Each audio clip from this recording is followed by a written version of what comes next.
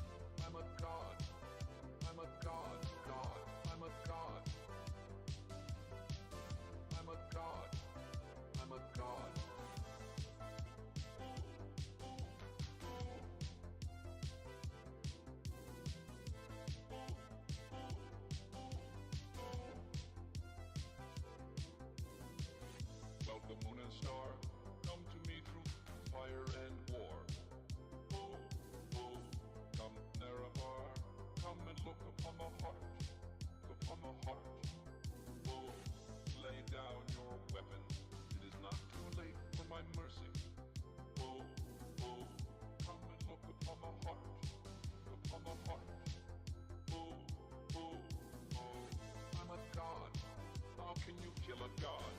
What a grand and intoxicating innocence. I'm a god. god. How can you kill a god? Shame on you, sweet Nerevar.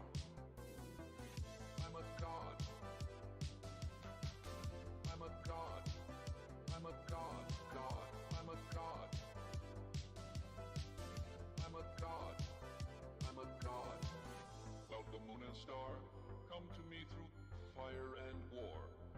Oh, oh, come Nerevar, come and look upon the heart, upon the heart.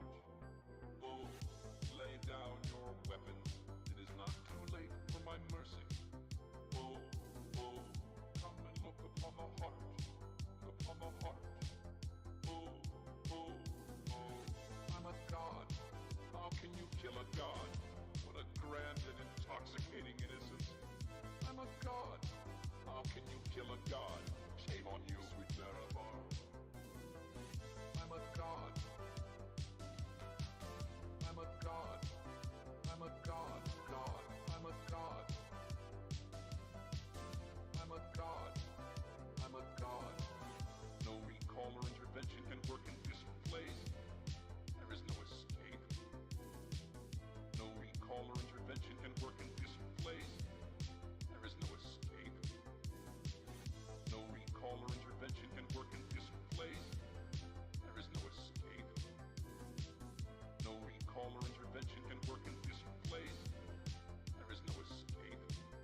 Oh, I'm a god. How can you kill a god? What a grand and intoxicating innocence. I'm a god. How can you kill a god? Shame on you, sweet Nerevar. I'm a god. I'm a god. I'm a god. God. I'm a god. I'm a god. I'm a god.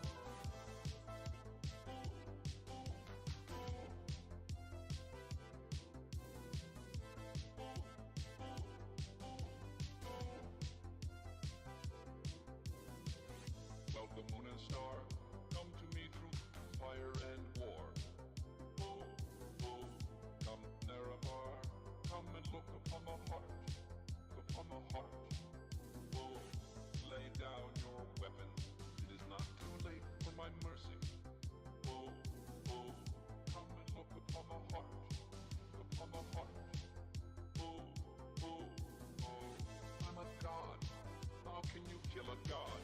What a grand and intoxicating innocence. I'm a god. How can you kill a god? Shame on you, sweet Nerevar. I'm a god. I'm a god. I'm a god. God. I'm a god. I'm a god. I'm a god. Cloud, the moon and star, come to me through fire and war. Oh, oh, come Nerevar, come and look upon the heart, upon the heart. Oh, lay down your weapons, it is not too late for my mercy. Oh, oh, come and look upon the heart, upon the heart. Oh, oh, oh, I'm a god. How can you kill a god? What a grand and intoxicating innocence. I'm a god. How can you kill a god? Shame on you, sweet Nerevar. I'm a god. I'm a god. I'm a god. God. I'm a god. I'm a god. I'm a god. No recall or intervention can work in this place. There is no escape. No recall or intervention can work in this place. There is no escape. No recall or intervention can work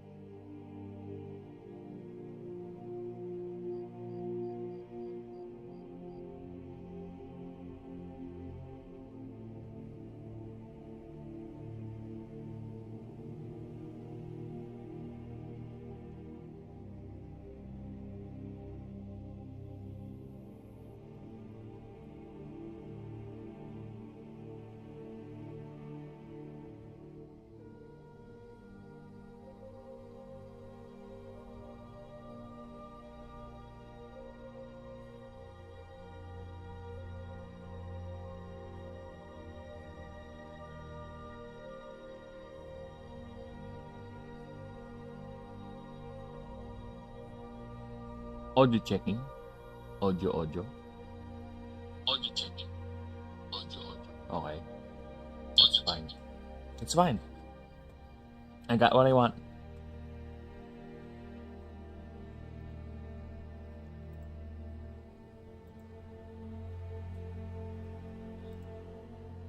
There you go. Okay. We are back. Hello. Ugh. Sleepyisms. Alright. Let's see, is everything good? Of course everything is good. I already checked this. What is wrong with me?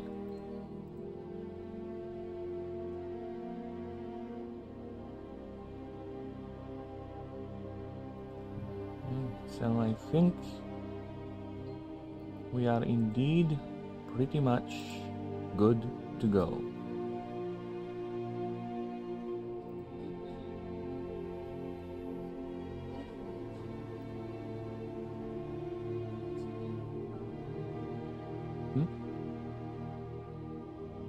Okay. So yeah, once again, it is the weather of sleeps. So I'm a bit low energy. The blasted thing is pulling me in. But either way, we shall persevere. We shall continue. We shall rage on, so to speak.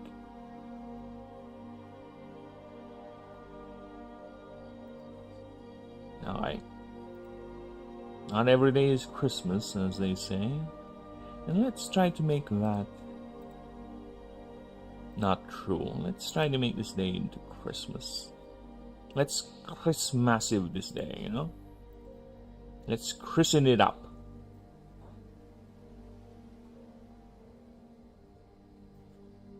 Oh.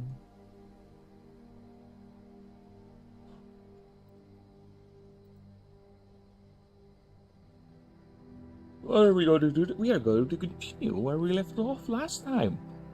Yeah, last time we were able to at least do some significant progress. 6 of the 48 have been modified. Yes, that's the word, modified. Not updated. They have been modified. They have been changed. New things have been added. Yes, cat. Kitty cat. Yeah, I'm not sitting on my chair again this time. Another factor that's adding into the sleepyisms, because my cat is sleeping on my seat and I don't want it to wake up because it's gonna go ahead and run around the house and cause all sorts of mayhem if it does so. I'm just letting it sleep there. So we'll have peace and quiet. That's the price, if you will. The price of peace and quiet is my back support. But yeah, it's fine.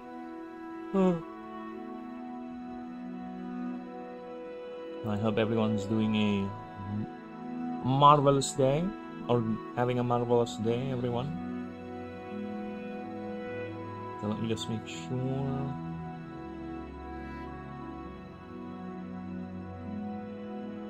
Yeah.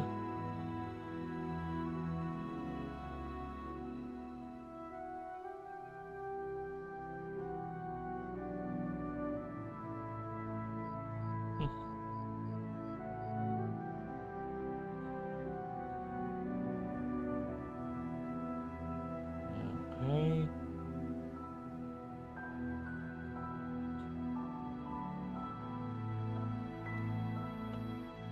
Alright.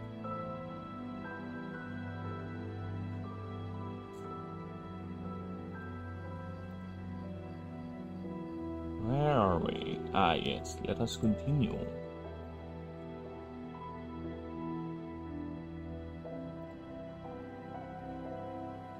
So yeah, we are picking up where we left off.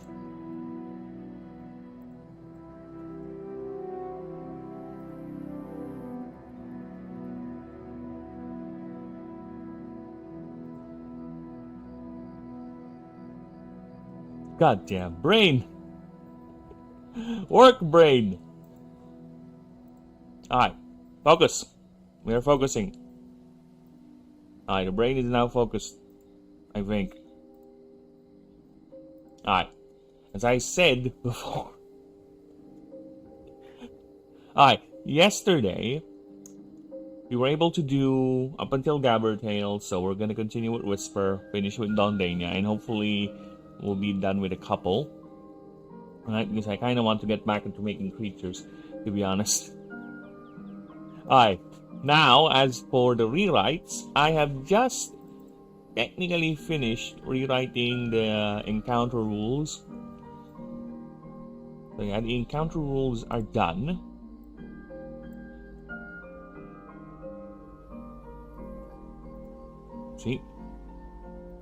See, they are done. Very much done of the done. There's nothing, like I said, these are the easy rewrites. Nothing much to add or to take from it. Because it's roughly the same. Just fix some word choice, tightening the words and all that. Making sure the descriptions and ability stats are up to date. And also fixing some terminologies. Other than that, we are good. I'll go ahead and finish this up, but it's basically the same. Don't see anything else to change here. Yeah, that is done. This one is the most edits because a lot of information is changed. Okay. Actually, I haven't even taken power into this computations. Right? Yeah, this example is actually a bit fucked because it does not have the power computation included in. Okay, we'll just assume, for the case of simplicity, power does not exist. But it's fine, it's fine, it's fine, it's fine, it's fine, it's fine. I'll just have to work that in later, okay? I'll have to redo a lot of these combat descriptions because I need to, apparently I just remembered, oh yeah, I need to put in the power. PWR in the computation. Which, funny thing is, I have it here. But in the actual examples, no. Because again, these were done before PWR was a thing and introduced into the game. So, I'll have to change that. Fuck! Kit, it's your fault, you fat fuck! It's your fault! You and your fatness! Fatness. Fatness. Fatness! Yeah, I'll have to change that. Damn it. God's freaking damn it. Oh well. Mental note. Need to put in PWR into... But yes, after that, I'll be working on the world doc. I'll have to divide that into two. Expedition mode and overworld. Right? For overworld, again, I don't see any much changes with that, but we'll see once we get there. I said that the same with the combat doc, but here I am realizing, oh, fuck, yeah. PWR is a thing, and it was not included into those examples. Oosh. Fine, it's fine. Fine. We'll do it later. It has 4 lay creatures. Let's go ahead and continue.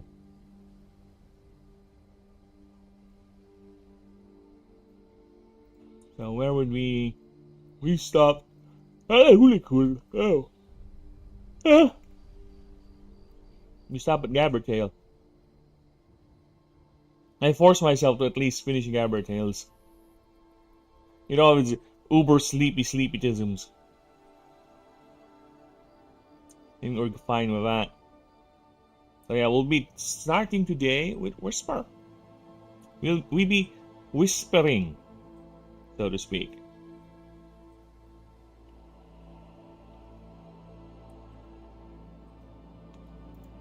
There Okay, give me a moment here. Just want to check something. Sorry, my brain is going a lot of places.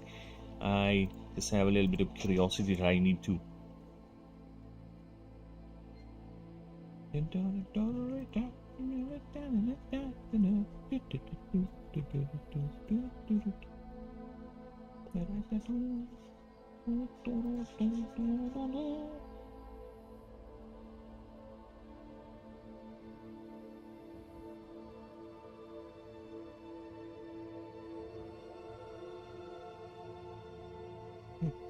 Interesting. Interesting. Oh!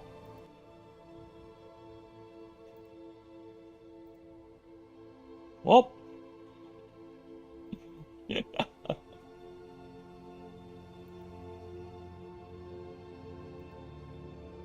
I am like, because I typed in the name of the game. Search for the live tab. How far down I am? I'm like number 4, 5, 6, something like that. At least it shows up, right? At least. At least YouTube is showing it up. You just have to search for it directly. No. Well, either way. Cute. Cute. Cute. Cute. Cute. Cute. This cat. Cute. Cute. Cute. Cute. Cute. Cute. Cute. Cute. Cute. Cute. Cute. Cute. Cute. Cute cat. Cute cat. Cute cat. Cutie cat. Cutie kitty cat. Cutie cat. Alright. Enough distractions. Let us go ahead and continue so we can get things get more things done. There you go. Woo! English is hard. English is freaking hard. Alright. So let us continue our journey. We are now at Whisper. The last of the Gaia sphere starters. If I recall correctly, we recall correctly. Of course you recall correctly because there's no one else. That's it. There's only 9 Gaia sphere starters, and this is number 7. Alright. So, okay. Whisper. The cotton ball starter. 4 wings, kept the creature in flight. Creature spreads powdered pollen that it produces constantly inside its main body, tucked in layers of thick hair. False eyes act both as distraction and a focus for its arcane projections. Alright, so far so good with that. No need to worry about that. Let's take a look at the passives. Yeah, actually, I might do something offline where I'm checking the moves. Because the technical writing for the moves, especially the older ones, are very, very outdated. Like, very outdated. I might do a pass for the god moves themselves. Change some of the wordings there, right? Because a lot of them, I noticed, don't follow the same conventions I do now. Actually, the more I think about it, I might go ahead and do a drastic change with how I describe moves, making them much more easier to understand. Right? So we shall see. We shall see moving forward, but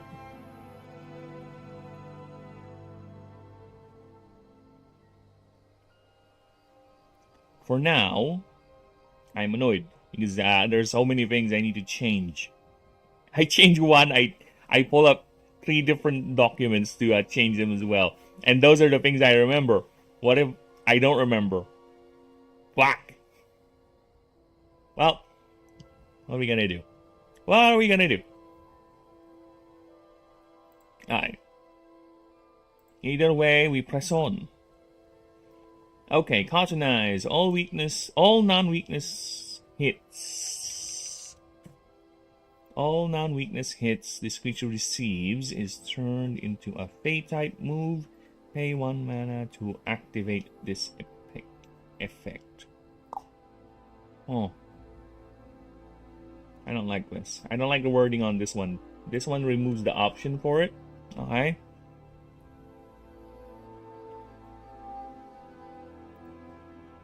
When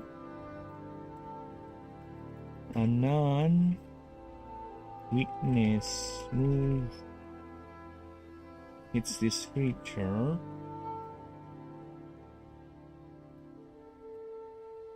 you may pay 1 mana to turn that move into a pay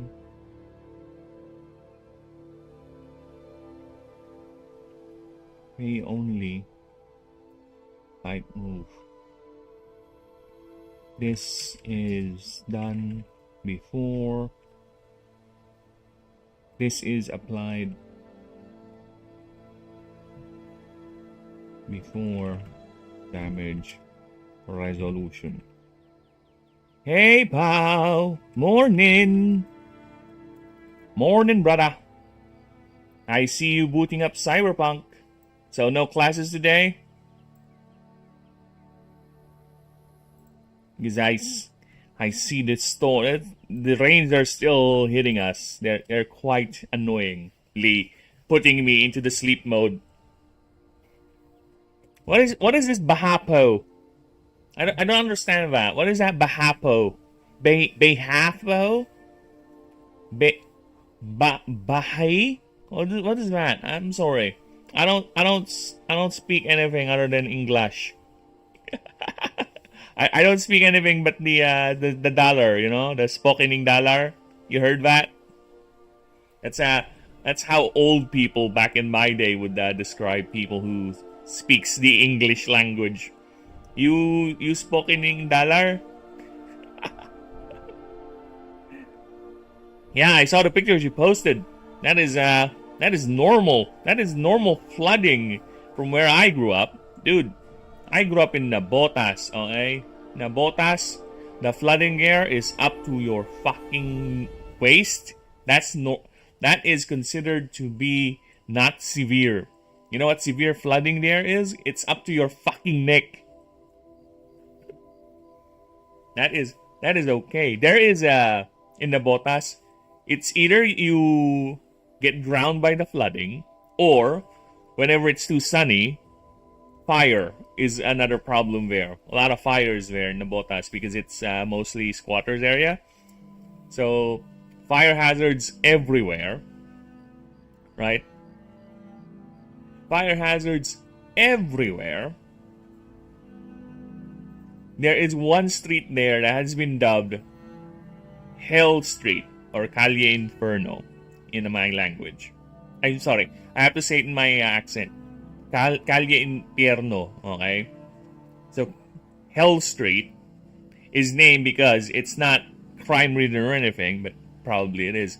It's because fires usually break from that place. And it's funny because hell, if you want to see the saying called hell freezes over or hell's drowning or something, go there and you will see in the rainy days that place is flooded as fuck. It's literally drowning.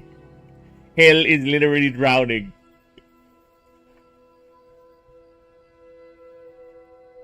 Waist high flooding. Dude, I grew up at a time where classes are not suspended till literally you're at your way to school. They're a lot more quicker nowadays with their announcements, but there was a time where before classes were suspended because of storms or heavy rainfall, you would already be in your school uniform and you'd already be outside or in the middle of transit before they announce it. There are moments I remember I actually got to school before I realize, or before we are told classes are suspended. I'm gonna have to go back in the rain like this. You absolute mong. It's flooding. For the record, I abbreviated cyberpunk. What do you mean? You abbreviated cyberpunk? You mean you did this? There? You did that? That's what have you done? That is cyberpunk abbreviated. I think that's how would you abbreviate cyberpunk? Alright.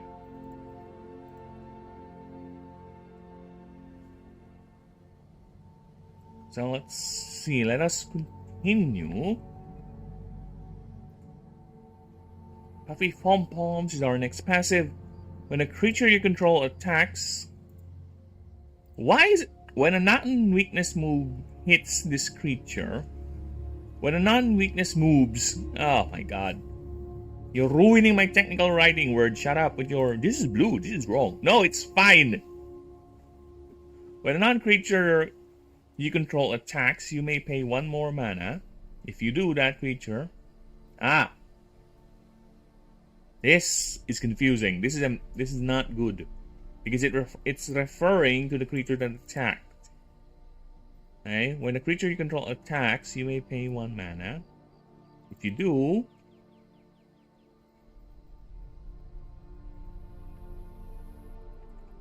the target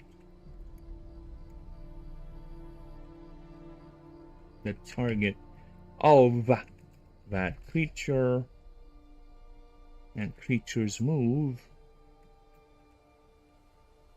gets a -2 DR per instance.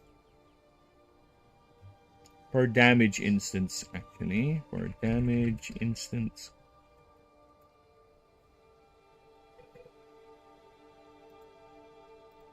Per damage instance. What do you mean till their next move? What do I mean by that? Order. So, and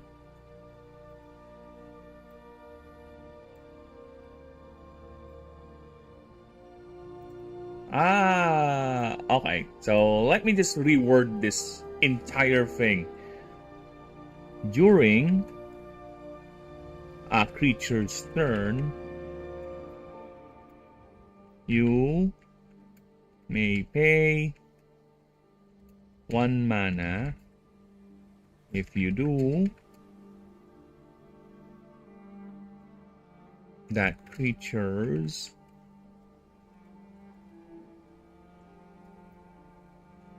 moves also apply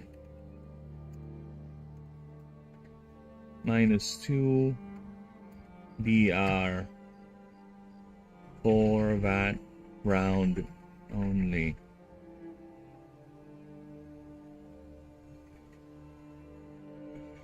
Parenthesis, the DR debuff lasts until affected creature is incapacitated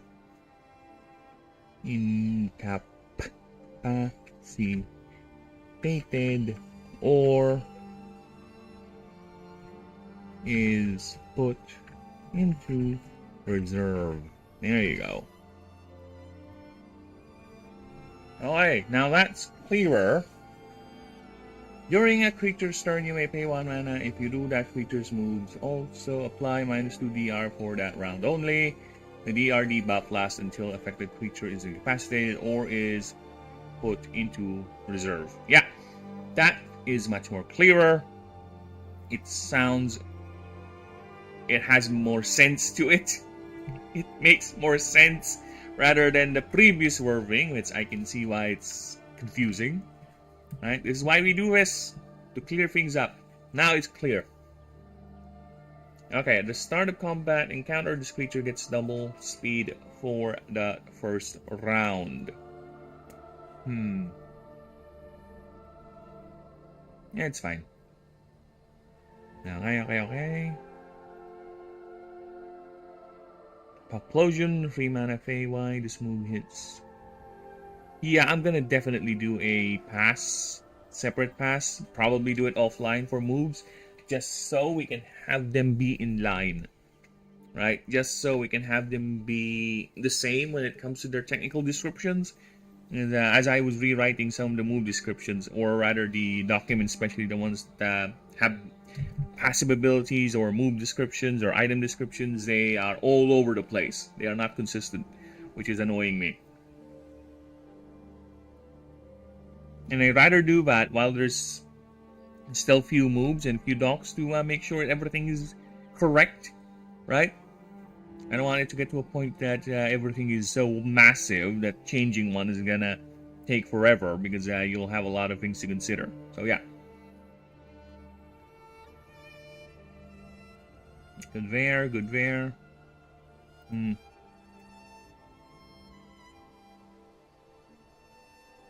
Okay. Now for the creature profile. And before we do that, I need you to be a blank page. So whatever happens here doesn't fuck up the rest of us. Alright.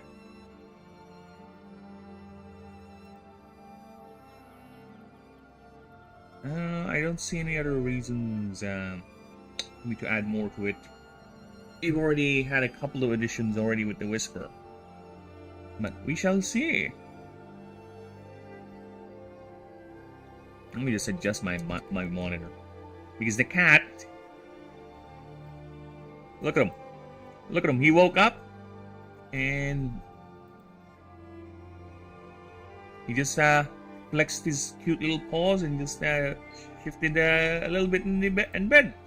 Then he's back to being a cute little bastard that he is. Blasted cat. Why are you so cute? Explain to me why this cat is so cute. Alright. Where were we? So let us continue. The fields of Gadrina, the outskirts of the Magi Eldeshi rainforest, are places where one can never be truly lost. Be truly lost. Rewrite. The first thing he wrote or added to correct the flow is a mistake. Fuck off. For they are among the places where mass concentrations of whispers. What is this live stream is on my sleep time?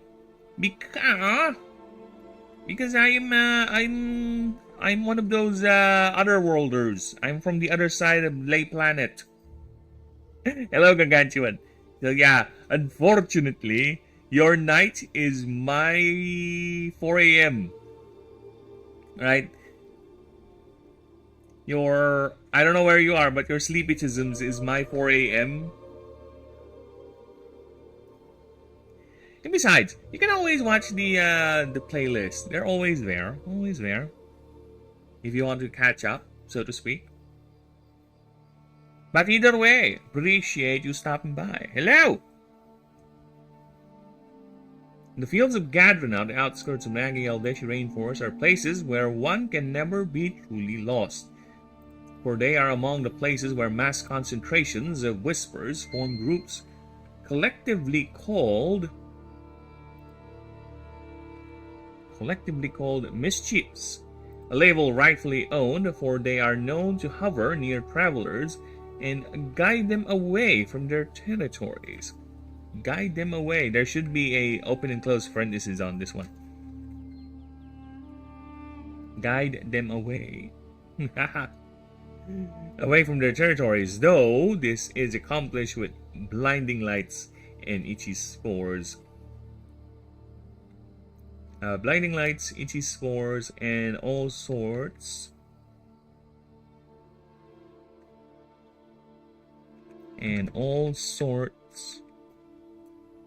of discomforting, uncomfortable, or uncomfortable, uncomfortable stimuli.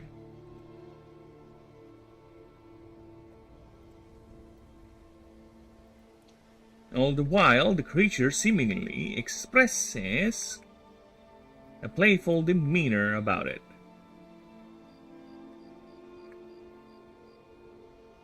Playful demeanor about it.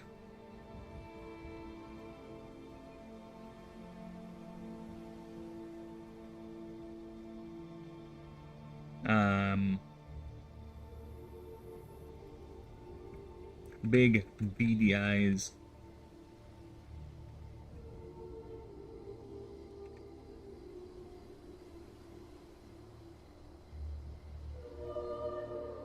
And what appears to be a smile in its insectoid face.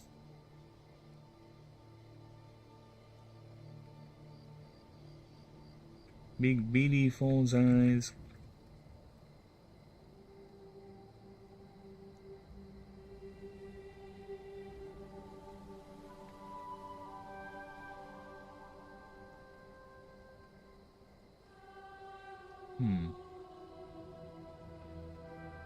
And even its actual eyes seem to twinkle, while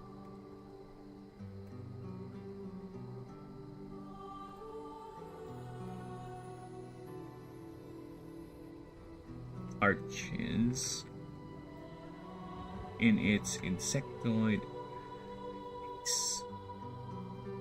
I don't know, don't adjust the drawing, because most likely I have to reduce this. There you go. Okay. This behavior, why is that not capitalized? This behavior is not exclusive to outsiders, for it has been observed to be part of their social interactions. Each creature vying to outrank each other, and also while also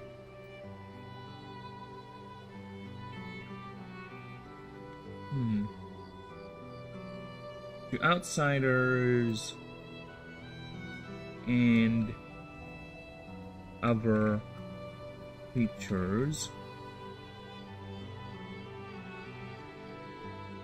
or has been observed it has been observed to be a part of their social interactions. Each creature vying to outrank each other.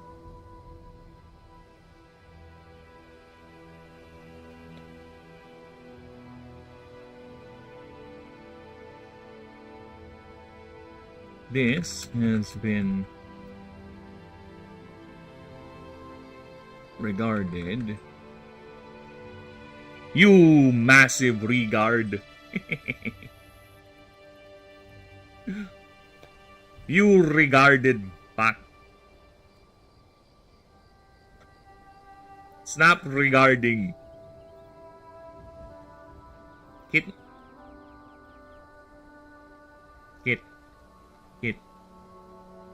Hindi. I'll just wait for your mom. She's almost done. Then she'll pick you up. Then I'll be able to sit on my chair again and finally have some proper back support. Hi. This has been regarded as the species, as the creature's way to determine rank, as those who won, who win these, appear to have greater shares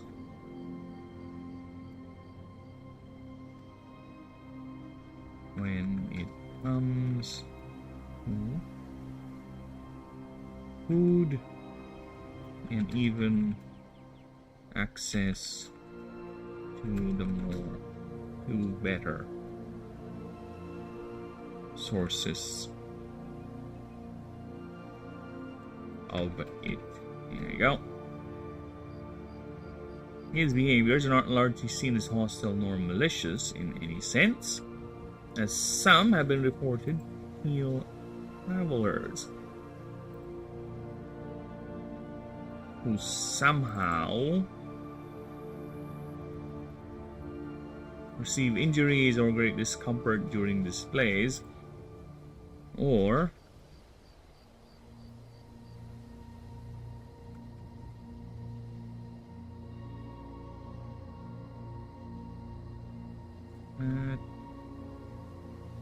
to heal travelers who stumble into their territories.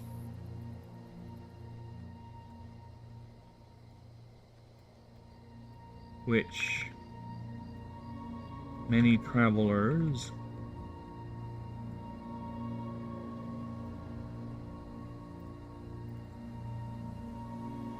which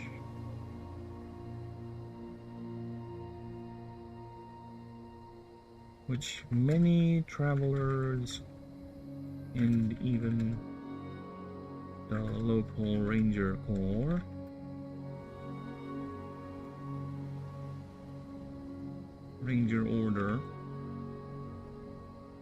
local ranger order uses this knowledge to their advantage. Playhouse. Yet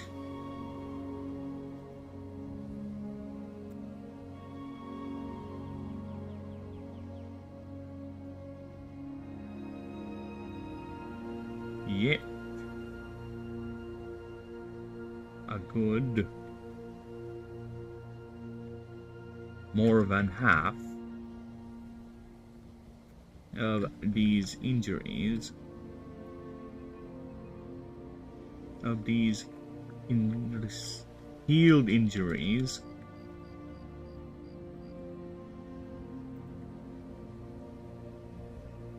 are caused by them, are caused by the whispers themselves during their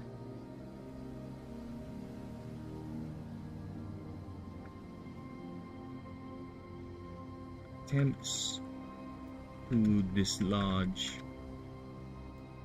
intruders.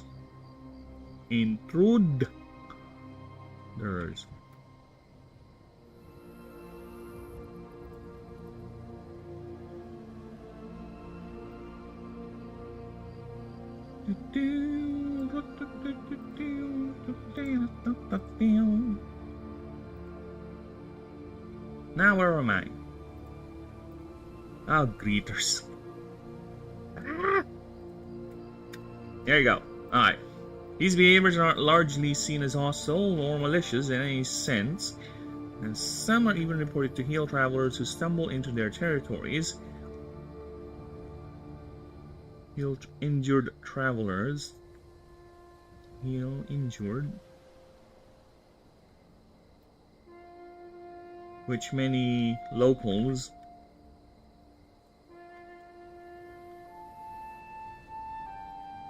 and even the local ranger order using this knowledge to their advantage.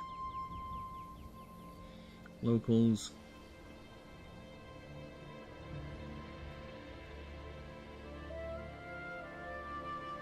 and even locals, the Yaldic Ranger Order,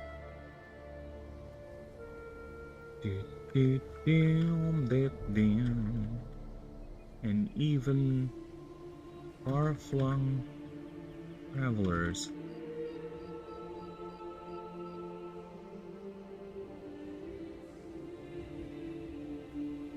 Purposely using this knowledge to their advantage.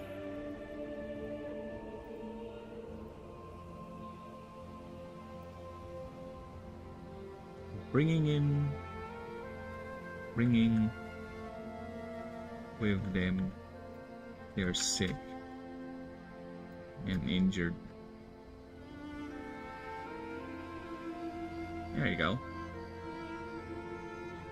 Yet more than half of these healed injuries are caused by the whispers themselves during their attempts to dislodge intruders. Some are even... Why does this have a... Why does that have a open and close parenthesis? What the fuck? Why?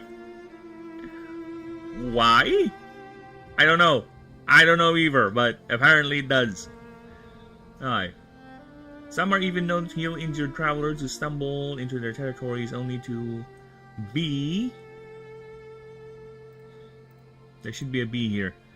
Be immediately... Only to immediately resume... Oh, okay.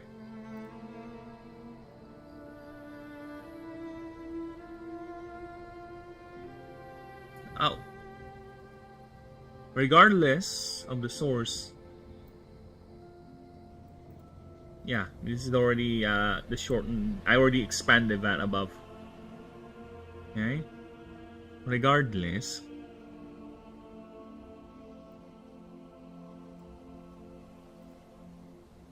Regardless of the reason and purpose.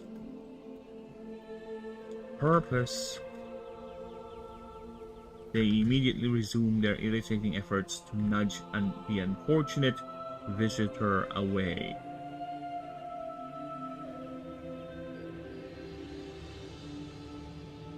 The visitors away. They are... Really? Really? Really? Really?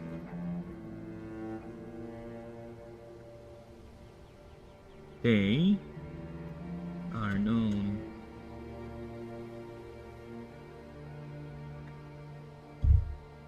okay, how can I put this in? I feel so happy for you. At this point of data make a beautiful line. Out of beta we're releasing on time. But I got learned and the better things to learn. These are people who are still alive. Do-do-do-do. They didn't leave me. I stay inside. But don't find someone else to help me. Mesa.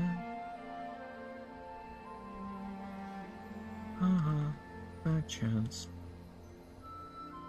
When it's late because it's so delicious and moist.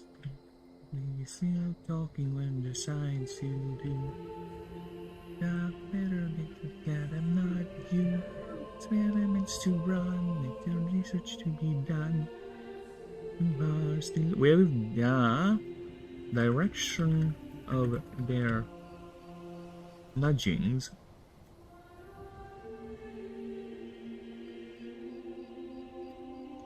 all seemingly always points to the nearest civilized location.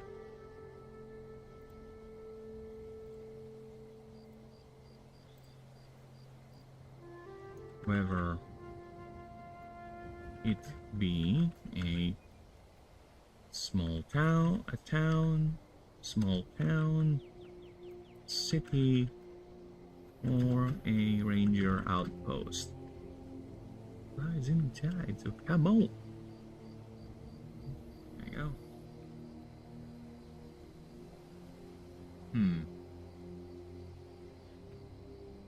which many biologists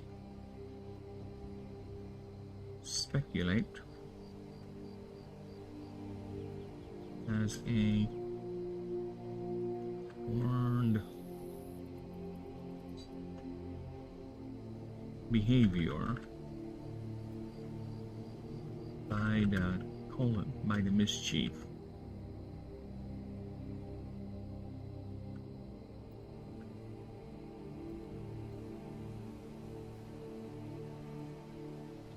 This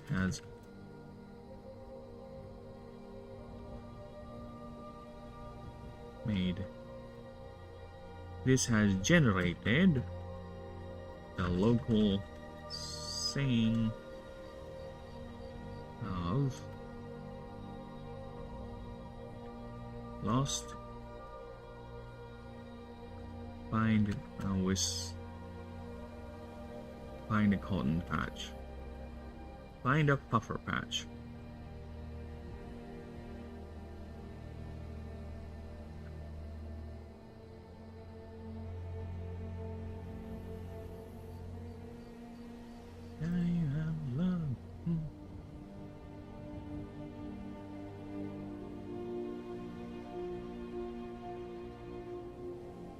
Lost and injured. Little better on me. Okay, next.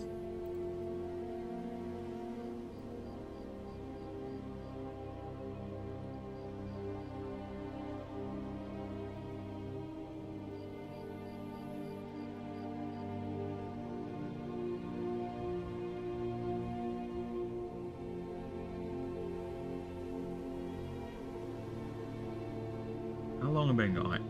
They can be found primarily in the fields of a species called of a plant species. Fields of a plant species called Giganmalus gossypium, or giant puffers.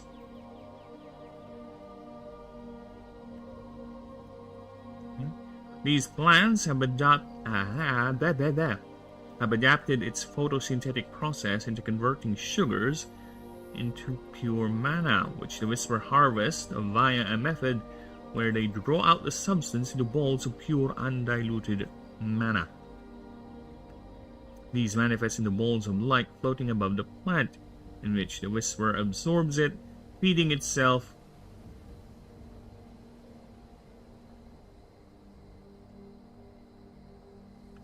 with these adaptations.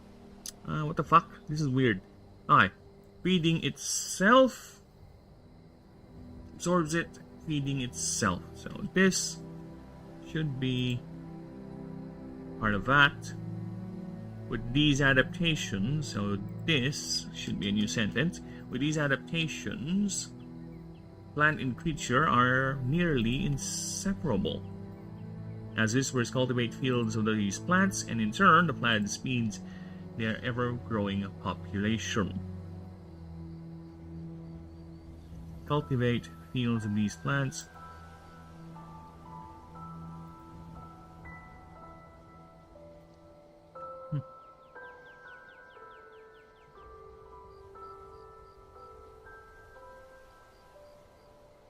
Yes, kid. Yes, kid. Yes, kid. Oh my god, look at this cute cat.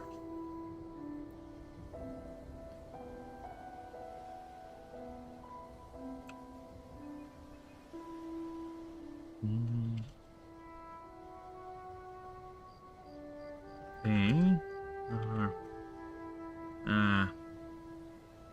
Biologists and theorizing healers are a way to make sure the mischief secures as much of the available mana and keeps the plants undisturbed. It is highly sensitive and very delicate to both atmospheric and terrain disruptions.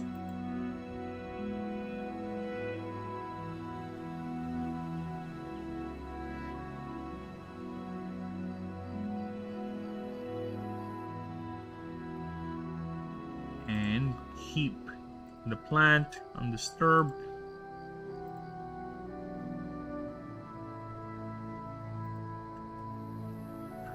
sensitive and delicate to both atmospheric and terrain disruptions.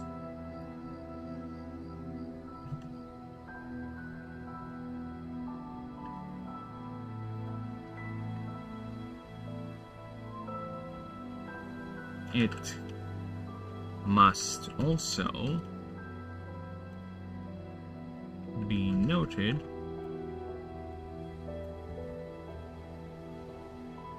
giant puffers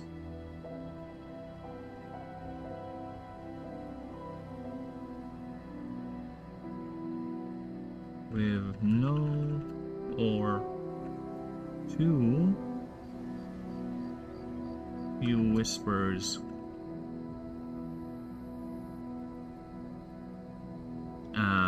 cultivating, protecting, processing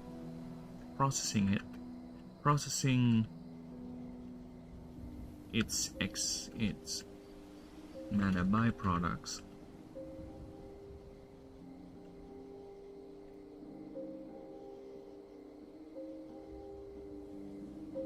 And to release it in explosive into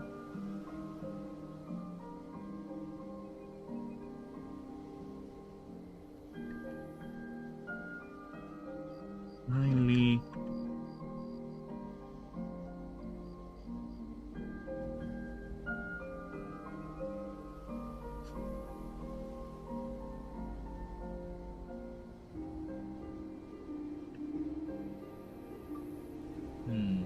pussycat in the form of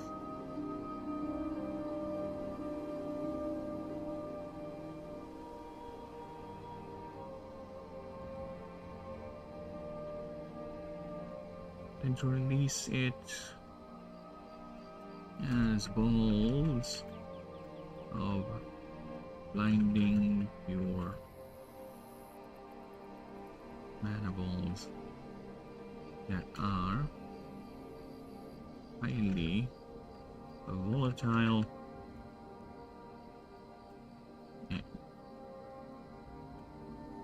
before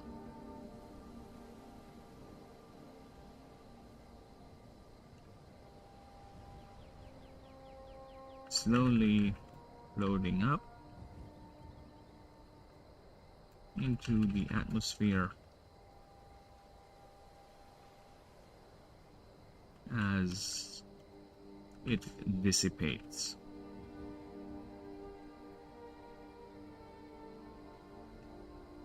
Creating a natural saturation of the substance.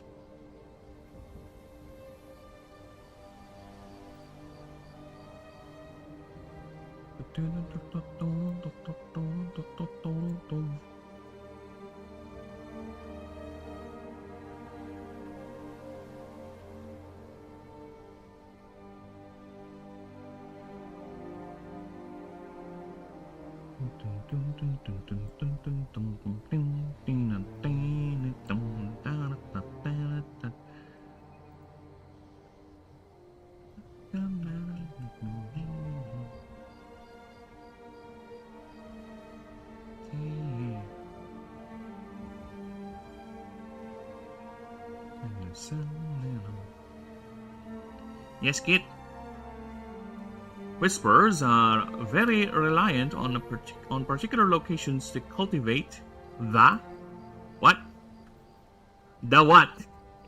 Damn it! The plant.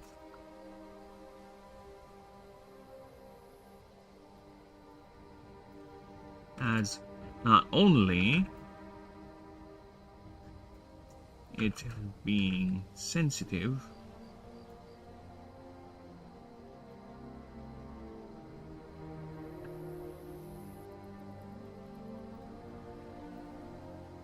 Bebe, come here. as its seeds are very Baby boy, come here. sensitive to mana. Why are you so tired? Because being cute is a tiring job. Just look at him. He's always on 100% cute mode. That's why he's always so tired. Imagine being so cute all the time. That's its job, is being cute 100% 24/7. So of course he's always tired. What you get for being cute? Cutie cat. Oh my god, odd. So this is how it feels to have proper back support. Ah. Yes. Oh. By the gods, that feels nice. What's that? Absolutely. Oh.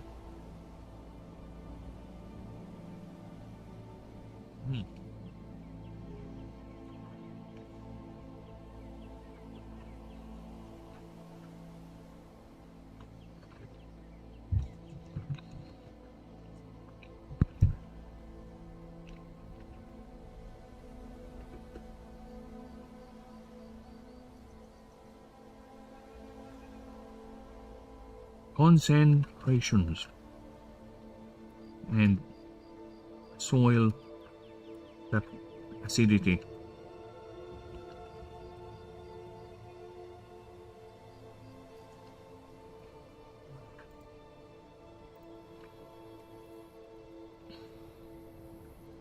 Which can result in friction with other mischiefs, and in extreme cases cause a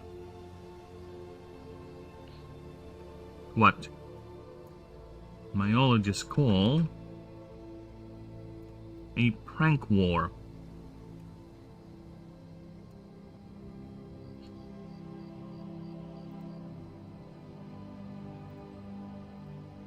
Where opposing mischiefs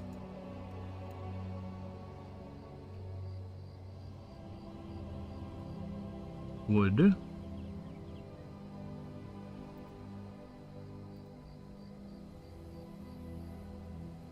God damn it. Would attempt to dislodge or break each other using the same methods they do with travelers, with intruders.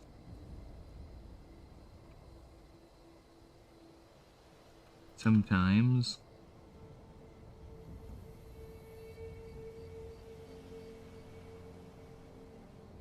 where the losing group is either absorbed or is is absorbed or is evicted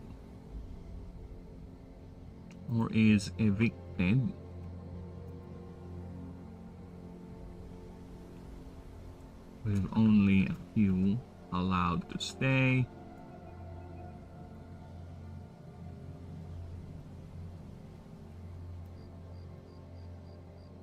The banished individuals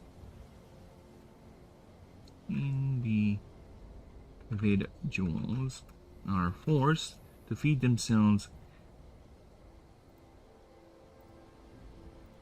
ambient mana through other sources, or find themselves a new patch of the plant. Find or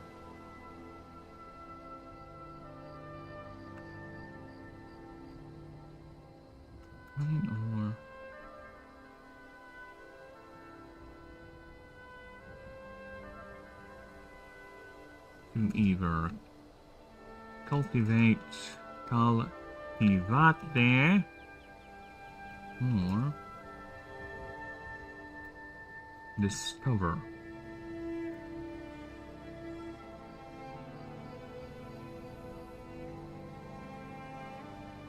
Though there are domesticated whispers which aid in the production of mana potions, raw materials, and enchanted fabrics,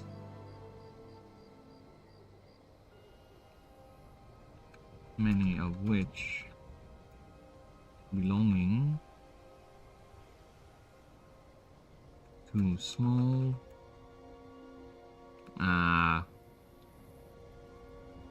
towns and are small towns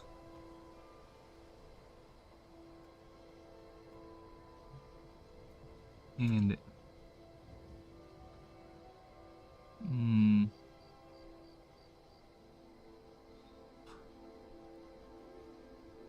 and well-established groups. Okay, describe to me. I need to describe, because I'm gonna treat this like we treat wine. Describe the groups of wine makers in the world in terms of status and organization. Basically, I need to know how elite they can be, you know?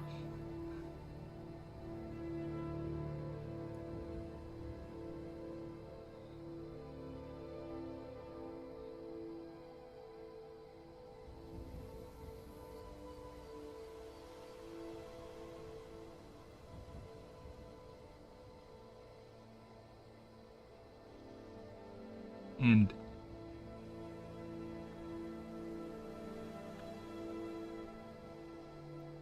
treating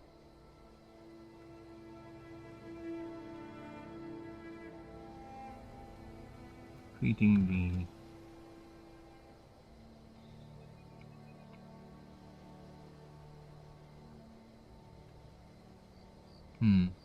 how can I word this?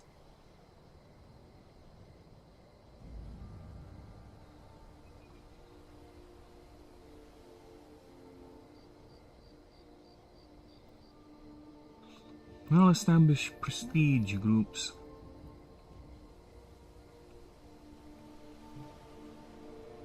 There you go. Yeah, just much like how wine is being treated here, where there's like devoted wine and vineyards and wine makers, and they have to have licenses where there's a particular brand of wine from this particular location, you know, stuff like that. But this time it's for this. Of course, we will have another creature that will do that eventually, but for now, I kind of want to do it in this one.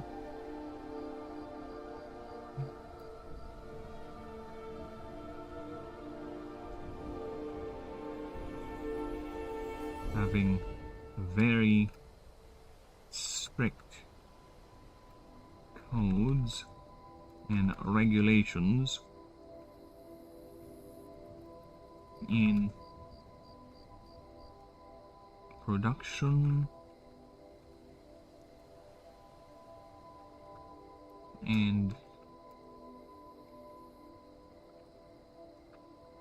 domestication, where hello Denisium, hello, yo indeed, how you doing, man? We are on Whisper now, so we did a lot yesterday. I was able to do 6 rewrites, and it's quite the expansion on a lot of them. So yes, and I also changed several passive abilities. So because I've noticed some of them are actually poorly worded. So yeah, there's a couple of updates I need to do. Actually, let me just pull up the passive master list, because we have to change that. And also, I am done with the encounter rules, technically, I'll just have to change some numbers because I need to put I need to put account power. But yeah, I am done with the encounter rules. This is all updated, and I even put in newbie help in terms of see, here's the resolution order, right, for when you make a move, right, or rather start of turn. This is what a player should expect when they start a turn, and what a player can do when their creatures on their creature's turn. So yeah, I have made the rules clear and concise as much as I can on that, and even showed an example of an escalating complexity in terms of the fights. So we start off with a simple 1v1, simple back and forth, just to teach people how to do the damage, the application of damage, when what happens or what is calculated first and expected. Next is an actual back and forth with interruption moves, with flash tags, right? A little bit of complication there. Then next is a multi-creature fight. We have a multi-creature fight, so yeah. Got that all cleared up, updated. I'm not yet technically done because I just realized, even though most of this does hold up, I just shifted a few things like the turn order, right? This entire document was made without power. Sure, it does say power here, but a lot of these computations, these numbers that have been the damage numbers, do not have power taken into account. So I will have to change that, but it's more of an edit thing rather than a rule thing, or rather a complete rule thing, because they're all fine. It is functional as is. I just want it to be concise, so that way at least we can see how power applies to. So yeah, updated it. I don't need to change much of the scenarios and the catch rules other than just put in some careful wordings, right, just to update them, since a lot of the god description will be in the Faber doc.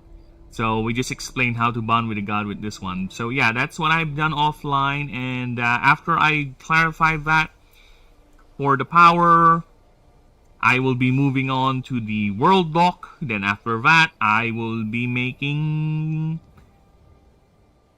a massive technical rewrite of all the moves.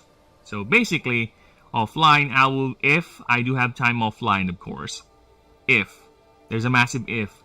Because I expect to be quite busy for the next few days. For the next God knows how long. Either way, regardless, I will be doing a massive technical rework of all the moves, because I have noticed especially the older moves are very outdated with how I wrote them. Just reading some of the passives too are very outdated and actually very confusing. So yeah,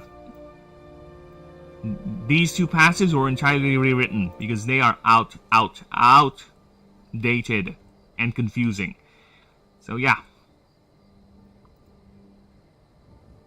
So now we are working with Whisper. Just doing the rewrite, if you will.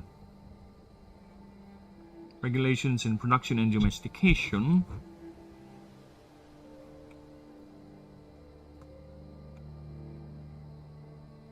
Where each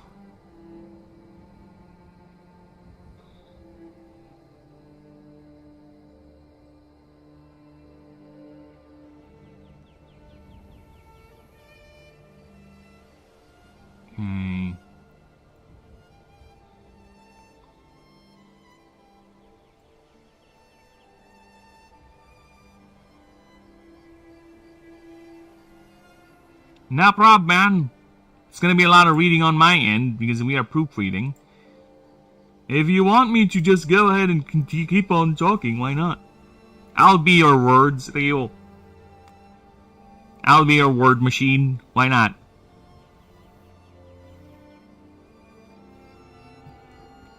Crit code, regulation, production, and domestication.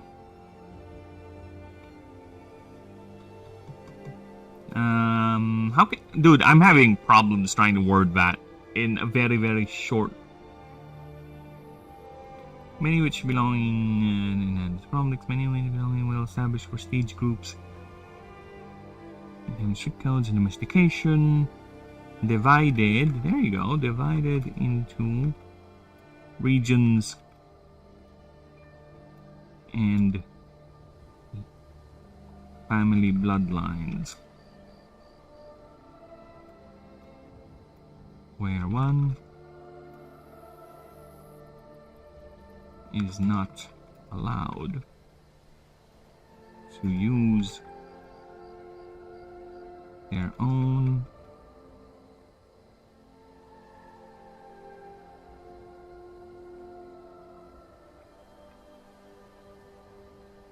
regions and family names, where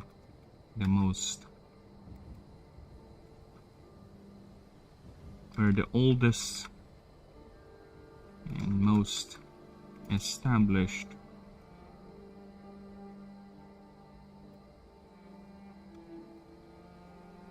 like the 1,000-year-old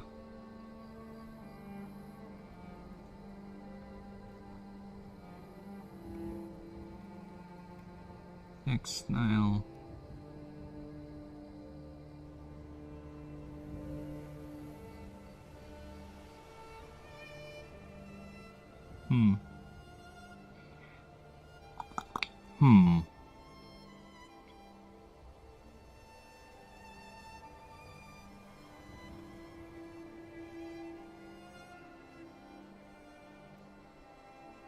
of the Lightholder family.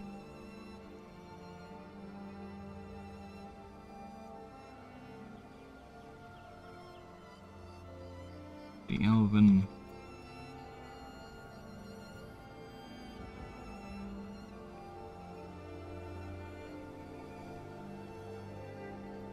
highest regard and most influence among all these, among all the others.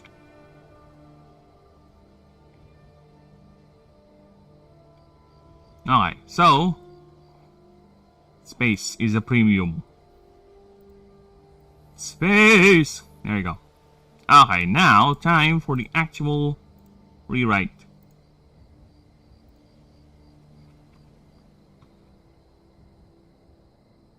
Elven clan.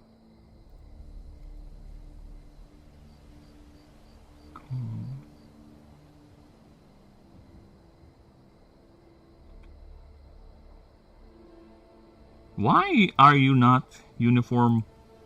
There you go. Alright. Now it's uniform. Alright, so let's start reading this whole thing. The fields of Gadrina, the outskirts of the Magnayel Deshi rainforest, are places where one can never be truly lost. They are among the places where mass concentrations of whisperers form groups collectively called mischiefs, a label rightfully owned, for they are known to hover near travelers and guide them away from their territories. Though this is accomplished with blinding lights and itchy cotton spores and all sorts of uncomfortable stimuli. While all the creatures seemingly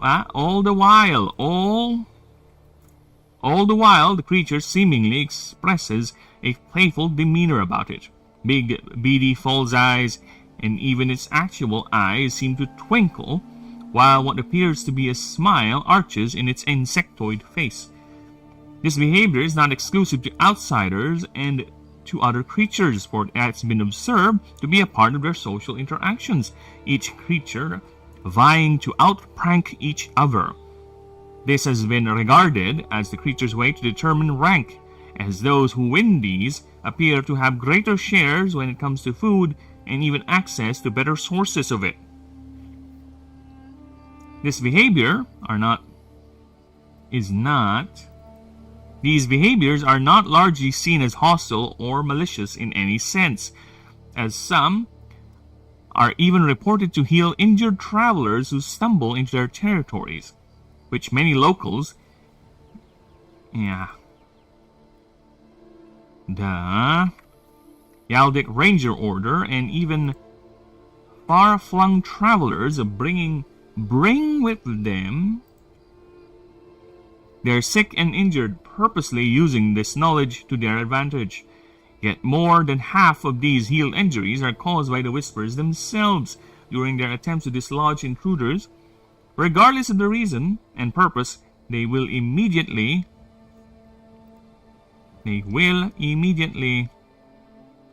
resume their irritating efforts to nudge visitors away after healing them. With the direction of their nudgings seemingly always pointing towards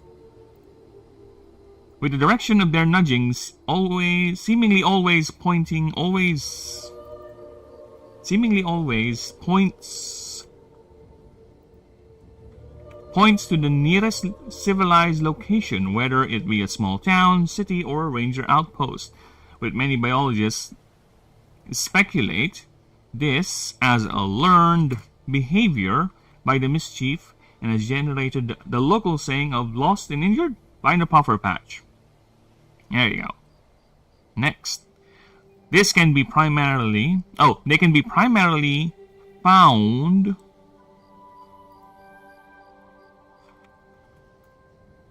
in fields of a plant species called Gigan Manus gossypium, or giant puffers. These plants have adapted its photosynthetic process into converting sugars into pure mana, which the Whisper harvest via a method where they draw out the substance into balls of undiluted mana.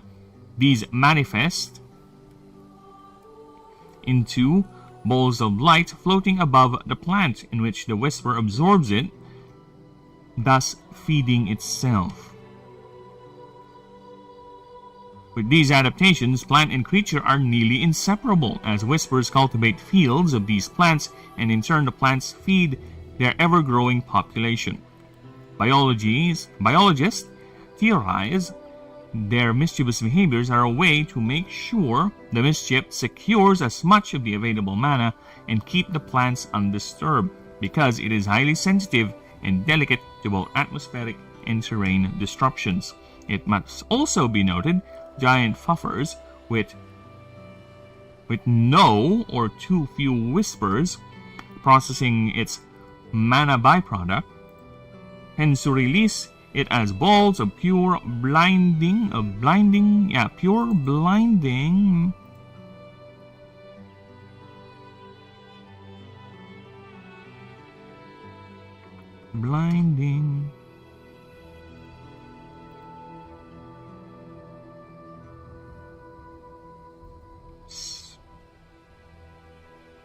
which are blinding spears, which are highly volatile, slowly floating up into the atmosphere as it dissipates, creating a natural saturation of the substance. Whispers are very reliant on particular locations to cultivate the plant, as its seeds are very sensitive to mana concentrations and soil acidity, which can result into friction with other mischiefs, and at extreme cases cause what biologists call a prank war, where opposing mischiefs would attempt to dislodge or break each other using the same methods they do with intruders, where the losing group either is absorbed or is evicted with only a few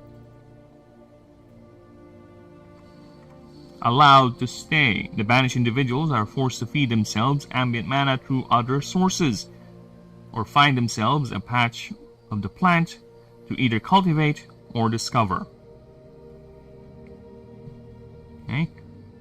Though there are domesticated whispers which aid in the production of mana potions and raw materials for enchanted fabrics, many of which belonging to small towns and well-established prestige groups, each having strict codes and regulations in production and domestication, divided into regions and family names, where the oldest, most established, like the 1,000-year-old puffer fields of the elven clan called Lightholder, holds the highest regard and most influence among all the others. There you go.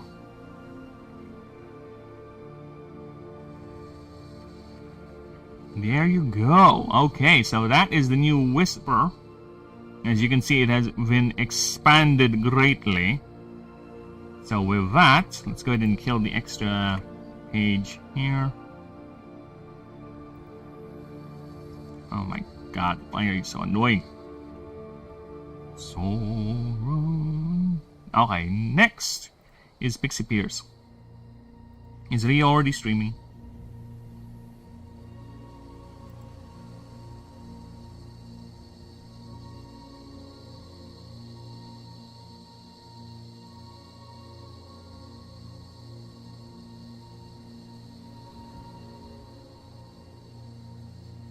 Alright, let me just check my brother in arms.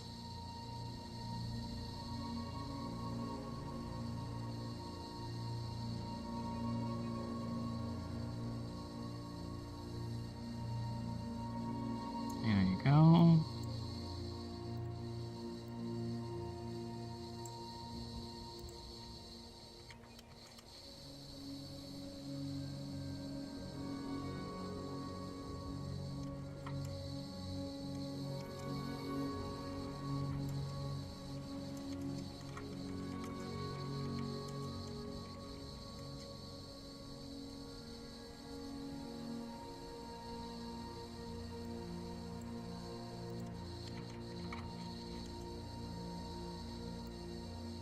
Okay.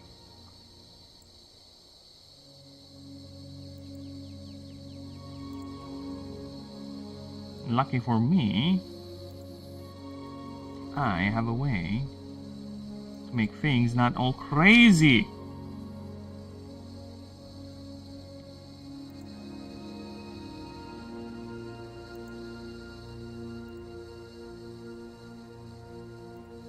Hey Ryu, This.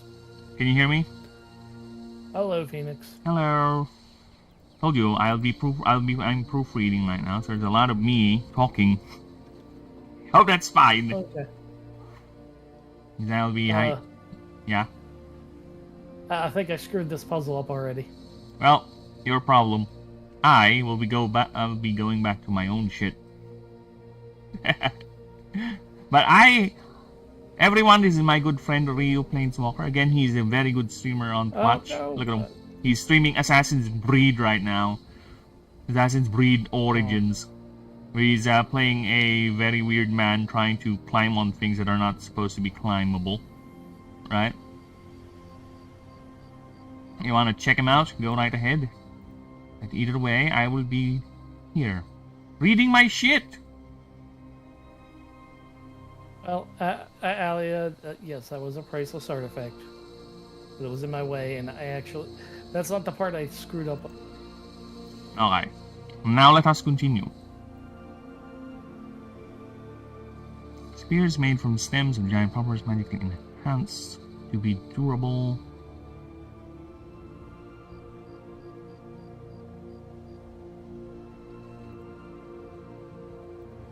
Sharp as they had as advanced any alloy.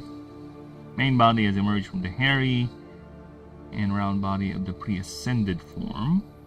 Body is covered in a tough exoskeleton. I think there is nothing to change there. That is fine, oh fine. Now here's the fun part. The passives. We need to see if the passives are actually good. See if they stand up. Hold up, if you will. Alright. Let's see what we got here. During this creature's turn, you may pay up to 5 mana. You do remove a stack. Oh, okay. So, X mana. X mana. I think it's fine as is. I don't think I need to change that. And remove a stack per mana paid on the creature. However, this... Sure. Okay, so... I think I do want to change this. I want to make it more appealing. Okay. So you may pay X mana. Max 5. Max 5 mana to and remove 2 stacks per mana paid, because it's gonna make the creature lose its turn. If it's gonna spend its turn healing a stat stack, might as well. It's not just gonna heal it for free too, it's gonna burn its own resource. So yeah, might as well have it be more efficient. Yes. No, but I was listening to what do you call that? The real BBC about it, and I guess they did. They might have killed Hal Jordan. Might. Could be. You've seen it? You like it? No, I haven't watched it yet. Yeah, there's nothing new that came out in terms of DC Marvel that makes me want to go out of my way to watch it. You know, nothing is. Oh, I have made a terrible mistake. What? You seen Spider-Man? Is that it? Oh, that too. But no, I screwed this puzzle because there's a chest up here on these elevators that I can't get to now. Well, I'm not quite sure how to fix it. But there are rumors it's only a click and bait though, clickbait. They might not actually kill them, but I don't know, man. These creators have a certain hate boner for characters that people actually like. Like, no, I want my favorite character to take over. Fuck off. I said it in the Rando Discord. I'll say it here. They're gonna make him the Black Lantern.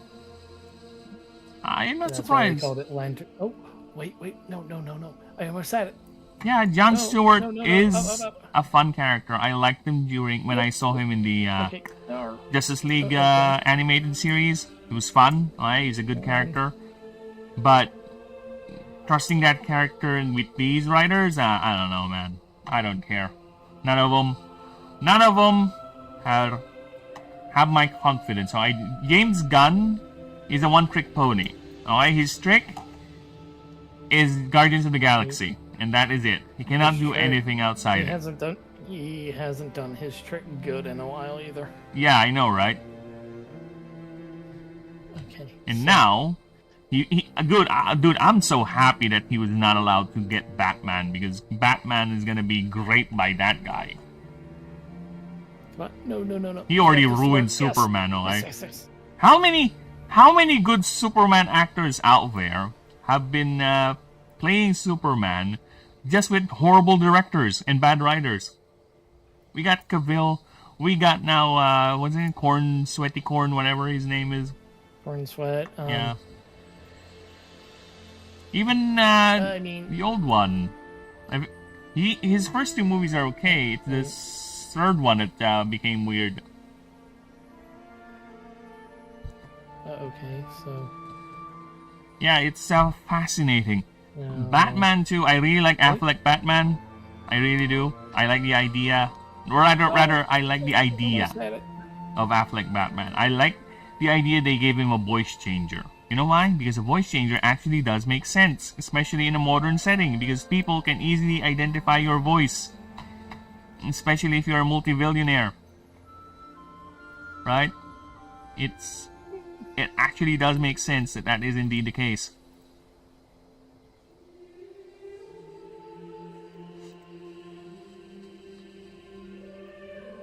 I think I borked this up in a way that I can't undo. Aw. What have you done? Well... Now, while you're trying to work that out, I'm going back to my creature dock. If this creature is damaged by any opposing creature's move, you may roll a 1d20 on a 15 up. This creature deals. I think this is fine if it's that hard. Because it's a free retaliation move. There's no consequence to it, other than, of course, getting damaged. 15 up. How often is that gonna appear? I know I tested it out when I did this creature, but let me just double check. Because I think it's too high. Let's see how often. I'm gonna roll 10 dice, or rather, let's add 9 more dice to this. Oh, that is not what I mean. Idiot. That's the modifier. That's the modifier. Oh, how do I add more dice to this? Oh, there you go. 5. Okay, let's roll 10. See, this is 10. And see how many times we're going to get 15. Yeah, 50-50. Decent enough, see? But I think it's best... Yeah, I think it's best if we do 14. Yeah, it is quite a roll. It is quite a high roll, to be honest. And it's free. That's my thing. It is free. So doing it 50-50 is a bit too broken in my book.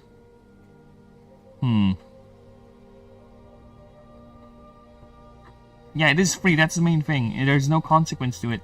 Or rather, there's no cost to it. So... let's just make it 14, just to be fair with everyone else. Let me turn off the light. Yeah, just to be fair with everyone else, we're gonna make it 14. Okay. But again, this is quite free. It's a free jab. It's a free hit, free stab. You get hit back. Maybe, probably.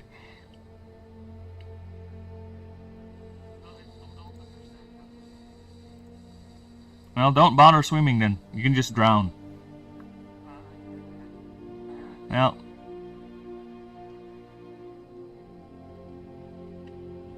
At the beginning of combat, this creature gains plus 50 temp HP, which is... things like this. I kind of want to scale up, to be honest. Because 50 temp HP is nothing by late game. So, I kind of want to scale this up. So... 50 plus... Let's go ahead and do that. Let's scale it up, so to speak, right?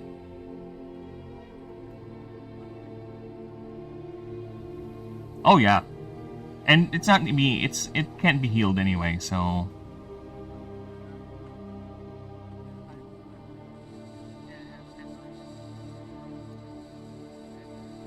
Oh yeah, I get what you mean. I get what you mean there.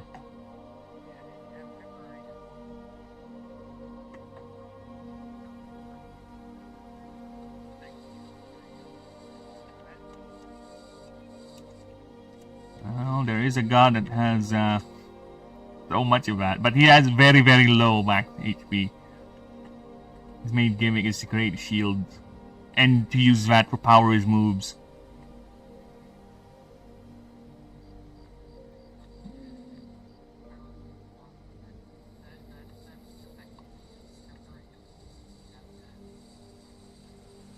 Oh yeah, you're right.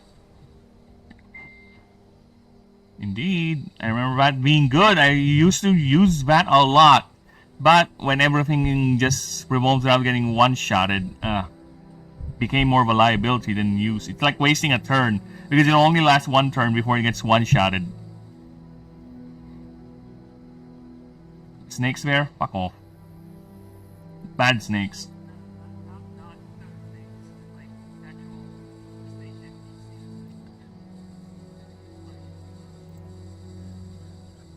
And using a spear against snakes is does not seem great. Oh, you have to be accurate. You have to be good with stabbings. If you're not good with the stabbings, that spear ain't gonna do shit. The animations. I do the animation, and it kind of flies above the snake's head. Well, it's the game's fault. Actually, it's your fault too for engaging with that snake. You should have run away. That's the intended way of dealing with the snake. As intended by the devs. There was loot. Okay. X is this creature's level. First instinct, Marcus Civilian. No way. So yeah, there you go. Alright. Now I get free arrows when I block arrow shots. Oh, technical writing. Oh my god, some of the word choices that. I'll get to. I really want to do Yeah, I'll do that offline once I'm done rewriting the rules. We'll do a massive rewrite for the moves. Have them all uniform and shiny. Alright, so now it's time for Pixie Pierce's... Are you at camp for me to clear out? No, you aren't. You're creature just profile. Working in mud, hot springs. So let's see what we got here. What are you guys doing?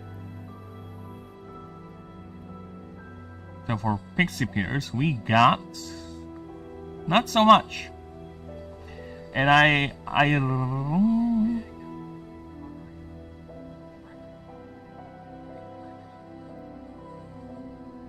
they're making shit bricks? Bricks they shit on?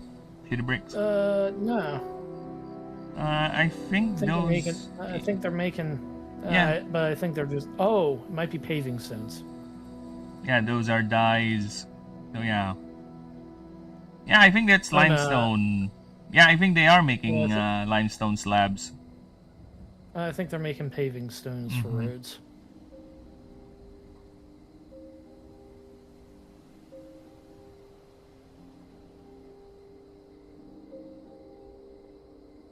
Ooh, deer.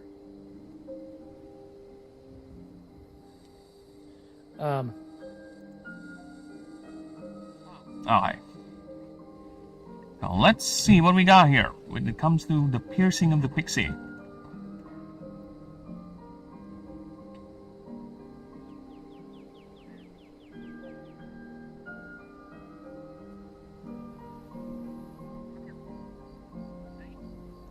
Alright, give me a moment here.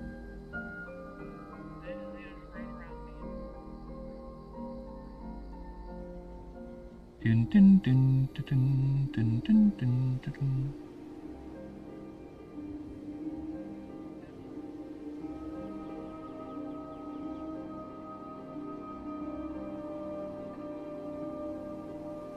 Don't kill horses, there's horses.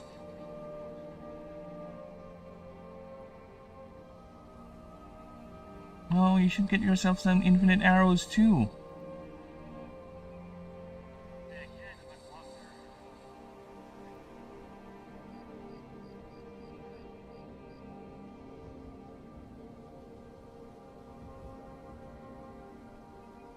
Oh, that's fun. Let's see him dancing. Gotta go. No problem, Denisium. Thank you for stopping by, brother. You go ahead and have a nice one. I will be here. I will continue on. I'll keep on doing this until we're done. So, we gotta keep on doing this. We gotta keep on making sure quality is consistent, unfortunately. And it is rather time consuming, but at least we are progressing on the other aspects. And I just wish I can get back to making other creatures. I really do. I really want to get to a point where I'm making the other creatures for the roster now. Because for me, that's real progress. But then again, rewriting the rules is 100% very much needed to be done. Otherwise, new players are going to have a hard time picking up the game. And I'm planning to even write some sort of a introduction. It's a quick summary of everything, easy enough to read without any major complications. So yeah, either way, we are continuing. Okay, so Whisper's approach to deterring intruders are largely effective. However, there should be however here. However, there are instances where either competition is too fierce, that pranks, or where prank wars have become too often or when invaders and predators become too bold.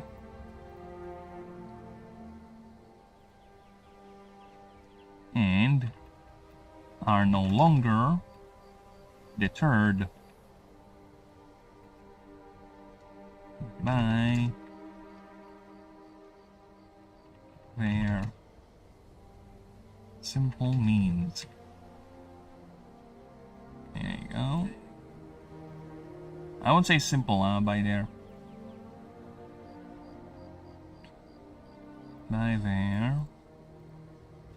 destructive, there you go, destructive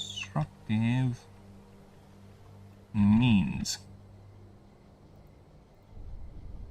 A whisper, at least a couple, ascend into a pixie pierce.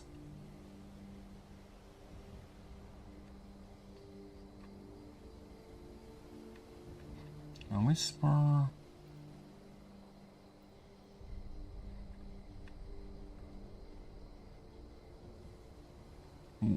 At least a couple will ascend. Will ascend into a pixie pierce. Okay.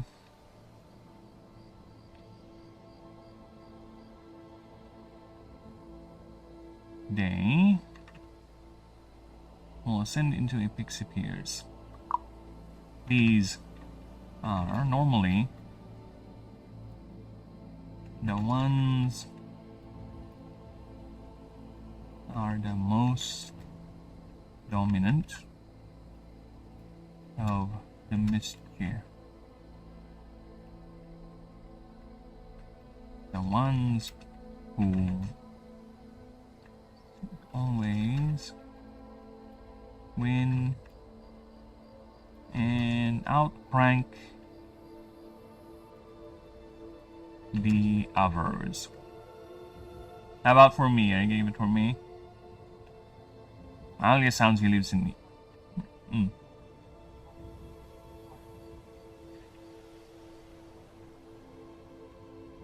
You can do it. You're American. You're a first worlder.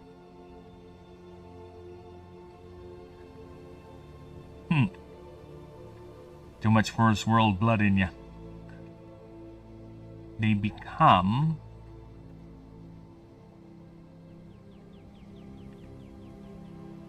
the armed and highly aggressive protectors of the fields, where once they use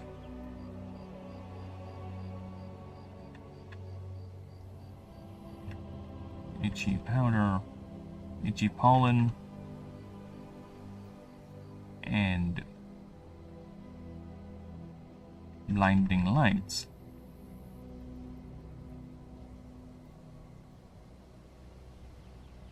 nowadays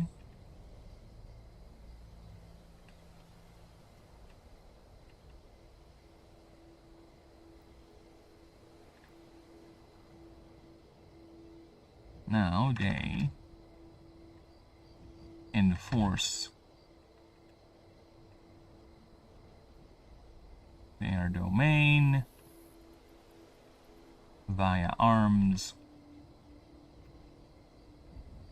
and martial prowess. They do so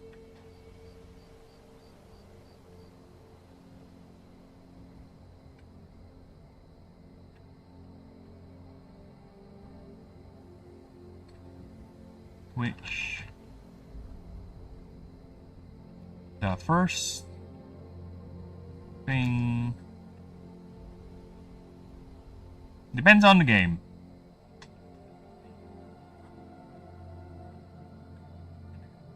Which the first thing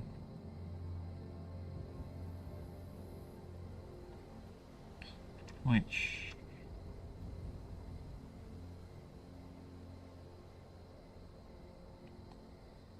this is formalized as the very first thing they do is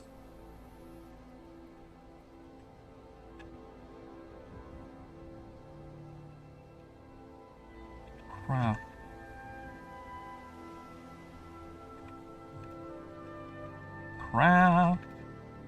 a spear.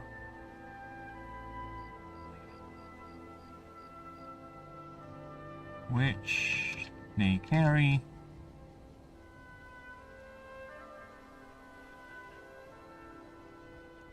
They always carry.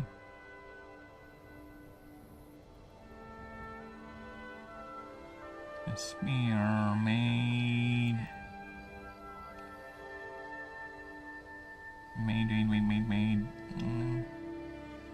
Fucking hell, where was that? Made from. There you go. There you go.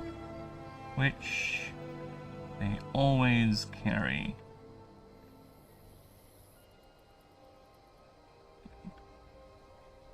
And the sphere. These are magically enhanced to increase durability and effectiveness.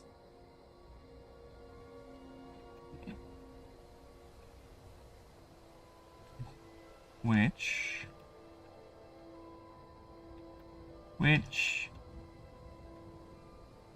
are quickly replaced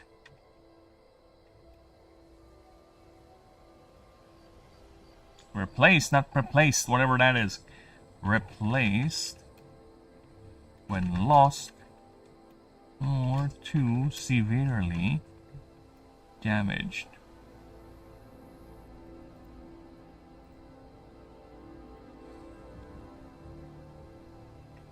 Biologists find it fascinating these diminutive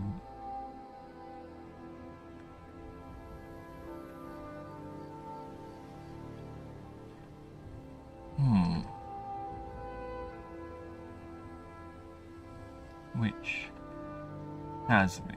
This has been documented to be done even in the midst of a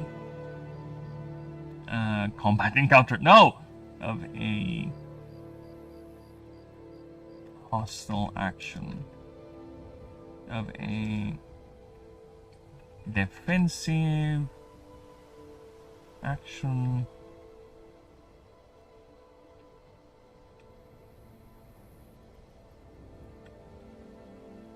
How can I put that? In the midst of combat. I guess that's the best way to say it. In the midst of combat. Biologists have found it fascinating. Have found it very or highly fascinating that these diminutive creatures measuring only how tall are you?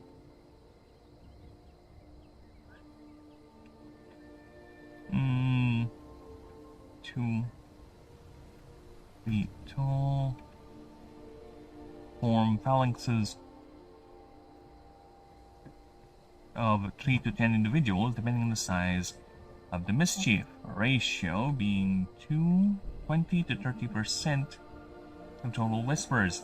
They stay in this formation.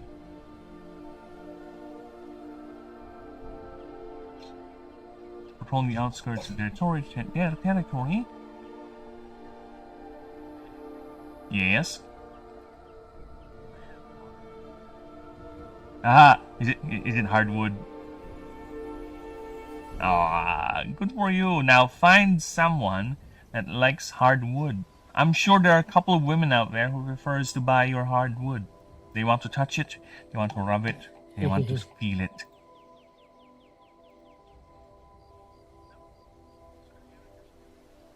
They'll actively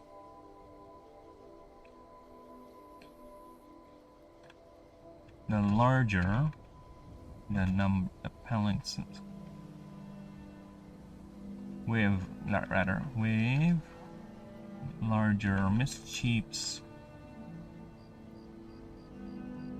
having multiple patrols kasama mo.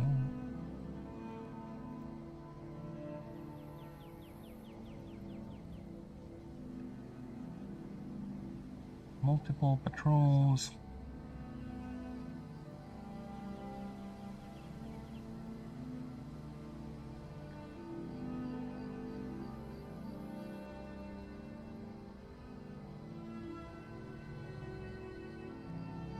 You guys still watching Animu on Ninja's Discord every now and then?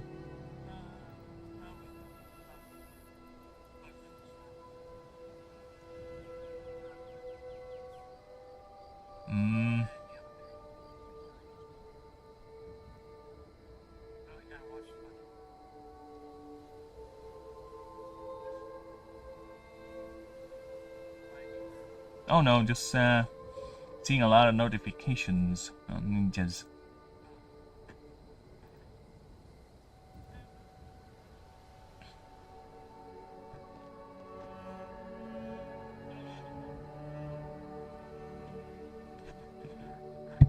Yeah, same thing as me doing this project here. I'm doing this anyway. Might as well, right? Might as well stream it. Not doing anything else anyway. And if people like it, people like it. And hopefully do. Hopefully they do. Toledo? With larger mischiefs. Booby-dooby-doo. Wait, is the anniversary this week? Or they're taking a break? EFAP. Ah.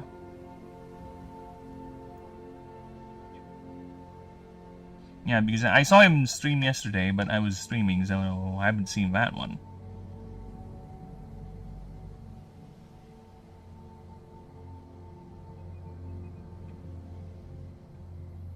Well, being multiple patrols.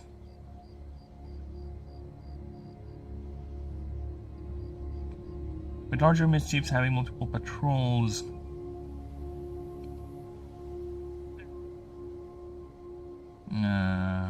Around their territories.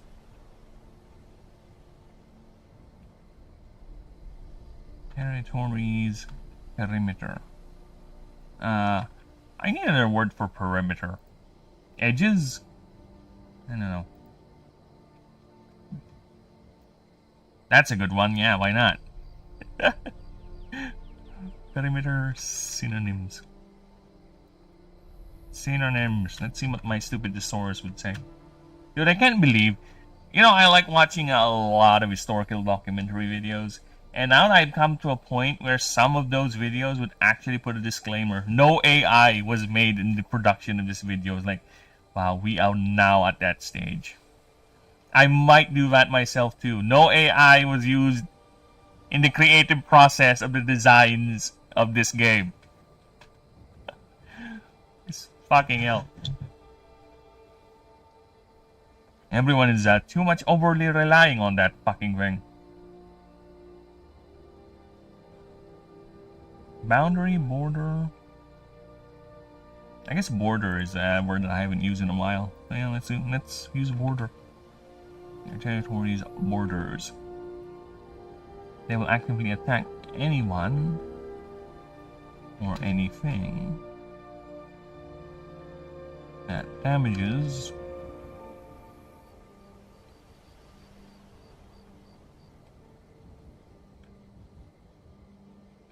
huh? The fuck? No. Fuck. Anyone or anything that damages their giant upper fields. And will not relent until the intruder is either defeated or pushed away. These creatures are not known to back down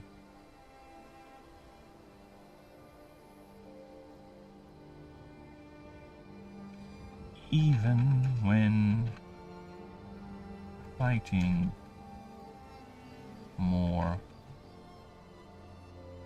powerful foes.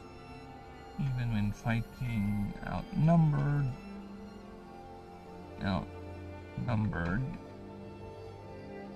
or more powerful foes.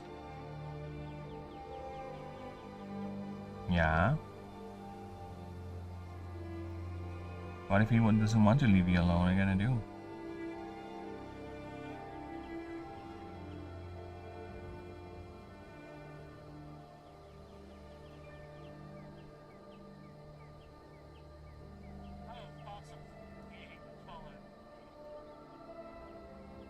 Well, have fun. Enjoy your short life.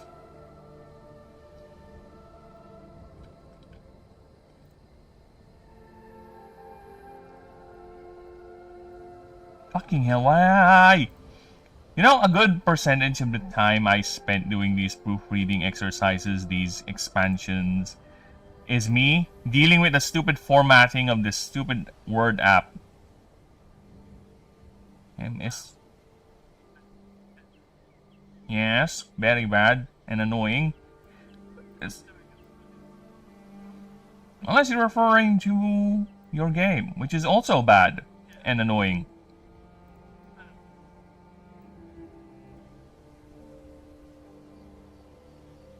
Because they just have patrolling high-level characters that exist for you to not kill. Because you're not allowed to kill anything that's What do you mean you're not allowed? You can't even damage them or something? Like once you get to like anything that's like 3 levels higher than you, it like hard codes you doing almost no damage. Like I will, if one thing is, it will. Okay, so if I have an enemy that's 4 levels higher than me, I will literally do half the damage of it compared to if it's 3 levels higher than me. Is it just because they have so much HP, or there's really a cap? No. It will tell me it tells you in numbers. 1 level's difference will have my damage. Well, that's dumb. Just straight up have my damage. That's fucking dumb. That guy who assaulted me was level 30. So my super duper attack did a whole 25 damage when against a normal foe, it'll do like 700. Yeah, that's dumb. They should have just allowed it. You know, it's actually fun beating high-level enemies, and maybe make the game a bit more, you know, challenging or actually fun. Because I play Witcher 3 a lot, and that game you can easily over-level. I purposely go out of my way to find enemies that are uber higher level than me, just so I can have a little bit of thrill, okay? There's that one lesion I keep fighting every time I do a playthrough in Velen, which is like level 21, 24, and I always fight it like I'm level 12 or whatever, and that was a fun fight. I get one hit, sure, but I always come back, and eventually I'll kill that fucker. Why did the game doesn't allow to do that? Game? You dumb? You being annoying, little bitch? I hate. Okay, cool.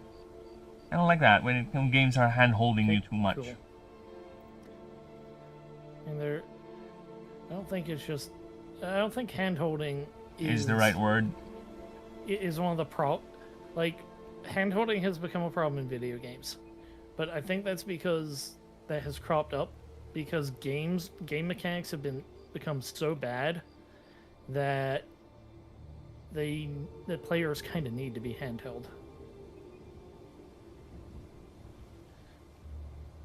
That's the thing. a lot of the game mechanics nowadays are, yeah, they're bad because they're either superficial, tacked in, or they're just there because someone else is doing it, but better, and they just want to have it, right? Either way, it is a massive problem as to how a lot of games are being made nowadays. That's the annoying thing. So that's why they have to. It's massive problem, and it's more apparent in games like this. I'm pointing at your game, Come on. Yeah. where a lot of the development cycle is wasted on non-important things. Like, they're in the middle of putting in the system, then all of a sudden some idiot just barges in. Oh, they're doing this! Let's do this on our game too! Like, no. We're busy. So, I almost had him dead, and he decides to stun lock me. Well, Cool. Thanks, game. Thanks. have fun.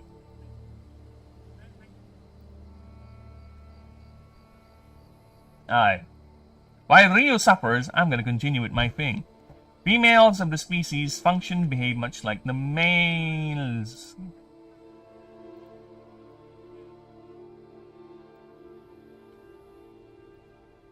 Yeah, when will you learn? That's how it is. Get good. The species function and behave much like the males, but instead of having white fur, they have gold and apparently even put tassels on their spear points, which has no other bearing other than distinction. Distinction.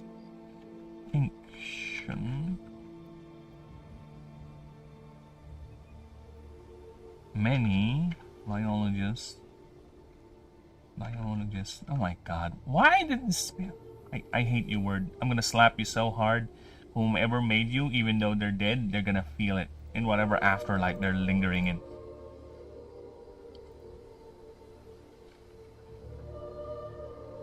Okay, maybe we'll just find this behavior as a sign of early proto-sentience. Most likely a personal touch of the genesmith of the Astari genesmith that created the creature.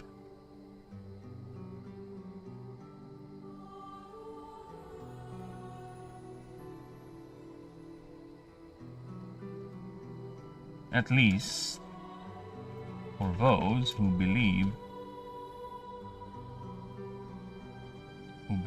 the creature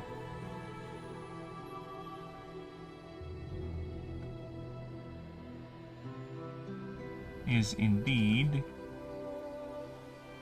yes, Do it with this dude. He's a brute, so he has more HP, but there were two guys sleeping in the tent when I snuck in. One was level 25, one Okay. was level 26.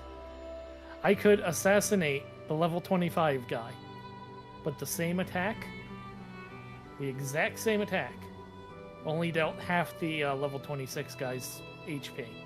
Yeah, I saw that. Yeah.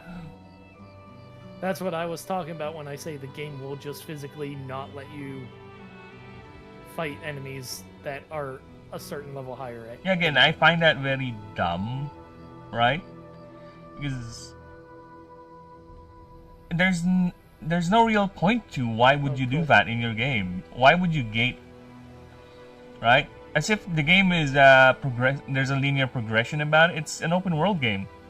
Have the player go wherever they want, man. If they want to fight higher level enemies, why gate the damage system to that, right? my question is, though, in lower difficulties, is that punishment for over-leveled enemies not as harsh, or is it the same? I don't know.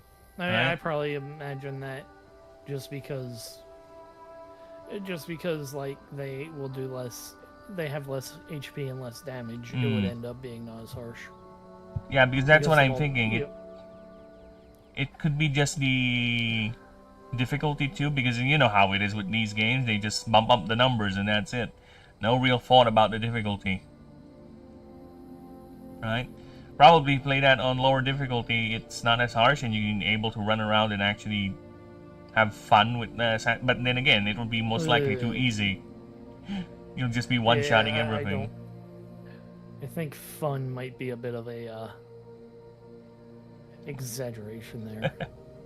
Because even when I fight things that are equal level and the combat functions, it's not particularly fun.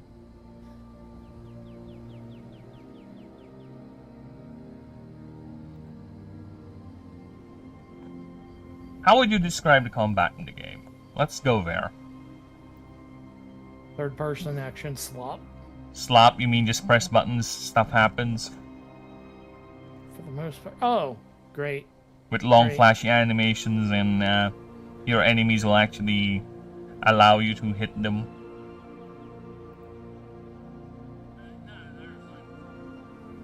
Those things. Oh, this is interesting. Now I have to carry him out of an area. Because in Batman games, you have that kind of a combat system too, where it's mostly you just pressing buttons with Batman, and he does all sorts. He does the automatic counters and all that. But it's at least that one has more oomph to it. You know, it's flash and there's impact, right? No, there's no flash in this game whatsoever. Just because all I saw you do is just swing the sword, and people go, and that's it. Like,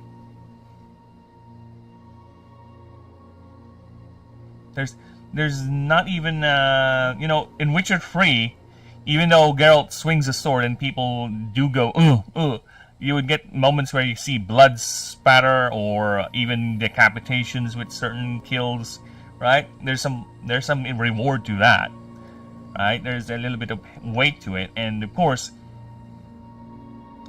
enemies don't just wait, because I also saw some enemies would just stand there or wait for you, or don't really attack you while you're doing something in the middle of a massive fight. They are inconsistent about yes. that. Witcher, I definitely are gonna get the gangbang. If you're surrounded, yeah, they're gonna hit you a lot. You have to pick your positioning, otherwise they're gonna keep on mobbing you. In fact, the enemy AI would actually scream that, surround him or something like that. Don't let him focus. It's not even that. It's so they will. Well, no, actually, they will sometimes come at you in groups in melee. It's always when you're in the middle of an animation, so you can't do anything about it. But a lot of the time, it's just shooting arrows from off screen, and there's not like this isn't Batman where you can where you have super dodge stuff or anything. You just kind of have a shield, and so arrow getting shot at you from behind is just kind of you get shot. Yeah, there's no indicator that there's an arrow incoming. You know, maybe your assassin dude can hear it because he's that good, like a bow getting knocked. I mean, they'll say, "Oh, I'm taking aim," but that's not particularly relevant when you're also sword fighting a guy who you have to dodge every blow. Yeah, because your just instinct's gonna be whenever you hear that, you're just gonna dodge a random direction, and most likely you're gonna get hit by the sword guys. Oh no, you don't even have a dodge, really. No, you don't? I have a little dashy dash, but like... You mean you just what? You just run away? No, you just kind of, like, juke. Oh. A little, yeah. Yeah. And let me guess, that isn't consistent too, because I heard you complain about that. It kind of depends, like... Hey, pal! Hello, hello! Welcome back. You disappeared. You left me alone, pal. Alright. Why? What happened? Do you want me to make the bloop bloop bloop? Oh no, I'm not referring to chat. I just learned that my earlier chat about playing Cyberpunk was auto-filtered. Oh! Yes. Because YouTube is TISM. You have to be careful with what you type. Here's the funny thing. I don't know if you guys noticed this. You type in the chat on Discord and it shows up on the chat window on your end, but the streamer didn't actually see it. Yes. YouTube tells you your chat was sent, but the streamer does not see it because it got filtered out. Yeah, it does that. It's annoying.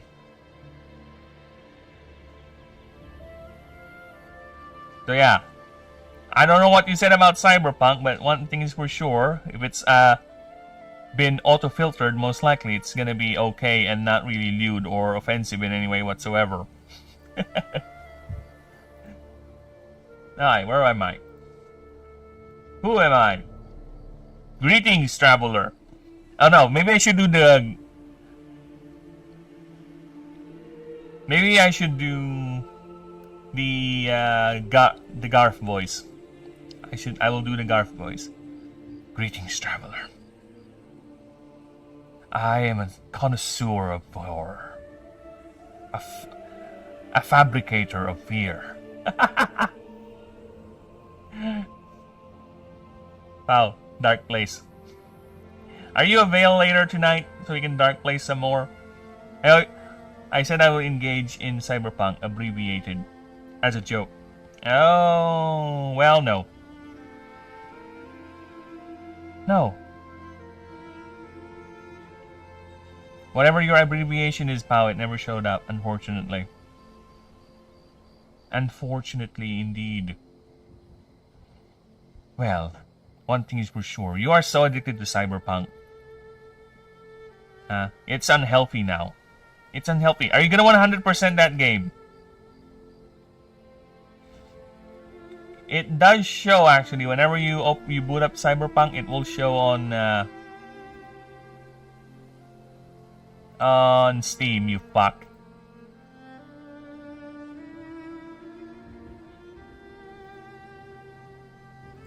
Why not?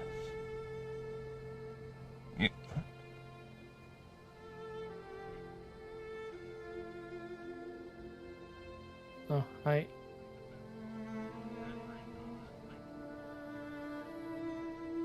never 100% any game. Me too.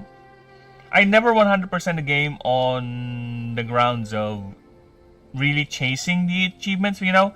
If the achievements are easy enough, I might do it. But if it's something it demands me doing specific things, like play the game with only one hand tied behind your ass, something like that, nah, I'll probably not do that.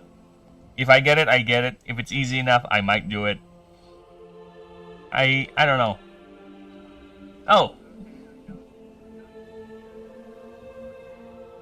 Well, that's fun. The game, I just got a notification from Steam. You were playing Assassin's Creed Origins. Nice. What were you playing all that time before I got that notification?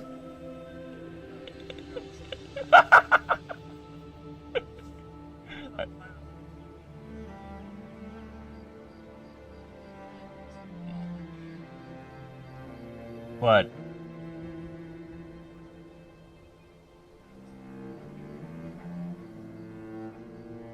Steam? Twitch. Well, it says error.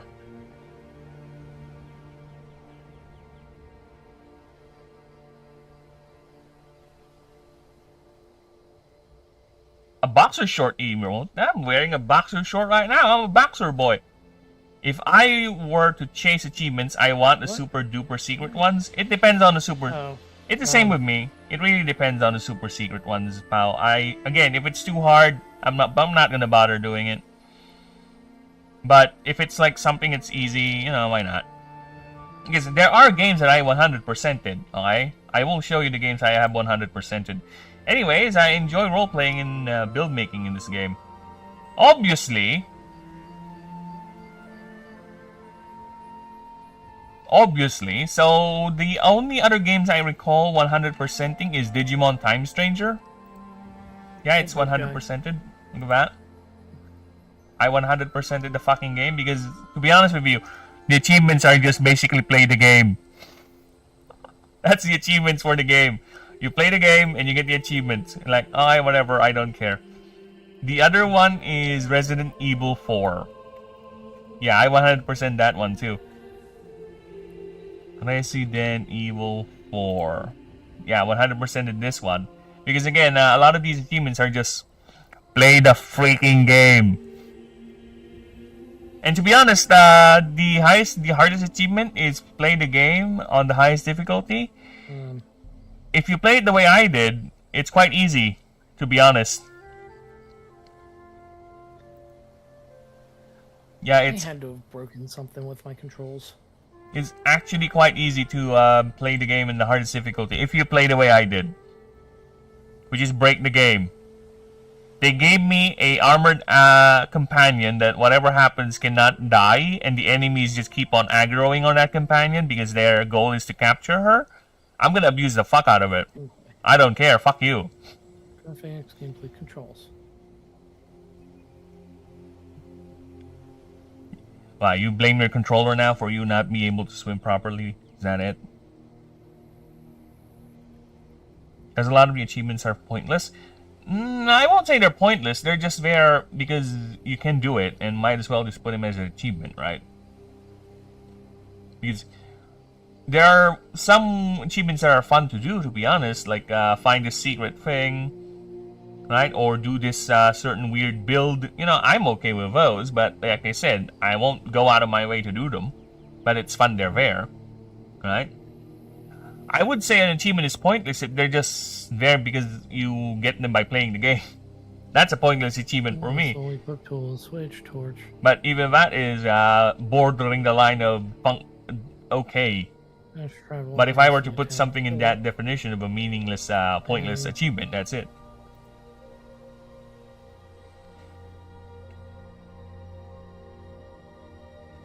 But either way, unless there's some sort of a material reward for achievements, like maybe I get some Steam points, you know? Swimming controls in the keypad menu. What? Wait, what? They have swimming controls and you can't reconfigure or change it? They don't even list them. Wow. Like here, I'll go into my menu, options, controls, customize controls. Navigation, climb up, climb down, crouch. Oh, I? Boat, or the mounted controls, the eagle, fighting, interactions. They don't actually list the swimming controls anywhere. Yeah, you're right. Whistle, whatever. That's fun. Which the game complains because I switched the controls because the base controls are the stupid R2 and L2 or R1 and L1 to do light and heavy attacks instead of You're drowning. Actual. It's yeah, I know, but I'm holding an A and it's not doing anything, and that's what tells me to press. Whatever game. I do not know what I did to break the swim up controls, but they do not function for some reason. Just turn him back to default. Just reset the fucking thing. Maybe I should fix that. No, because I would have to change them back anyways to get rid of the stupid use bumpers to attack instead of like the keypad. Well, because modern gaming doesn't know how to make controls because I had to do that with the stupid God of War games too. Well, heavy, put the attacks on R1 and R2 instead of like the buttons that you rest your thumb on. No, put them on hard to reach places. Fuck off. Put them on places where you don't have muscle memory for playing games for, I don't know, 30 years. Let's go, Doomer. Aye. Where were we? At least for those, what?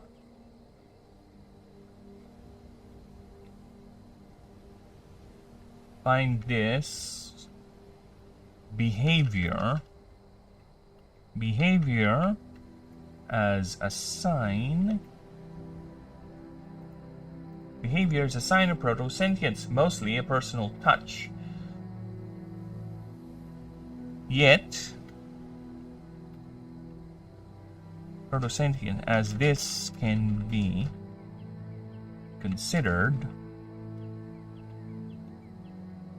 as a form of preference. Preference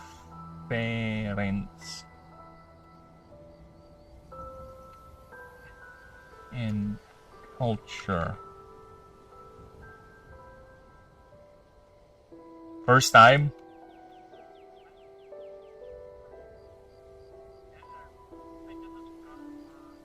Others.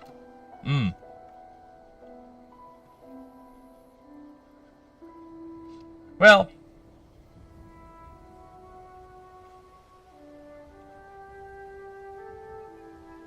I have a question.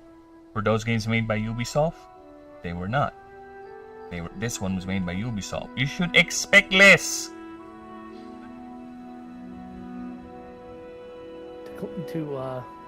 Because I think what's happening there is the actual controls you set is not being updated on the actual prompt or command telling you to swim up. But it tells me to. It says press A. Yeah, what I mean, it's telling you to press A, but the button most likely is no longer A. It's just saying you press A, but it's not that anymore. No. But all the other prompt instructions like that are correct. Ah, well, that's dumb. This is the only thing that it has broken with. That is a very specific bug, which is fascinating considering a lot of the game there's water areas, and most likely it's just, did someone figure this out, or they never bothered switching the controls, or just people avoided the water? What's going on there? Right? Those are the things that can be found by simple playtesting, because your job is to playtest. And I think swimming in the water and looking for things that might break is one of those playtesting things you might do. Because I guess it never occurred to them that people might change the controls. I don't know, man. Maybe that's why they hid it. Yeah, but oh, there. Okay, that worked. Others, however, argue that this was just a personal touch left by the Star Gene Smiths that initially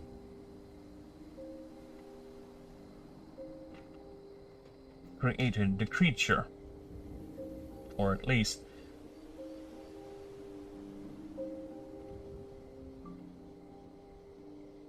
either way. Kill him.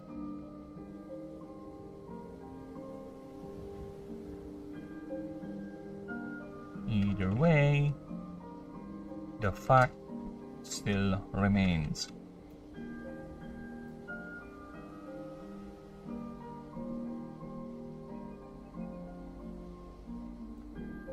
There you go. It's the tassel has no bearing other than distinction between male and females. Male and females. There you go. Know that I can't win, but the day that I stop counting, that's the day my world will end.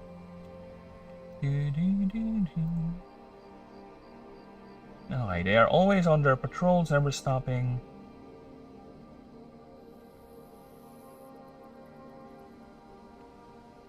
Really? More stupid side quest crap. Or, as the creature. And do you have a boat for me to... The creature only spends its time on their patrols, never stopping even to feed. However, because Whispers even to feed this, because of this, Alright, I guess I'm swimming like 1,000 miles now. I did that once in Witcher. My boat got fucked up and I just had to swim the entire length from where I am, the middle of the ocean, to an island, which is fun. I find it funny in The Witcher 2. You have an over-encumbrance in that game, right? If your character is over-encumbered, the things you can do... Mechanics. Well, you're gonna have fun with this one, is ride the horse, or you go ahead and swim. Because for some reason, Geralt of Rivia is not affected by over-encumbrance even when he's swimming. He's like, fuck you, I am fast as fuck, boy. I don't know. Maybe it's the waves that are helping him propel his body. Or, because I think the swimming aspect of The Witcher 3 is actually one of their... It's there, but it's tacked on and it's poorly thought out. Because, just to give an idea to you, there's a crossbow in that game that virtually does no damage, and its only function is either to stun the enemy or knock down flying enemies. But in the water, it turns into a harpoon. It literally can one-shot underwater enemies. Like, what the fuck? Well, does it give a description that says it's meant for use underwater? No, it's not. It's not. It's just a simple hand crossbow. No magical properties whatsoever. It's a small hand crossbow. Like, literally. You can put it in your one hand. And that's how big it is. And it's a fucking harpoon underwater. I think the game does explicitly say this is what you should use when dealing with enemies underwater. Because, for me... then that's the point of it. Yeah, and for me, that's kind of dumb. It just shows that the underwater section is not really thought out. Because that's their solution. Is to make the crossbow into a harpoon. Right? Even though it doesn't really make sense. I mean, if they made it like, if in game it's designed for, or if in lore it's designed for underwater use. I won't even say it's in lore. No, it's just the game. That's the game solution for dealing with underwater enemies. It's not in lore. There's no in lore explanation why that thing one-shots a drowner. There's no magical properties with the crossbow. It's just a crossbow. I have your boat. It doesn't say that this was made with magical enhancements that will turn the bolt. Yes. Yes. Aye. Because I got the I have the underwater controls. They displayed them. So. Aye. Where is it? Alright, well. One more boss. Congratulations. You're about to end this misery. No, I have 3 after this. But it says hold A to swim up. Aye. I'm holding an A, and it's not swimming up. I don't hear you pressing A. Make the sound. No, I'm holding it. Do the as. Break your controller pressing it. But it's not press. It's hold. I have to hold it. Well, you're holding it. Physically holding it. Yes, I am. Have you tried holding other buttons? That would be fun if it just suddenly goes up. Yep. With other buttons. Is it because there's a boat under you? There's down. No. Oh, look, you're getting even deeper. Hold A. It's telling me to hold A. And now you're drowning.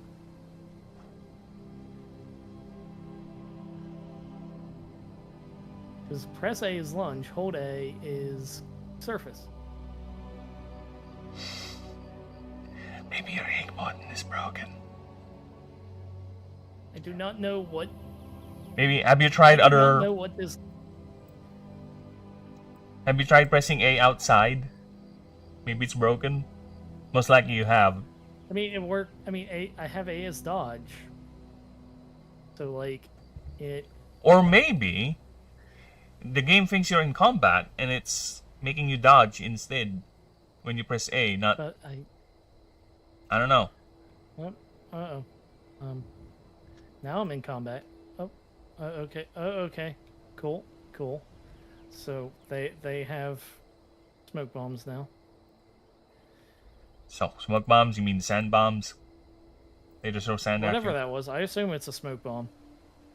Because of this, whispers can fully cool. Thanks. focus on collecting mana and cultivating their fields, while having a dedicated set of whispers whose task is to feed the pixie peers.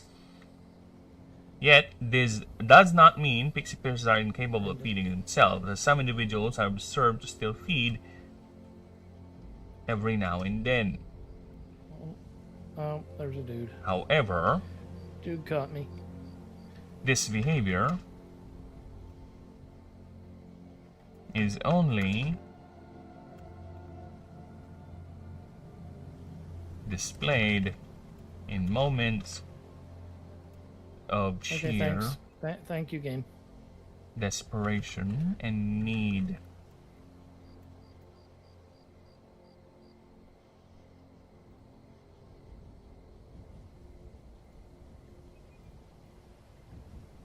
For the creatures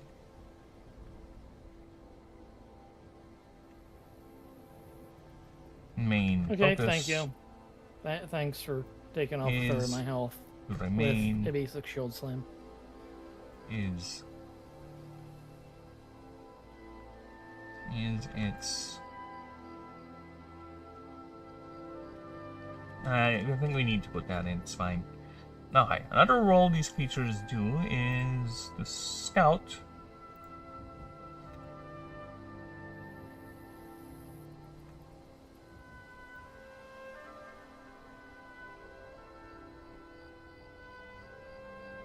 Another role these creatures do is to scout for new locations the mischief can move into if the current location proves too dangerous or is no longer capable of sustaining them. Why is this spelled like that? This behavior should be this. This behavior is what biologists called an errant stage. This is more apparent in times of scarcity, even to the point where a whisper just ascends to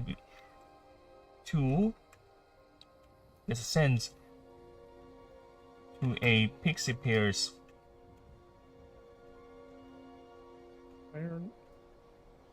just There's 26. to be sent out. This stage is high mortality, estimated 5%. What?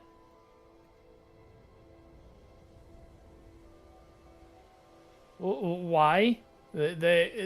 I was behind them all, and As like, many predators seem to find where are these guys even these spawning? creatures There's to one. be highly Two.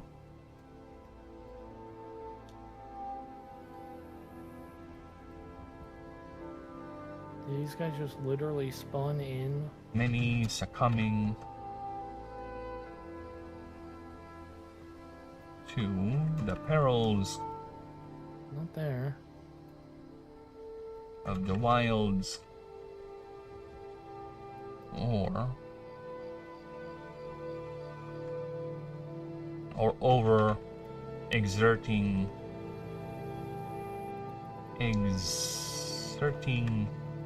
themselves in another word for desperate in come on, American, give me. Don't let AI beat you. Desperate synonyms. Why do I keep I'm in combat right at the moment, so frantic?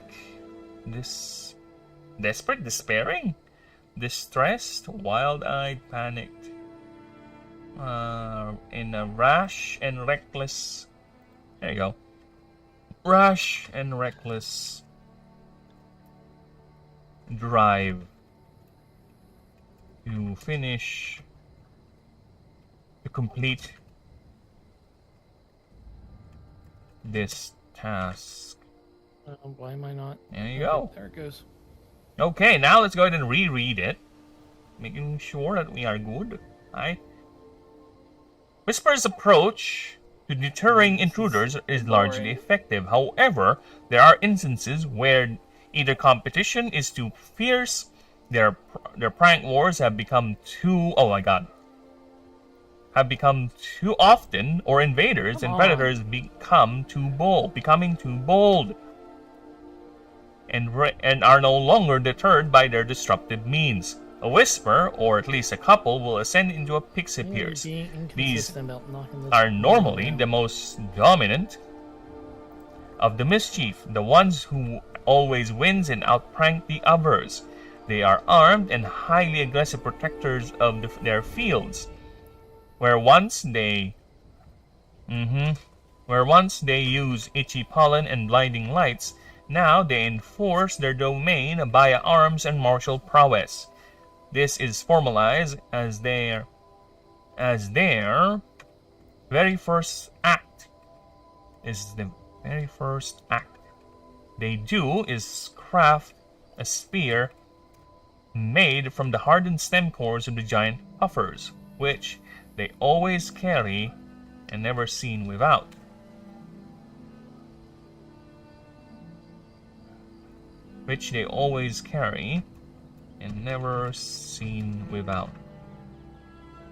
These are magically enhanced to increase durability and effectiveness, which are quickly replaced when lost or too severely damaged. This has been documented to be done even in the midst of combat. Biologists have found it highly fascinating. These diminutive creatures, measuring only 2 feet tall, form phalanxes of 3 to 10 individuals, depending on the size of the mischief, ratio being 20-30% of the total whispers. They stay in this formation, patrolling the outskirts of their territory, with larger mischiefs having multiple patrols around their territory's borders. They will actively attack anyone or anything that damages their giant puffer fields, and will not relent until the intruders is either defeated or pushed back. These creatures are not known to back down, even when fighting outnumbered or more powerful foes. Females of the species function and behave much like the males, but instead of having white fur, they have gold and apparently put a tassel on their spear points. Many biologists find this behavior as a sign of proto-sapience, as this can be considered as a form of preference or culture. Others, however, argue that this was just a personal touch left by the Astari gene-smiths that initially created the creature. Either, the fact still remains that the tassel has no other bearing other than distinction between male and females, as the creature only spends its time on patrols, never stopping to feed. Because of this, the Whispers can fully focus on collecting mana and cultivating their fields, while having a dedicated set of Whispers whose task is to feed the Pixie Pierces. Yet, this does not mean Pixie Pierces are incapable of feeding themselves, as some individuals are observed to still feed every now and then. This behavior is only displayed in moments of sheer desperation and need.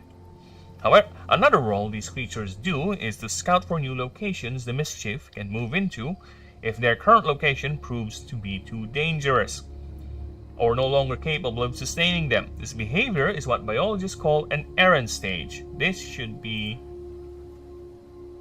There you go. This is more apparent in times of scarcity, even to a point where a Whisper just ascends to a Pixie Pierce just to be sent out. This stage is has a very high mortality rate, estimated at 60 to 75%. Many succumbing to the perils of the wilds or exerting themselves in a rash and reckless drive to complete this task. And there you go. That is the rewrite for the Pixie Pierce, and I think that was very, very well done. You know what? I'll let Ryu take over for a bit. I'm gonna go ahead and grab something. Alright, Ryu, you take over. I am gonna...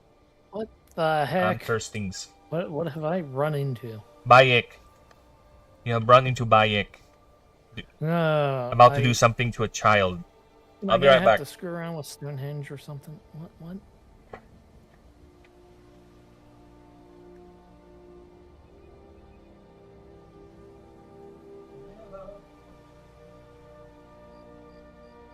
Okay, buddy. Whatever you say, dude.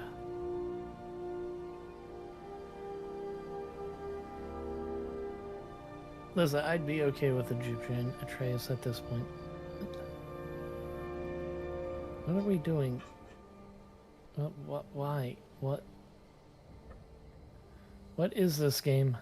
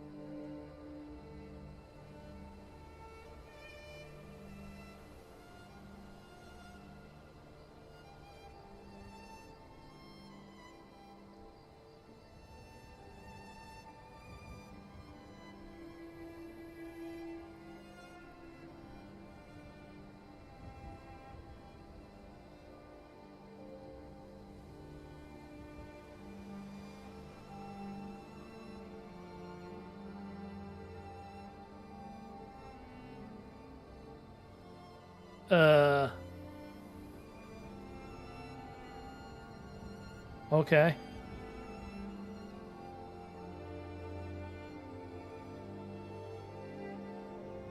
I have no idea what the heck that was.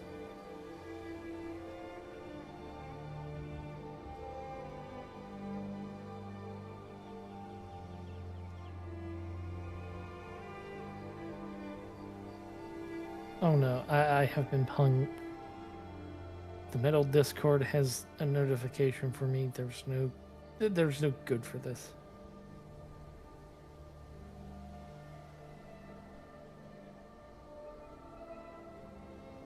Okay.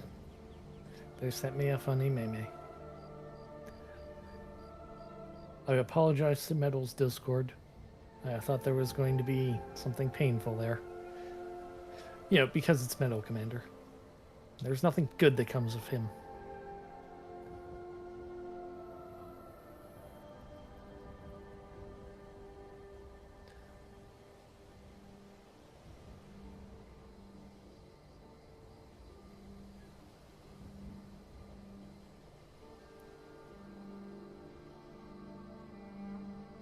So I can't wait for Phoenix to get back and tell him about the stargazing thing.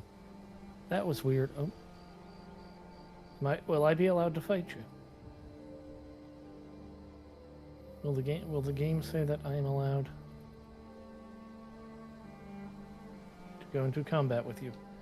Yes, you are only level 25. Ow.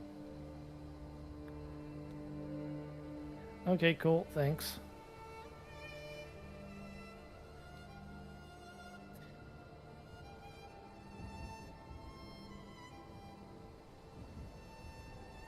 Okay, I just hit you with a power attack and you completely ignore it.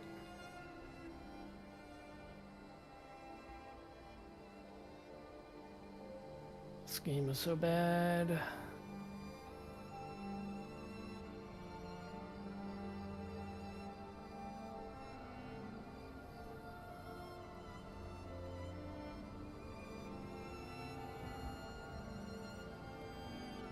Dude.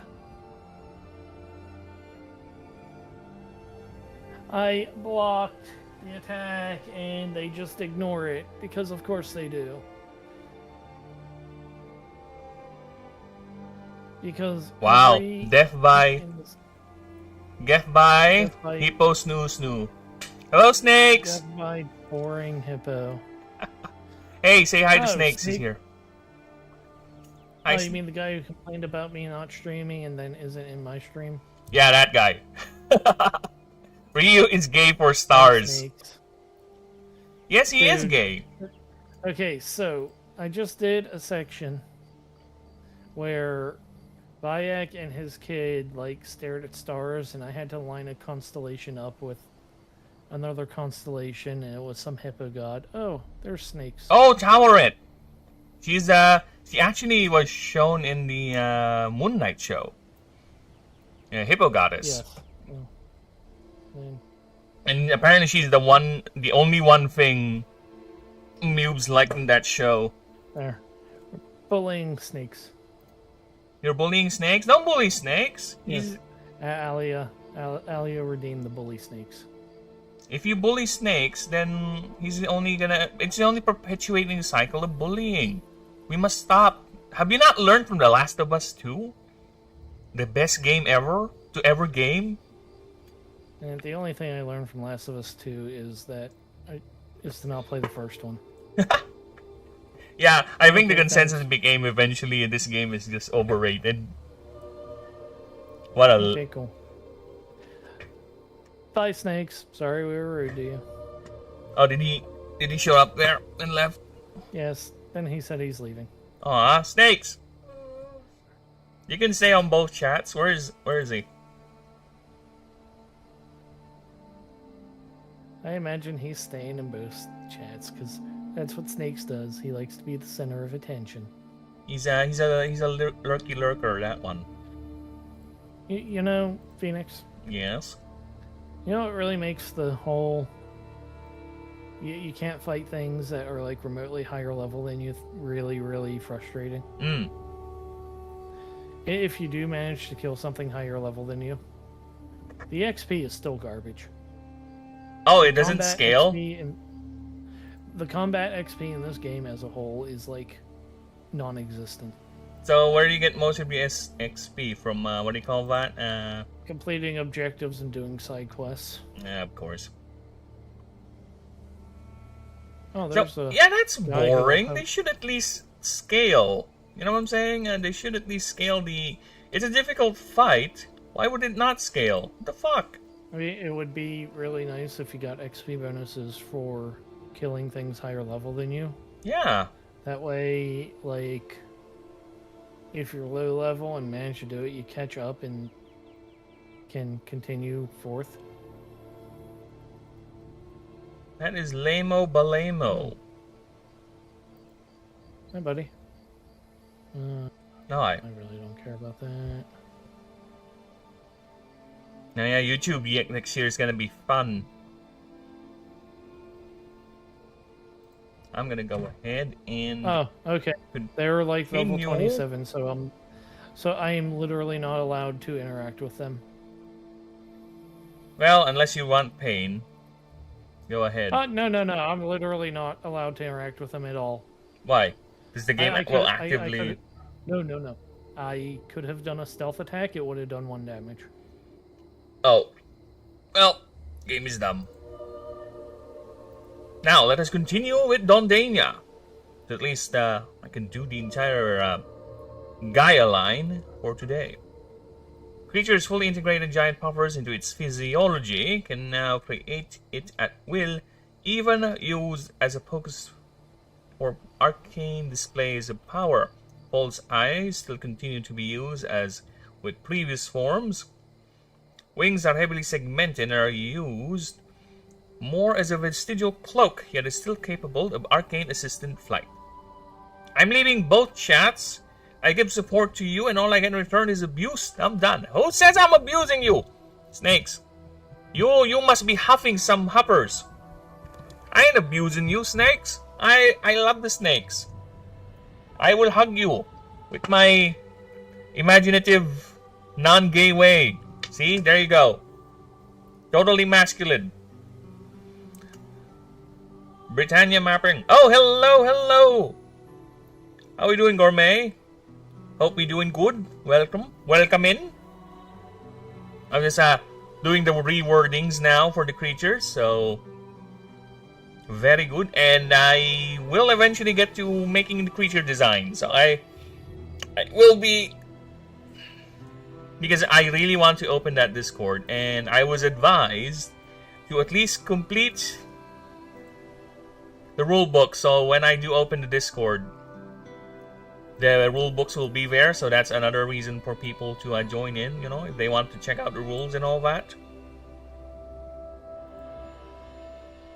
And there will be a secret council, because the secret council are for people who I trust to post a lot of dick pics and a lot of slurs. So we do have a secret council slot, a chat there on that Discord. Yes. Now they'll see it there. They'll see it that why does this person have the secreter tab? Yeah. I don't know. Now I know. Now you make me regret saying it. Fuck you.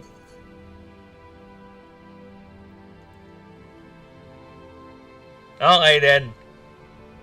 Alia, you're a mod. Get on it. Hello. Doing yet more mapping. I see some more Ashen. How's it going? Well, doing good, actually. It's quite a nice day. It's a sleeping weather here in the Philippines, so I'm actually fighting both sleepiness and the urge to do more. And I'm currently winning, so that's good. That's very good. And I foresee a lot of busy days coming in the next few days, because there's a lot of things we need to do. A lot of things. And life will always get in the way, so we'll have to balance that out. Yet...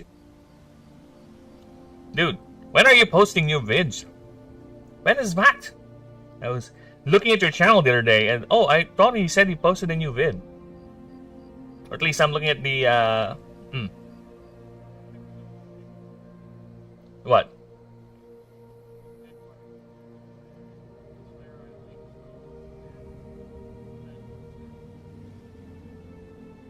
Oh. What's there? I don't know. I am old and get confusing. Did Snakes actually leave? Because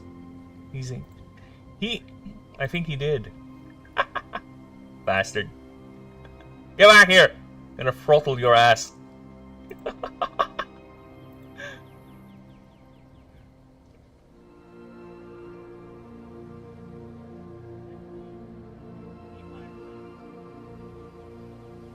Nope, that's gonna happen. It's not gonna happen No, to that's you. what happened. Oh, really? No, that's literally what happens. I get 45 times the experience. Or, yeah. I'm making a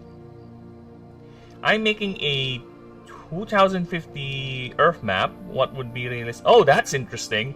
Yes. Yes. Double check my math on this. Oh, 450 divided by 10 is 45, right? Yes, that is correct. Yeah, I get 45 times the experience destroying a random statue than I do killing somebody. Yes, defame history. Defame more history, Ryu. Get at it. Dude, I'm making a 2050 Earth map. What would realistic Southeast Asia and the Philippines like a scene? Oh, you mean like in the future? Dude, I love watching those videos of that. You know, the speculative movement of the tectonic plates. Or is it like a geopolitical map? Something like that. But yes, that is very interesting. Dude, if only I can show you guys my other channel, because geopolitical, ooh, that's interesting. Not that I would want to comment on geopolitics, but you know what I'm saying. That is also interesting, because there are certain countries who, you know, who has other ways or other rules. Because to be honest with you, it's not just China who's competing with the Philippines, with the Southeast or the South China Sea. There's a couple. There's a couple. It's just that China is the more adamant, is the more persistent. But there are a couple. I think Vietnam is also, and Borneo is also fighting us with some territorial waters. But not like the way China is doing it, no. Not like that.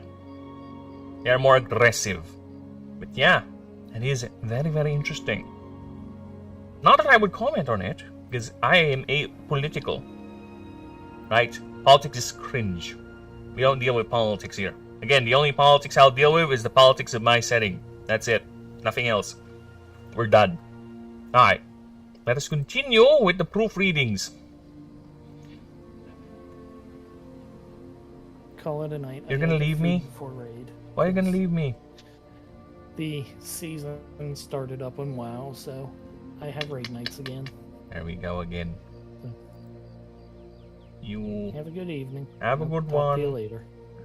Bye-bye. Bye, Ryu. And again, sub to Ryu and all that. He's on Twitch. And... where am I?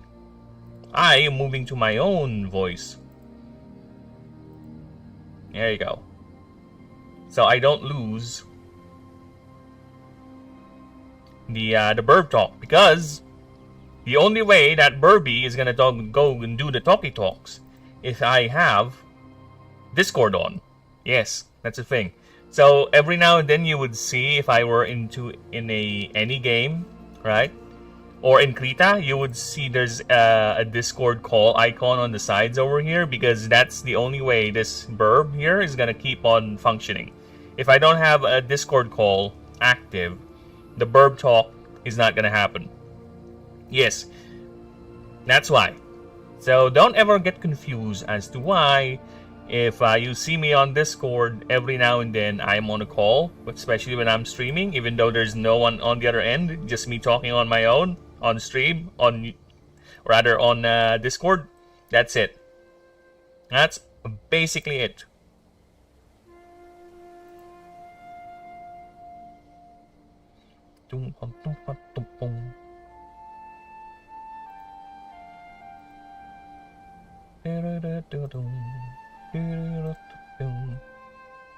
Alright, where were we?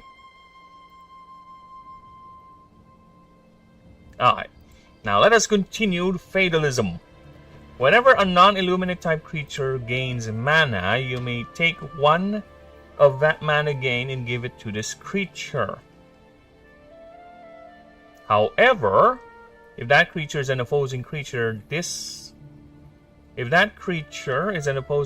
that creature gains 10% more damage. This lasts till the end of the round. 10% more damage. The gains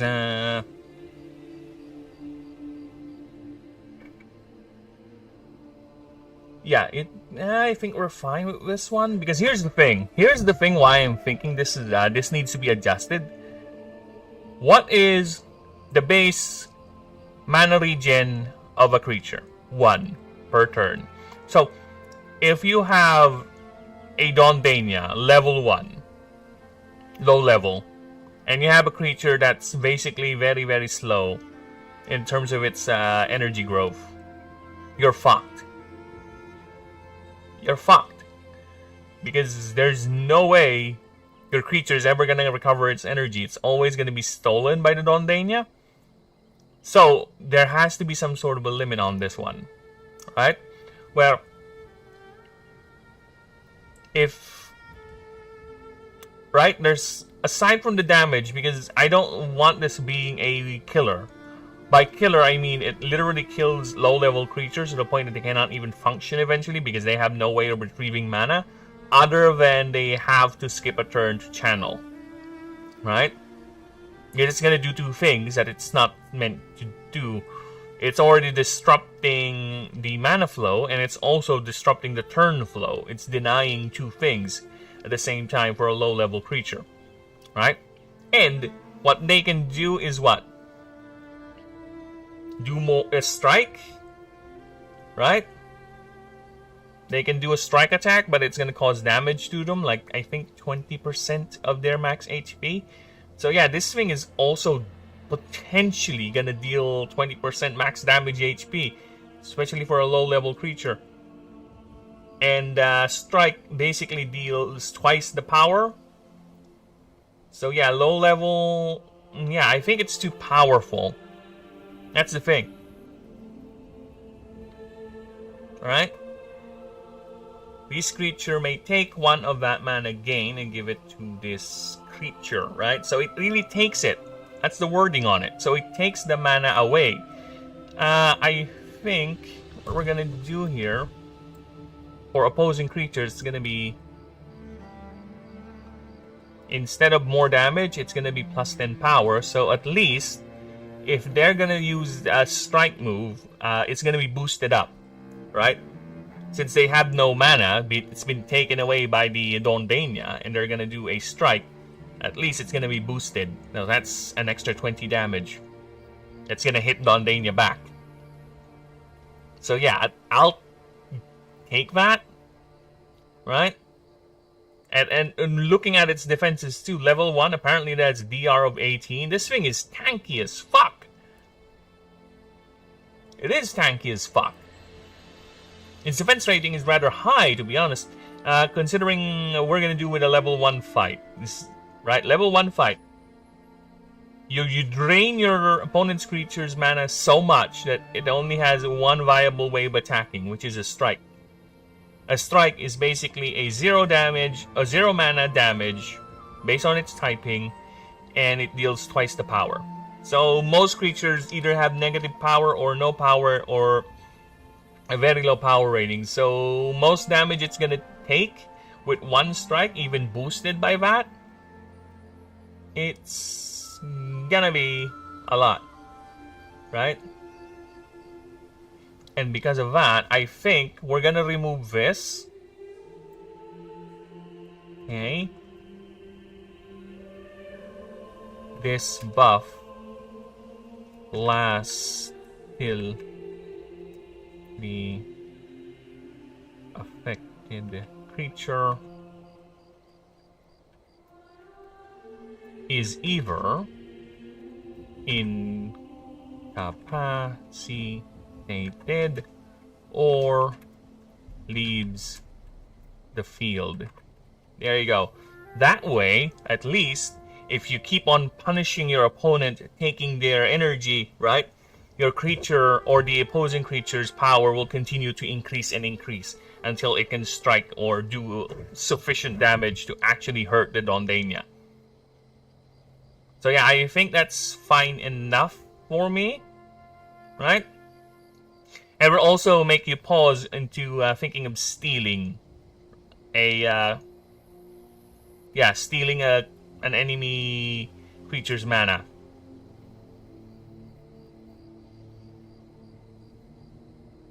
Yes. Now, I also...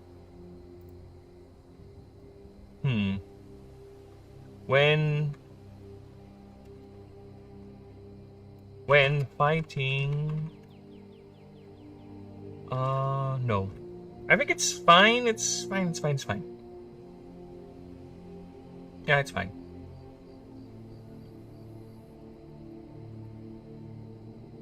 Dude, I kind of want to lower her defenses too.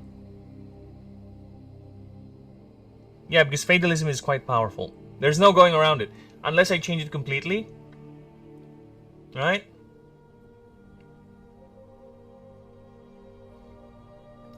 Instead of gains, or the Dondania will take it, it's gonna share. Right? It gains 2. But that's too much because it's a double benefit. Right? Or... No, I think it's fine because it's in theme. There's a theme going on here with the move, with the passive. So, yeah, I think we're fine with that.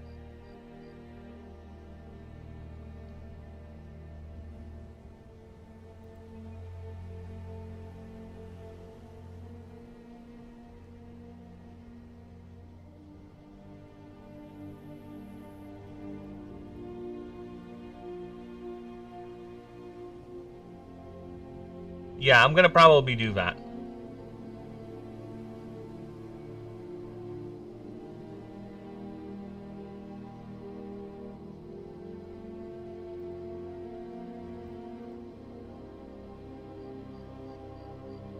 I think this is... Yeah, I think we're fine with this one for now. Because if you keep on stealing from your opponent, eventually it's gonna be so angry, so powerful, that you're fucked. Right? Dondania is gonna suffer. Alright. Next is Puffy Glamour. Allied creatures may transfer 1 mana to this creature to apply 2 more effect stacks. Oh, to have... Let me just... To have their moves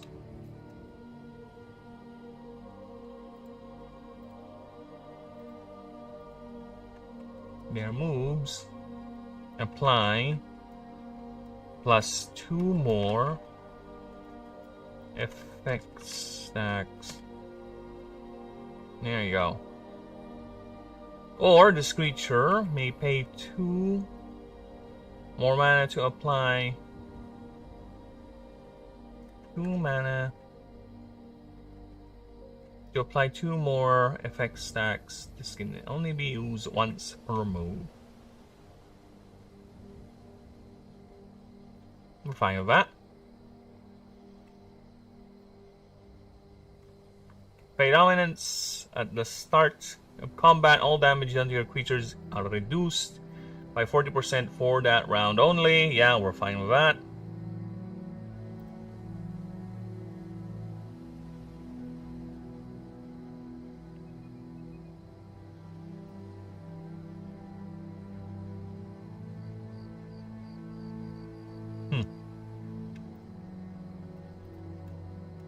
If Dondania, or if this creature it enters the field,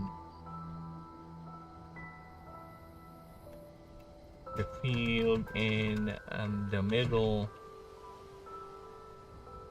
of a round, this effect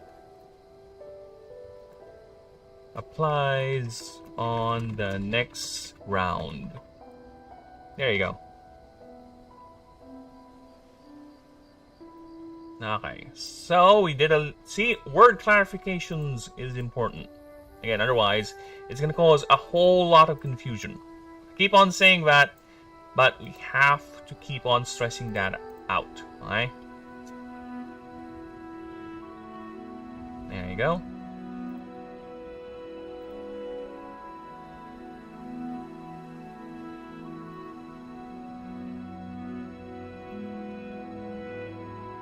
So let's see what else we got here.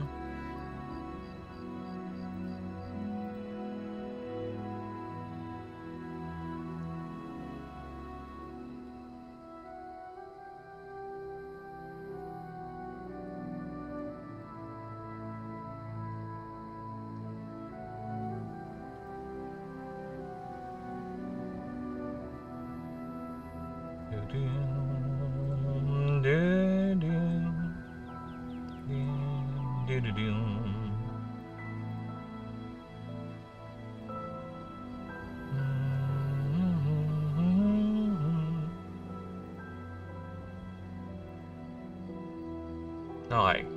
God damn it. Again, I'll do a separate move. It's all the moves, right? I'll have to do it. At least before I start making the next batch of creatures, I will do a massive technical rewrite of all the moves. But for now, let's focus on just the creature abilities, the creature profiles, right?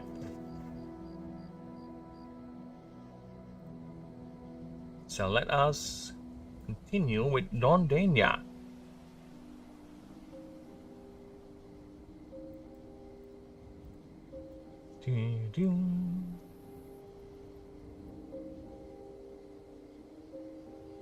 Alright, so next.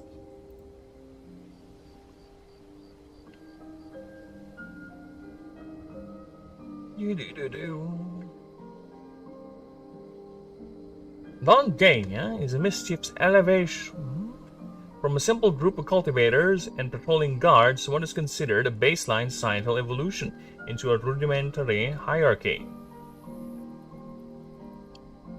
Dondanias are at the very top of this. They are what sociological biologists call a symbiotic monarchy. You need to put that in there. With the ratio being 1 for 50 whispers. Their ascension is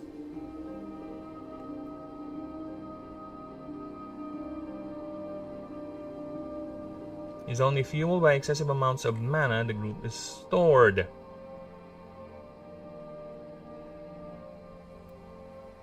And only done if there is no Dondania already present, unless it is for a royal marriage.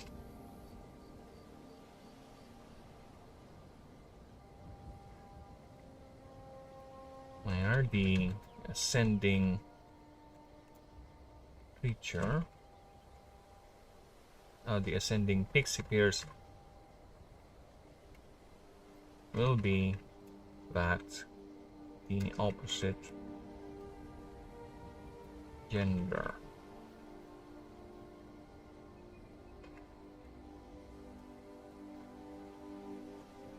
Which is identified by the coloration of their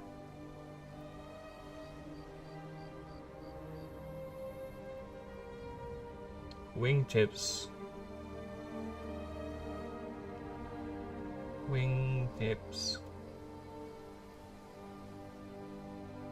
and fur. Males have white, while females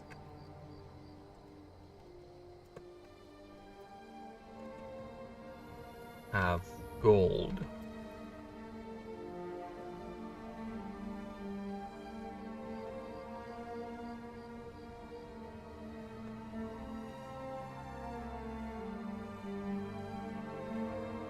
This dimorphism is more apparent on their behavior as well.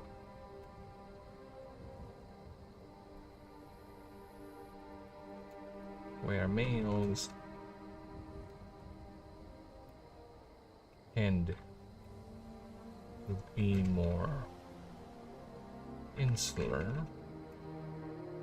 and restrained,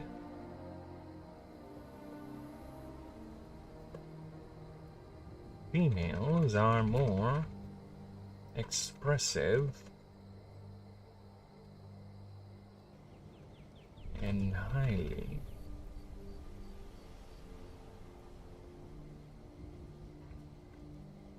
mischievous.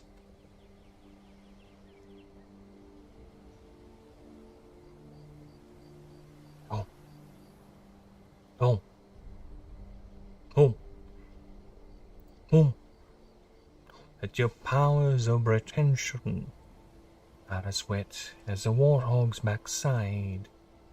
But thick as you are, pay attention. My words are a matter of pride. But clear from your vacant expressions, the lights are not all on upstairs. We're talking kings and successions. Only you can't be caught unawares. Be prepared for a chance of a lifetime.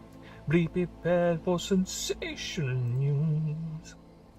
A shining new era is tiptoeing nearer. Just listen to teacher. I know it sounds sordid, but you'll be rewarded when at last I am given my dues. And justice deliciously swear, be prepared. For death of the king. No fool, we're gonna kill him. And Simba too.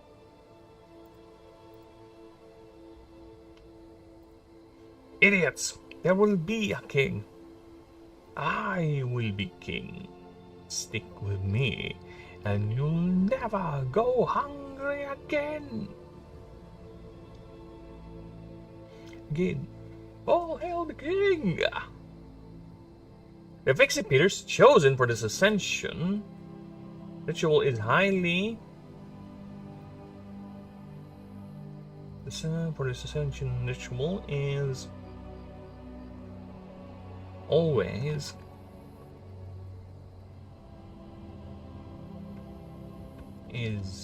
not really determined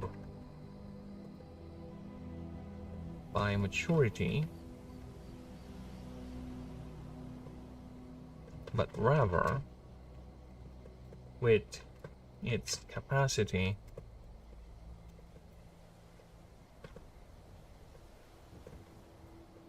to hold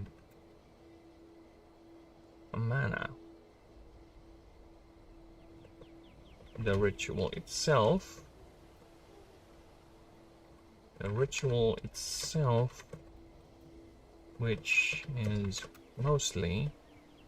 which is always done at night and at the start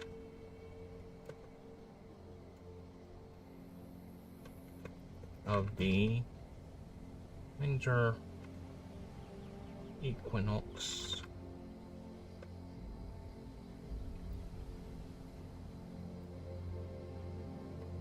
Is a show of great blinding light and bursts of energy.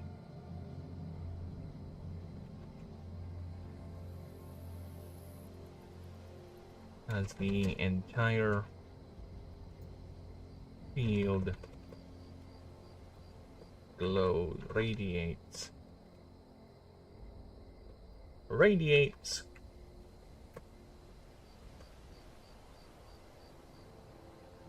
raw mana, all being channeled by the whispers as the remaining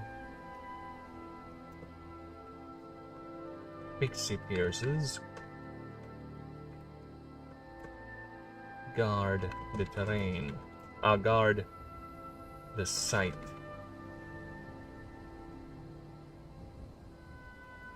With its highest point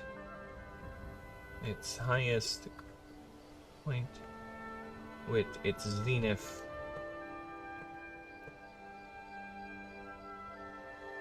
being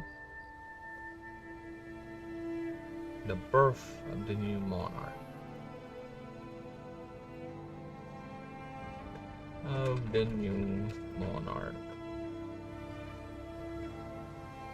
These displays are known to attract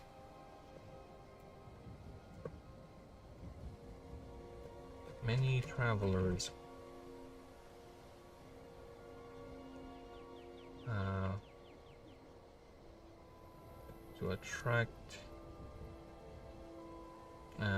watchers, bystanders, attract locals and travelers alike.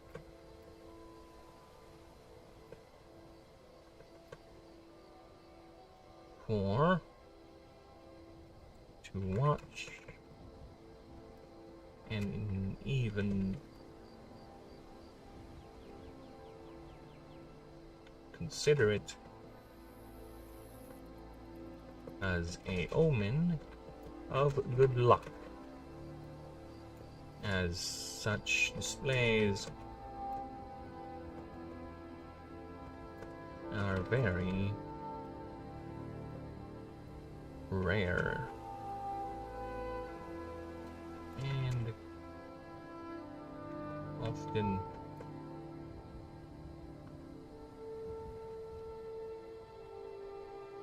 are very rare indeed.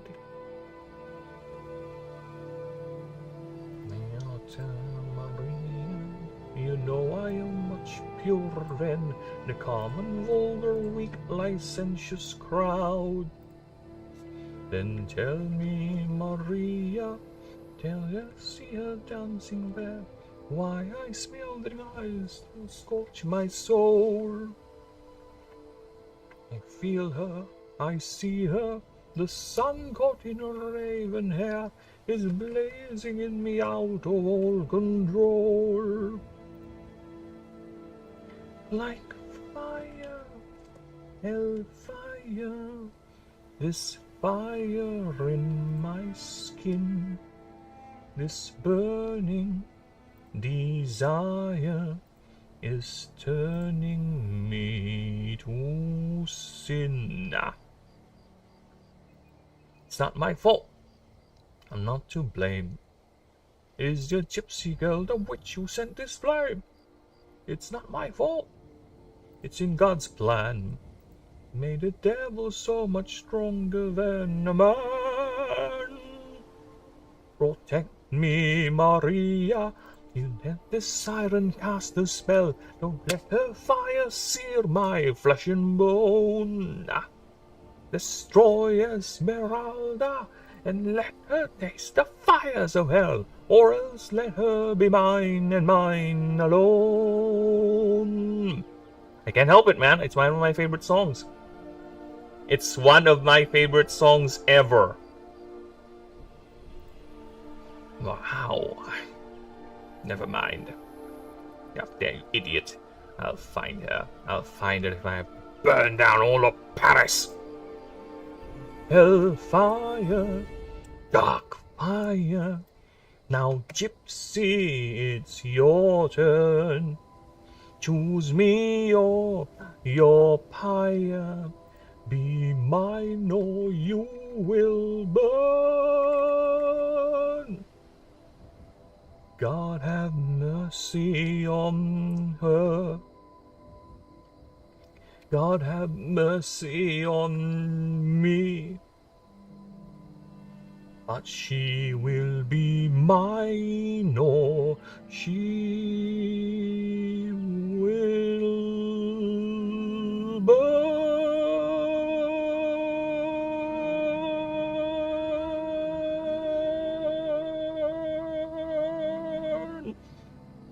Oh my god, yes. Woo! Remember when Disney used to make amazing stuff? I do, and it saddens me to this day that they're no longer at Disney. Now back to the project. For these creatures are not just blindly hoarding wealth and exercising power. No, they are caretakers of their pre-ascended kin. They create fields upon fields of giant puffers with a mere flick of their wrist. Flick of a wrist. I think that's better. Since they are internally containing spores of the plant inside them, keeping the sensitive seeds alive till they are needed. Whether by combat or cultivation, they are masters of utilizing the plant's ability to channel mana into many applications. This, however, made the Aldeanas horribly dependent on high mana concentrations, not just to survive, but to facilitate their roles. With many... Oh, what the hell? What the hell was that?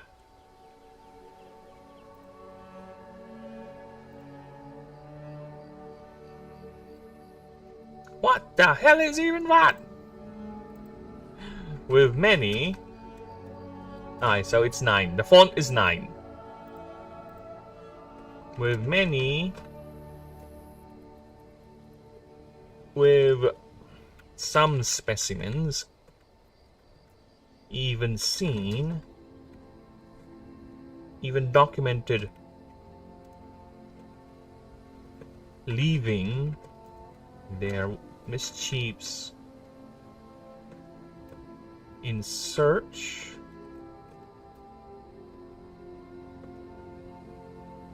for more sources, or even to reduce the burden for their subjects.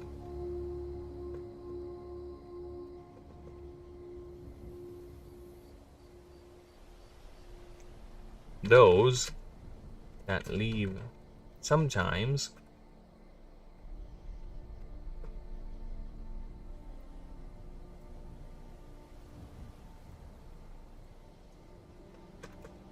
would bring with them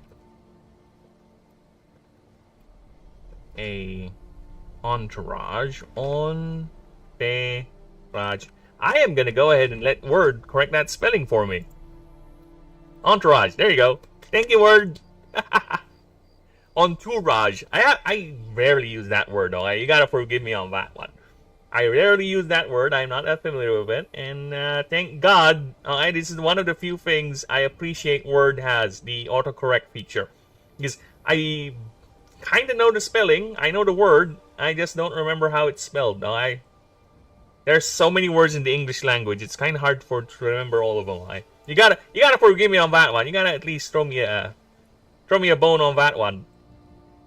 Throw me a boner on that one. Yeah, throw me the boner.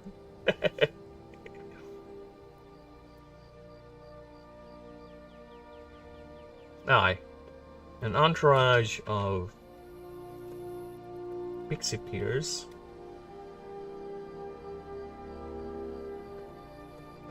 And whispers.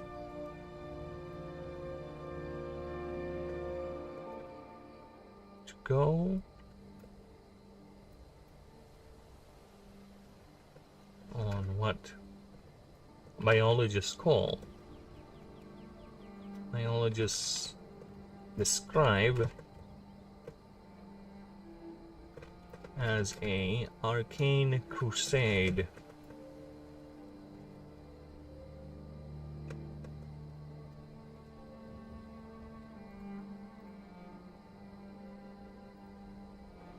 Much like the errant phase,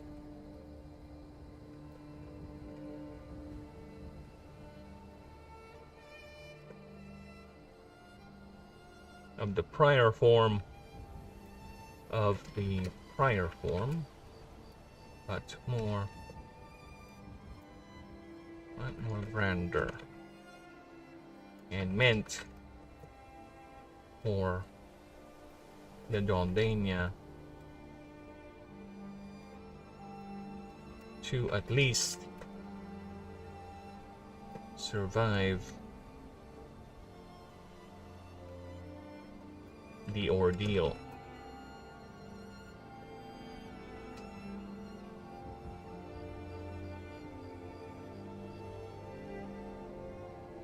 Okay. As the pre-ascension forms, the pre-ascension forms would actively set themselves into harm's way, even starve themselves, just so the monarch can achieve its goal of securing new territory.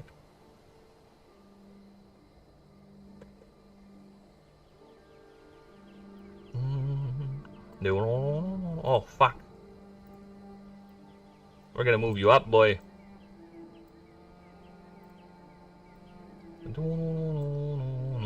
Deus Volt! Yes! Yes, they would actually go on Deus Volt. Deus Volt!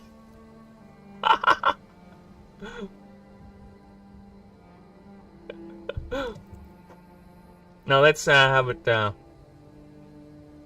there you go.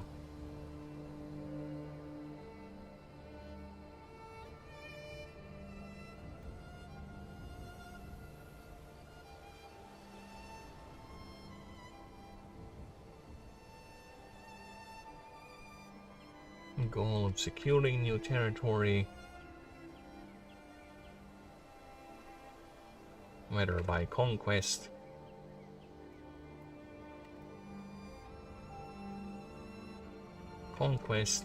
or conquest of other mischiefs.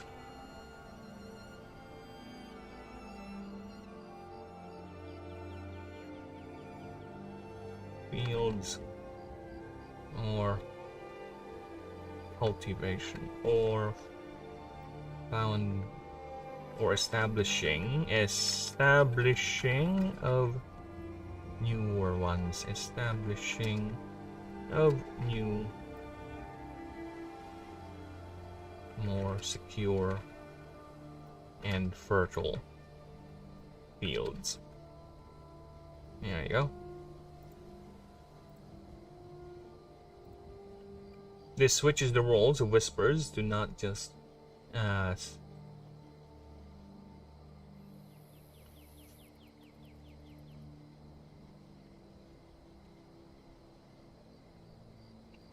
regardless, having a Dondania in a mischief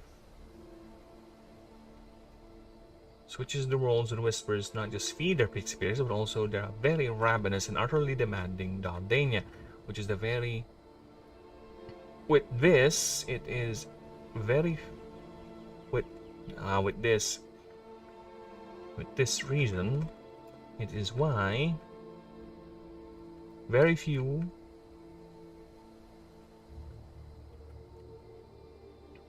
mischiefs to have more than one Dondania, but royal marriages still do happen, although increasingly rarer as the mana saturation becomes thinner and thinner. Mana? What do you mean mana? There is no mana. It's mana. Fuck off. I wish there's an option here that can actually tell Word to stop correcting this word rather than just do ignore, because the moment I reopen this document, it's gonna still scream in my face, "That is an incorrection, sir." I wish I can put it like in a dictionary or something. I remember having it an option like that, but for some reason it doesn't have it anymore. I don't know. It's odd. It is quite odd. Mana thinner and thinner. Many Dondanias are mostly seen in civilized cities, mostly bonded with an animancer and towns of the Confederation. Ah, that's odd. Many Dondanias are mostly seen in civilized cities, as mostly bonded with an animancer in the towns. Ah, I know what happened here. Now let me just move that. There you go. And cities and towns of the Confederation, mostly bonded with an animancer.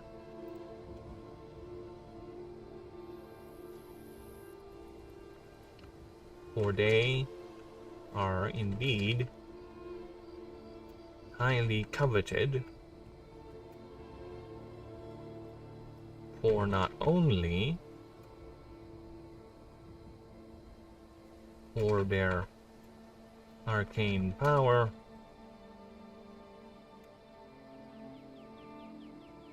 but also for cultural expressions. Cultural arts expressions.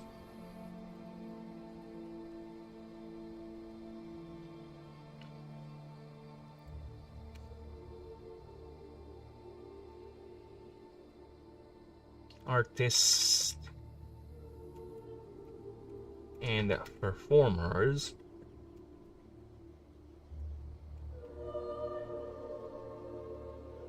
use their mastery of such arcane power and performance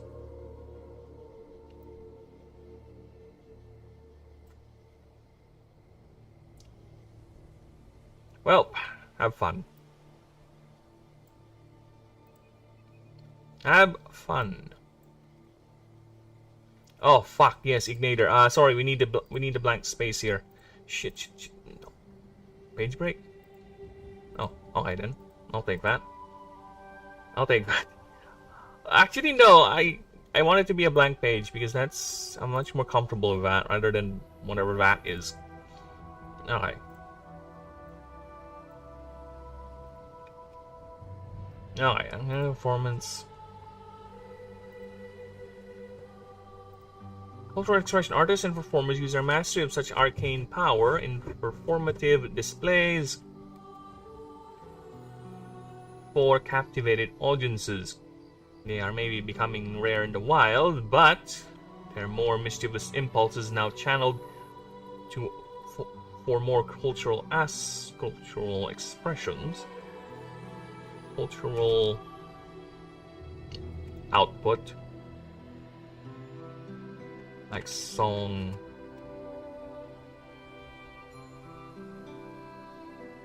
like the famous theater of many lives.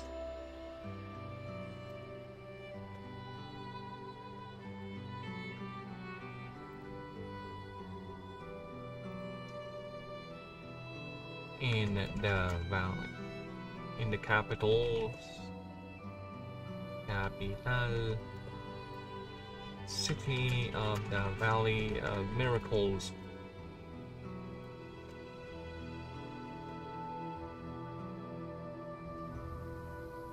In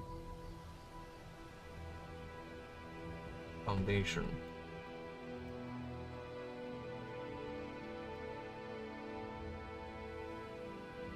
The capital city and the Valley of Miracles.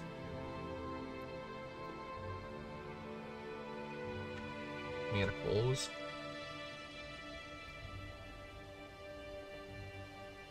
Hosting massive, proud, elaborate displays with at least 100 Dondanias. Dondania. Observers note this as designed to be range performers. However, under the dream concentration decrease. Ay. This is already 9, by the way, so.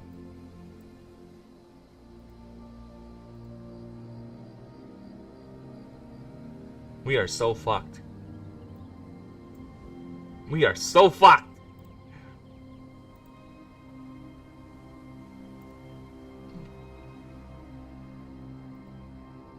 Well, fuck the formatting.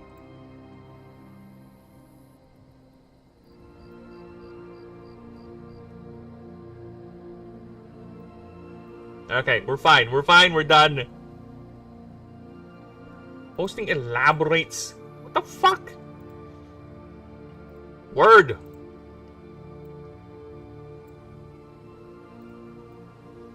Hosting elaborates. What the fuck are you talking about? Word. Aye. Let us reread this.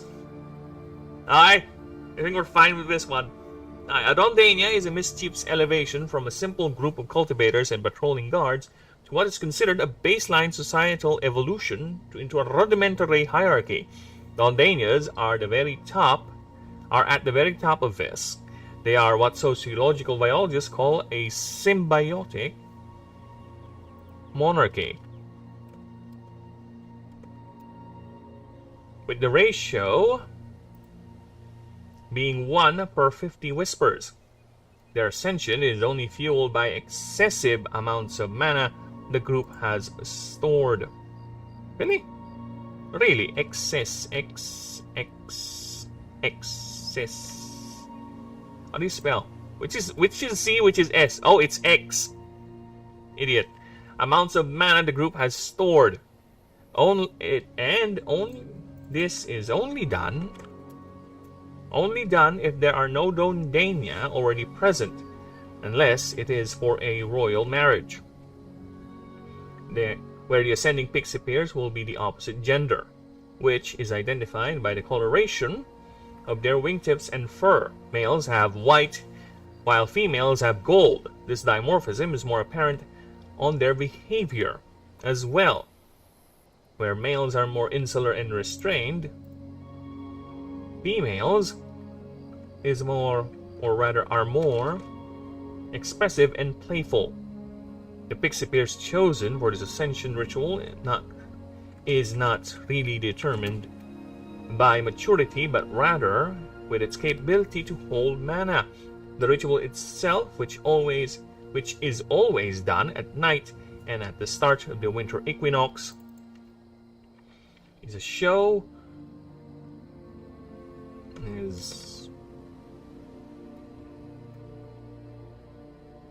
Starts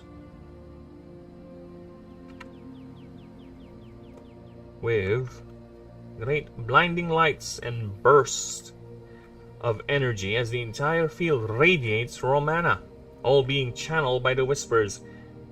As the remaining pixie pierces guard the site, with its zenith being the birth of a new monarch. These displays are known. Oh my God, really? These displays are known to attract locals and travelers alike to watch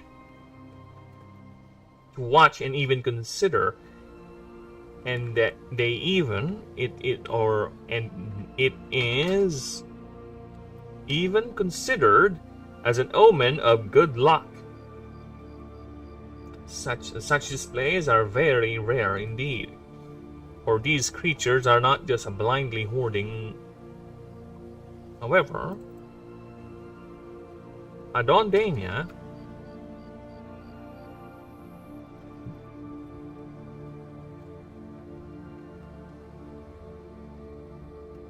does not just blindly hoard resources, hoard wealth, and excising power. No, they are caretakers of their pre-ascended kin.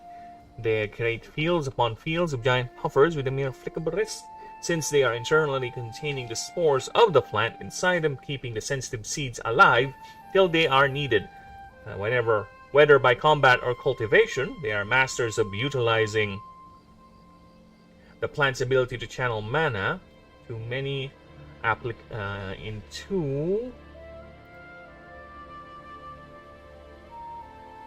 into many other applications. This, however, makes Dondanias horribly dependent on high mana concentrations, not just to survive, but to facilitate their roles, with some specimens even documented leaving their mischief in search for more sources, or even reduce the burden for their subjects. Those that leave sometimes would bring with them an entourage of pixie peers and whispers to go on what biologists describe as a Fey crusade, much like the errant phase of its prior form, but grander and meant for the Dondania to at least survive the ordeal. As the pre-ascensions would actively set themselves into harm's way, even starve themselves just so the monarch can achieve its goal of securing new territory, whether by conquest or other mischief's fields, or establishing of a new and more secure and fertile field. Having a Dondania in a mischief switches the roles of the whispers to not just feed the pixie pierces, but also the very ravenous and utterly demanding Dondania. With this reason, it is why very few mischiefs have more than one Dondania, but royal marriages do still happen, though increasingly rarer as the mana saturation becomes thinner and thinner. Namely, Dondanias are mostly seen in the civilized cities and towns of the Confederation, mostly bonded with an animancer, for they are indeed highly coveted not only for their arcane power, but also for cultural expression. I have returned! Hello, MacArthur!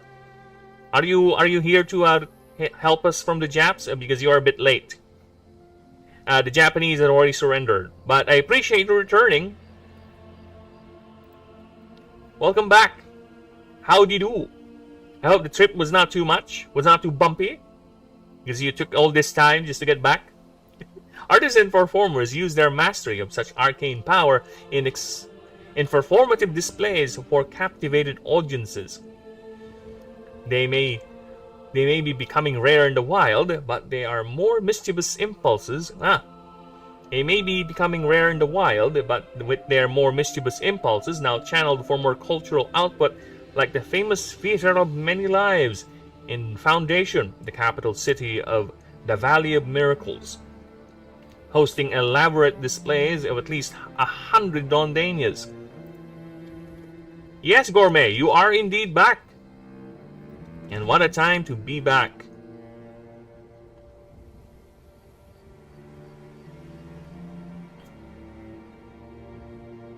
At least 100 Dondanias. Observers note this is what the ancients designed the creature to be as entertainers and performers. However, another more grim reality sets in as mana saturation across the world. As decreases across the world, the Fey Monarch is reduced to a beggar and a jester. Not beg. Another word for beg. Another word for beg. Beg synonyms. Oh, English. Why do you have so many words that I can plead? Oh, plead is a good one, yes. Plead for scraps of mana in the streets and halls of civilization. Phoenix is a goat? Wait, I do have a beard. Maybe you are right. Maybe I am a goat. Maybe I am indeed a goat. I do have the inclination sometimes of eating things that are not, British English. Yes, British English is much more posh. I prefer the poshness of British language.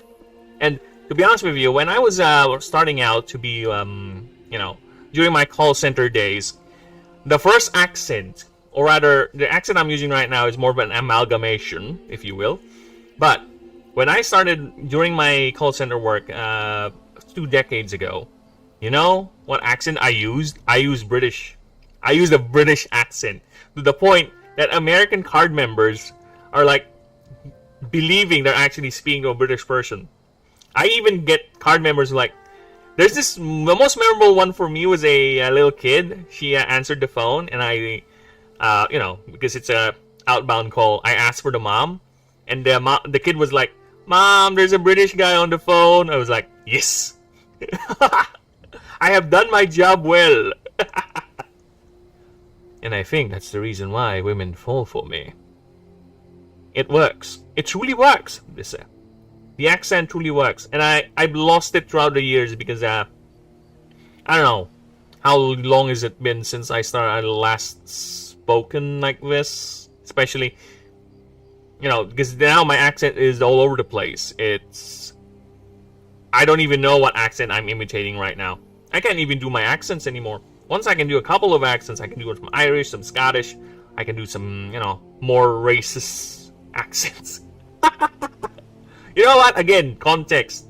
Racist my ass. I'm not making fun of them. I'm not demeaning them. I am making a joke at the expense of you. You must learn how to laugh every now and then. A little bit of self-deprecating humor always helps. An inference with haste here. I enjoy this incredible stream and displays of a phoenix's feathers. The mighty gourmet commemorates you. I accept the commemoration. I bow with my head low, my eyes closed, and ready to accept you dub me. Arise, Sir Burb of the Burb clan.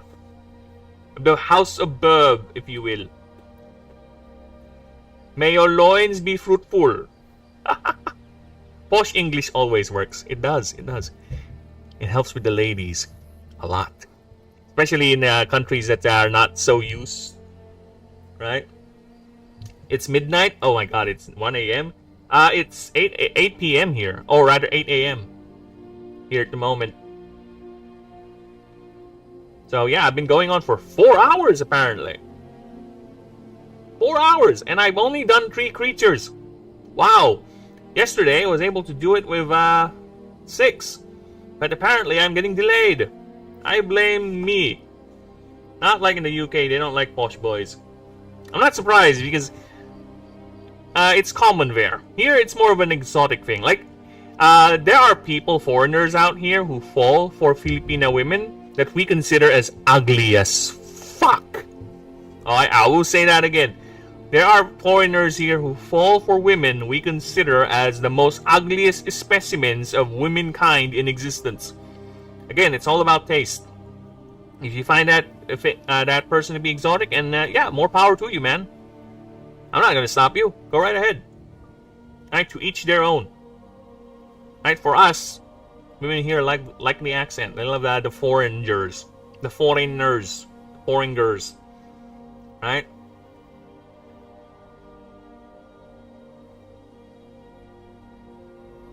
If you find them ugly, come to the UK.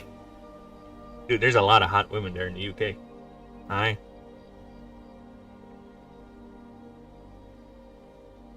To each their own. Dude. Different people, different strokes. Indeed. Exactly. It's all about respect, you see.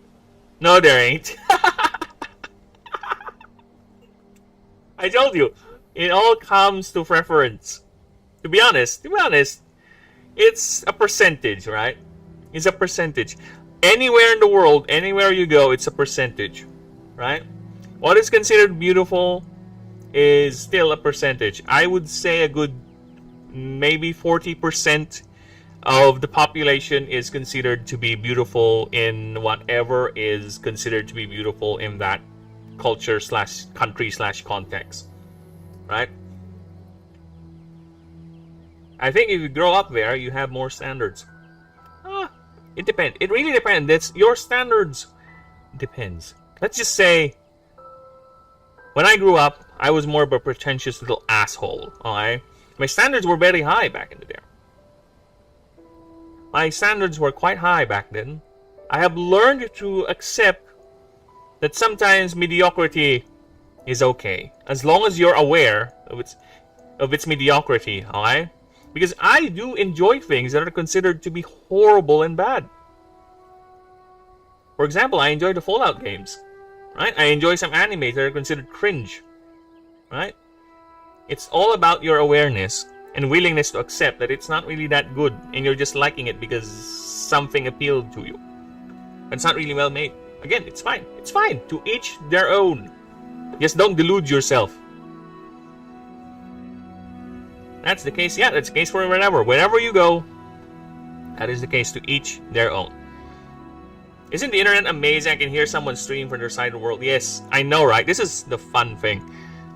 Internet has made the world so small. Truly. It has made information so cheap. Really. Right? And because of this, there's a lot of people like me who would not normally have friends in other countries, which is amazing. The way we are able to connect. The only drawback is because, for me, is that it also allows idiots to have voices. It also empowers idiots to have their own voice and yell out and disrupt our culture. But you know what? It's fine. It's fine. I would rather have it like this than have it the other way around where everyone is isolated and all alone, right? To be honest with you, I would prefer that. I just see a British Phoenix guy in your yeah. You see the the thumbnail? That's I call that version of me the sophisticated me. Where is it? I have a picture here, I think. Yeah, I call that one the sophisticated me. Where is that? This is my thumbnail, everyone. I gave myself a top hat and what do you call that? A monocle. Because I am classy. I have 17 creatures and a very, very... See, look at that. I even have a beard. A mustache, rather. Very posh! I might update the art, but this is a very old drawing. I used that in a Pokemon game. Yes, I used that in a very, very old Pokemon video. I really did. Because I have quite the storied history at my YouTubes. See, we're gonna go to my YouTubes right here. God damn it. Where's my YouTube? I have a lot of videos, alright? Again, if you guys want to see the past output, see, I have a lot of edited stuff. Because that was the original planned concept for the channel, right? Is to basically be a way for me to stream and upload edited versions of my stream. That's it. It's a gaming channel. But since the project has taken over, now a lot of these old videos are just still here. And if you want to watch me play a Pokemon game, why not? There's a couple here. I think I have two different Pokemon games uploaded. And they're both fan games because, yeah, why not? I think this is the other one. Go right ahead, enjoy. I have to say, if you live in the UK, you would probably be labeled as like a nerdy person who plays nerdy games. Anyone who plays board games. Dude, I am the type of nerd. Here's the thing. Most likely, yes. But I am the type of nerd that became a bully. And a jock. And a ladies' man.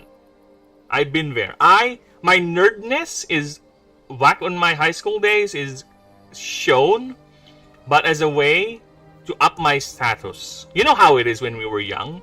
We always wanted to be the center of attention. We always wanted to be the cool kid. I use my nerdiness as a way to fool people in thinking that I have more substance than what I actually have. I told you. If I were to meet my old self, right now, I would punch the dude. You fucking asshole. You're such a fucking pretentious asshole. I just want to... But one thing is for sure, if I ever do meet my old self, you know what I'm going to tell my old self? Oh, you fuck. This is what you're going to do. Don't ever date this woman. This one, no. And make sure you graduate. You meet this person, regardless whether you do. And if you want to become a lawyer still, regardless, you have to meet this person. Okay, she will be your salvation. Trust me.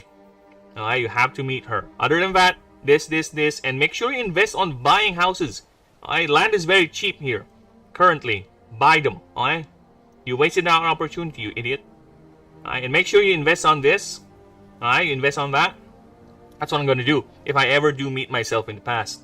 I'm gonna fucking ruin my future, and while securing the one future I care.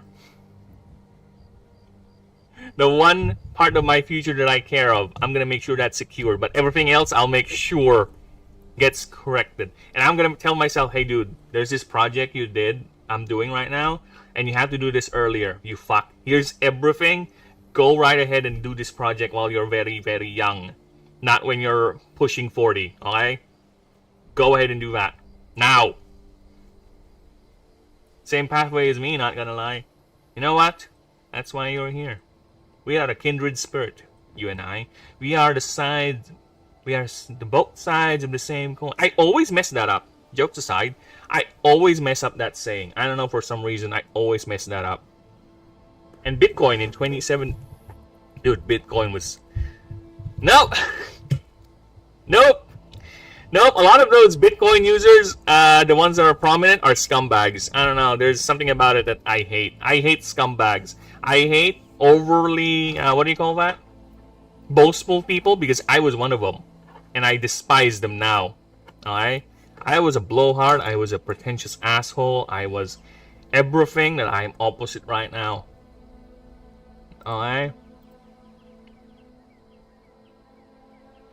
4 special 4s converted as an exhaust sport. Flame tongue special organ that contain mana sacs, along with a pre-made chemicals it stores for flame projection. Scales are hyper efficient in absorbing and containing heat energy. And yeah, we're good with that. This is how big it is. Alright, Igniter. That's the fire starter. We are now at the Primal Spear. Okay, that's Igniter. He's a Reptilia Primus. And both fire types. So, how does that work? In Pokemon, there's a single typing, right? Single typing. In Pokemon, there is such a thing as a double weakness sort of thing, which is like 150 or 200 times more damage. For me, I tend to avoid. I really don't like the one-shots. I really don't like it. If you can do a one-shot in the game, good for you. If it's too easy to acquire, I'll nerf it. If not, then I won't.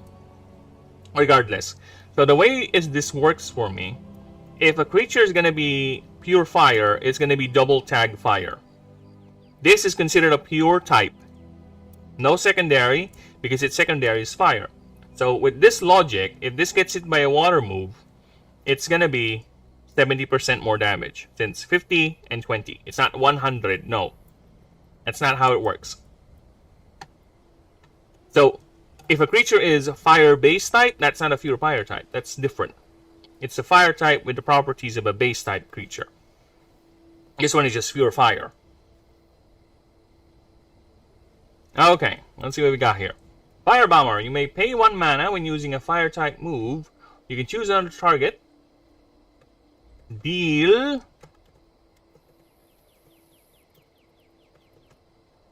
20% less damage for that move per instance. You choose the same target. Oh my god. Per instance.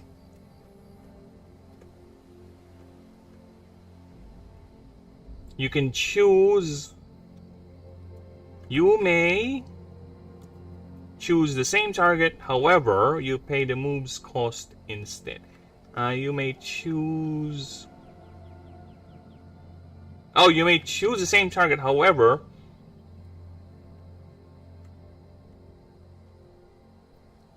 Oh, that's the nerf.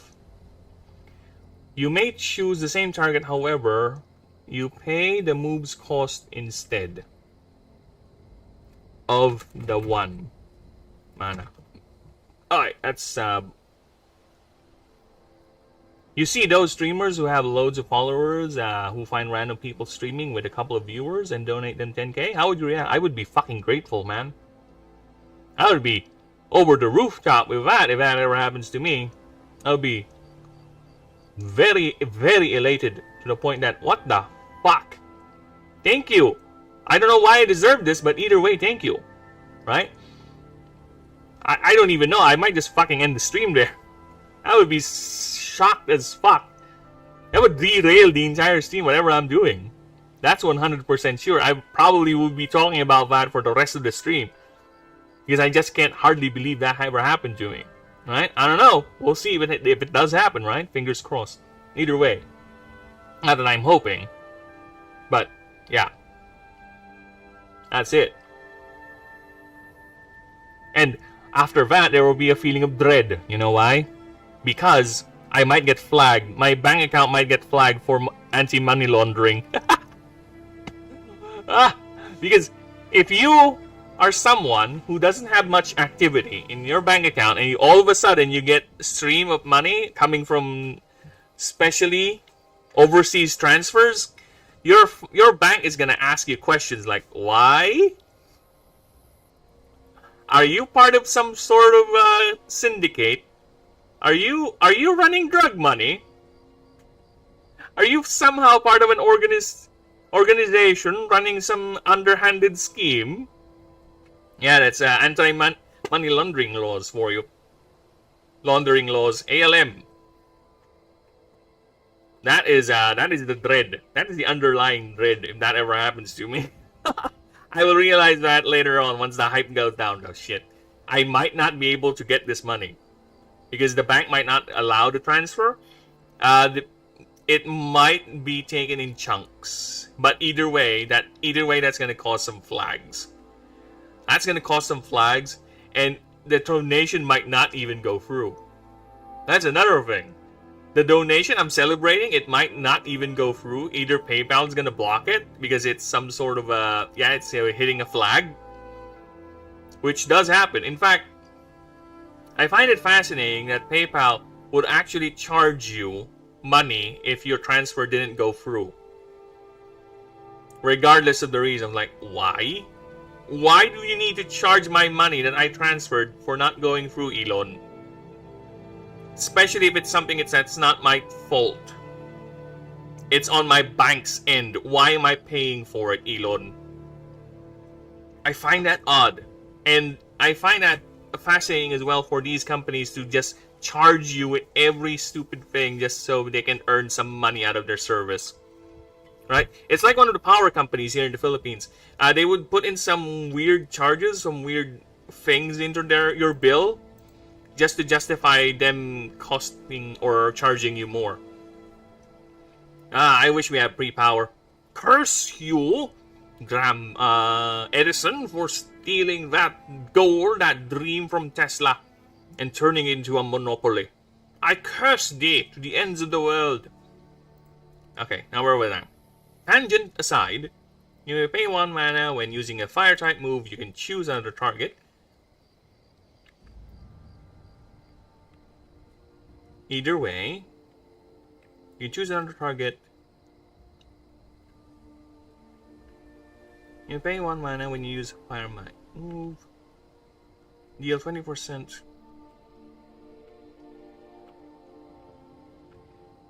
Choose another target. Oh shit.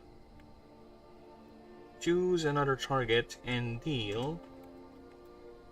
And it deals 20% less damage for that move per instance paid per beyond the initial target.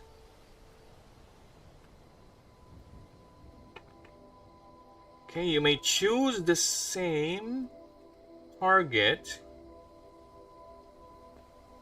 You may choose the same target for that move however many times you want. However many times you want. However,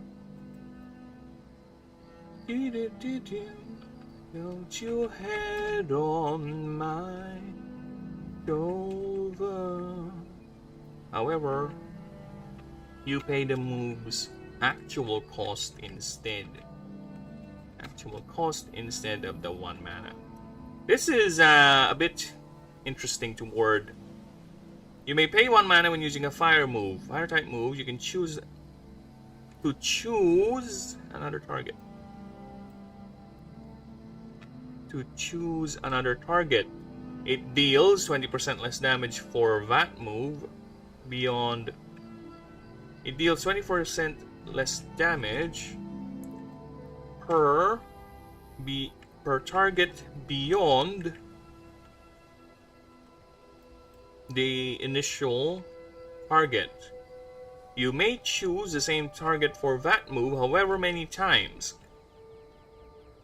However many times you want. But so we avoid redundancy. But you pay the move's actual mana cost instead of the 1 mana. I think that's clear enough for me. It's rather confusing, to be honest. You may pay 1 mana when using a fire move to choose another target.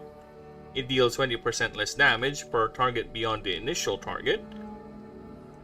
You may choose the same target for that move however many times you want, but you pay the move's actual cost instead of the 1 mana. Yeah, I think we're fine now. I think we got the gist of it. It's clear enough, I think. So we move on with that. Alright, let's see. For start of combat, this creature has... Oh my god, another warning. We have another warning. 10 stacks of heat scales. This creature gains +1 speed per 2 stacks. Also, you can use a stack to increase this creature's next attack type move by 20% more damage. This creature gains 1 stack per fire type move used in the field. As long as this creature is above 80% of its max HP, it has plus...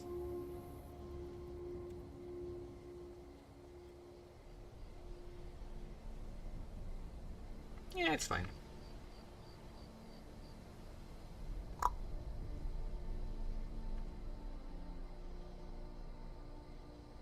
%, more power. No, hey. I'll go ahead and update them once we're done. No, oh, fucking hell.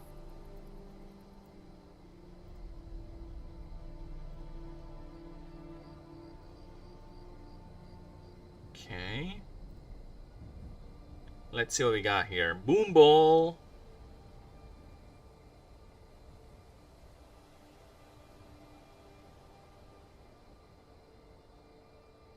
Oh my god, yes, good luck. Good fucking luck on this one.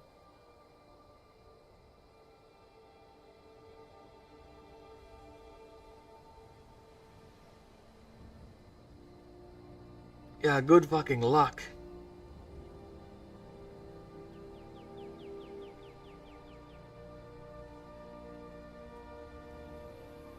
Well, we'll see.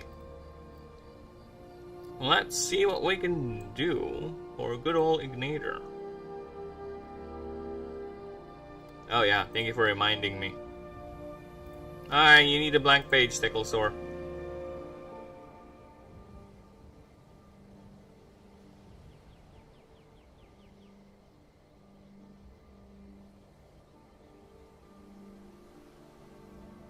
Alright.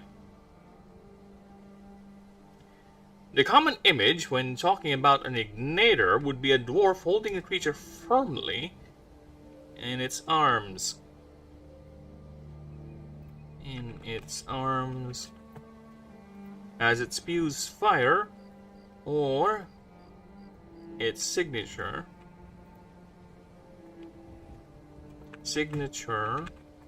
Explosive chemical fire bombs, Animancers dubbed the Boom Ball. They are the dwarves. They are a dwarf's ever reliable partner. For many dwarves prefer having an Ignitor rather than the more conventional tools. They state that an Ignitor is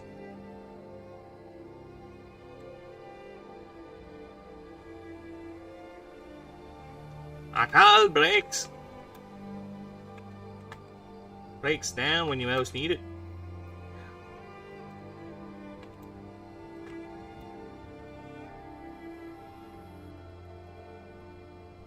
And it's too fragile.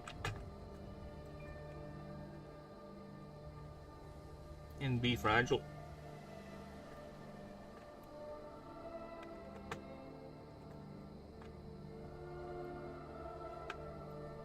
But good old Nader here. I only need eat them.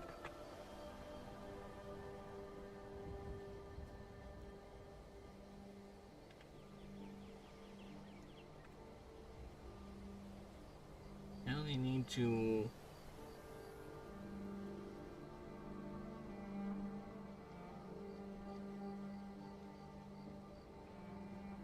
give him belly rubs and he's fine.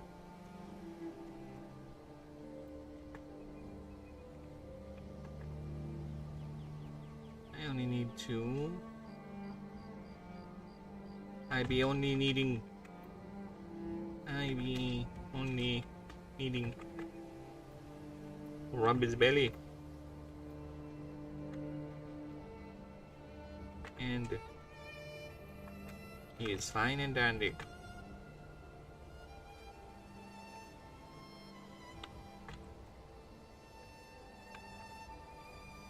Ever fine and dandy.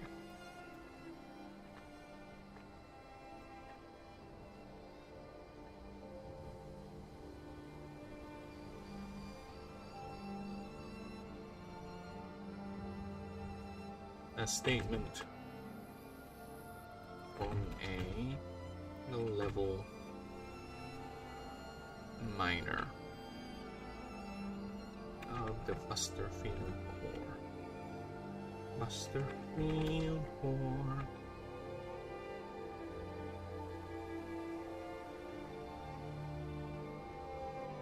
Designators are perfectly adapted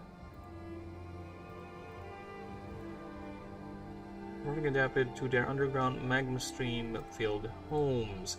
Dwarven miners rely on these creatures' ability to sense magma streams, mineral deposits, and especially pockets of raw, untapped mana wells from at least 15 feet of solid rock. They create flames for vision in the dark and deterrence from other hostile creatures, while heat when needed, cooking, warmth, and even a beacon for the lost and the looking.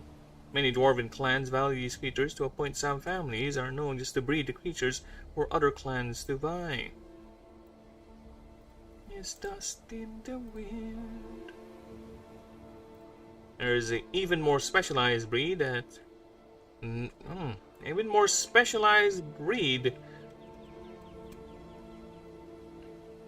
that knows a move called laser beam, a highly focused beam of pure heat that is able to cut through the thickest of alloys, used for many industries, including small personal forges to large manufacturing endeavors. The largest collection of this rare breed, dubbed the Lasernades, belong to the Busterfield Corporation, claiming their igniters stretch back to when the god of industry Horadses gave them the creatures for use. Many dwarves have this saying.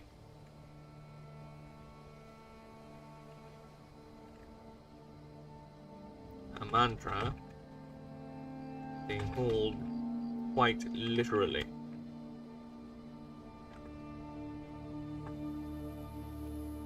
As a famous igniter called Pink Belly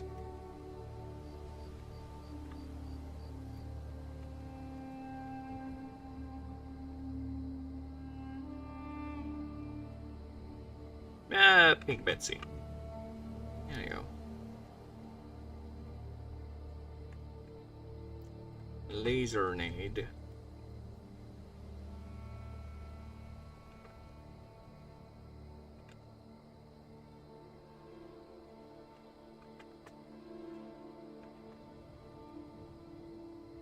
Lasernade gold.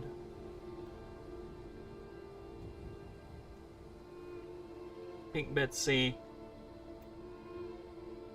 having survived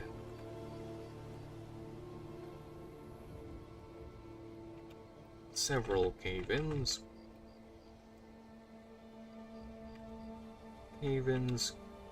explosions, and deadly encounters and perilous encounters.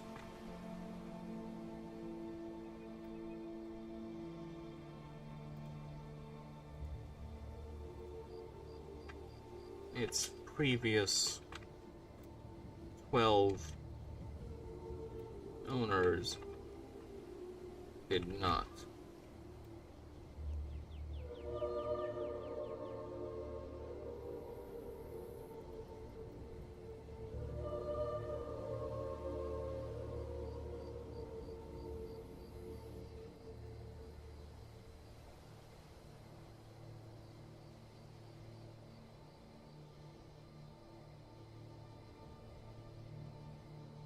Hmm.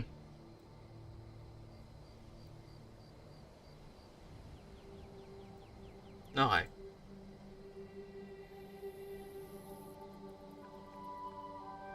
In the wild, these qualities have made Ignator a very successful creature, specially designed to survive in its extreme environs, for they are not only seen swimming in the underground volcanic streams, they are also located in tropical deserts and even high mountainous locations. In tropical islands, in the tropics, deserts, and even high altitude and high mountainous locations. These creatures subsist by using heat energy gathered from its environment, whether by using mana, bathing in the sun, or swimming in magma as a source of nourishment.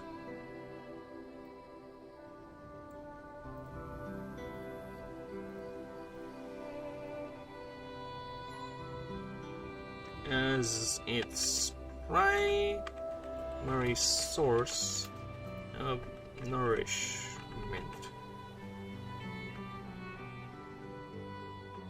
and energy acquisition.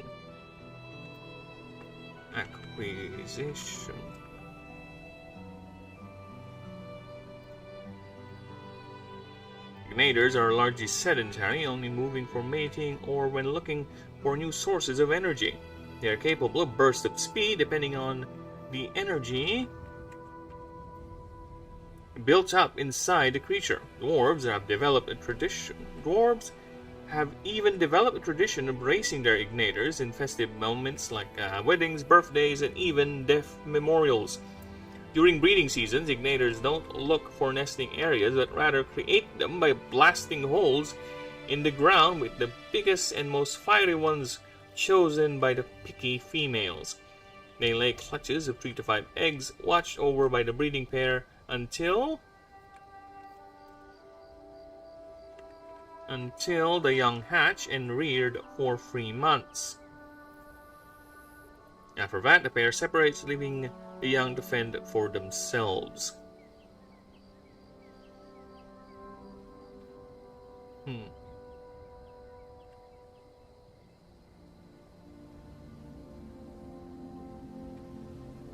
Ignators are highly sensitive to mana fluctuations and are even known to skip breeding to extended periods if there aren't mana to go around.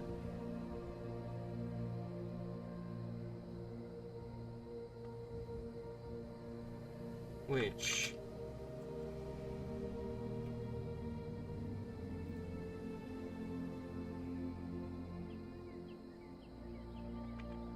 made the creature a effective barometer for a location's natural barometer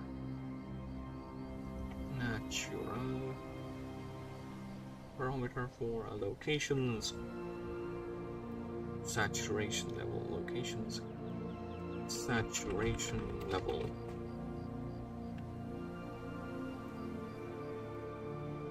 There you go. I don't think I can add anything more to it, to be honest. Yeah, because then we're getting out to the point where the creature descriptions are more not really elucidated, but more expansive as compared to the previous ones. You can see how thin the wording is on some of them, how thin the paragraphs, the sentences are, barely explained. But the further we go, you can see, if you guys been watching since the beginning, right, you would see that I would have problems fitting everything in. In fact, Eomagosi is the one thing I remember that I have so many things that I was not able to put in. Right? So yeah, I think we're fine. But of course, let's do an actual pass. Creature profile. The common image when talking about an Ignator would be a dwarf holding the creature firmly in its arms. as it spews fire or its signature explosive arcano-chemical firebombs, Animancers dubbed the Boom Ball. They are a dwarf's ever-reliable partner, for many dwarves prefer having an igniter rather than the more conventional tools. A tool breaks and be too fragile, but old Nader here, I be only needing to rub his belly and he is ever fine and dandy. A statement from a low-level dwarven miner at Westfield Corporation. Its igniters are perfectly adapted.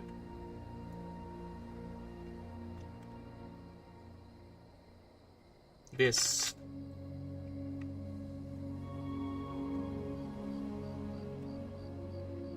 as igniters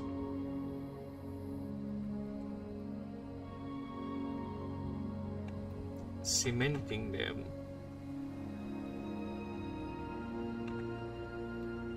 deep into dwarven culture.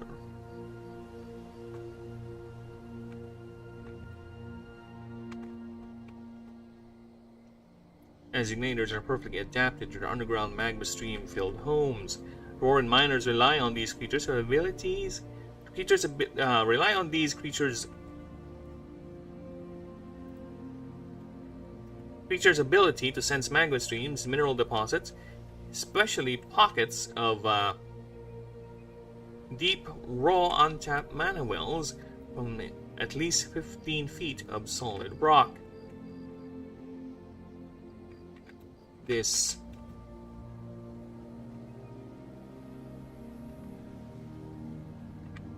is either done by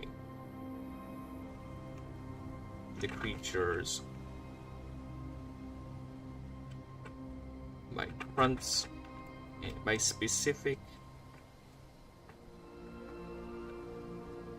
grunts and purrs,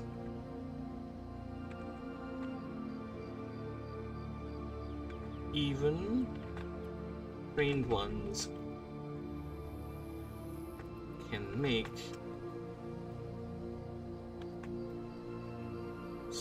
flame signals, or via the more reliable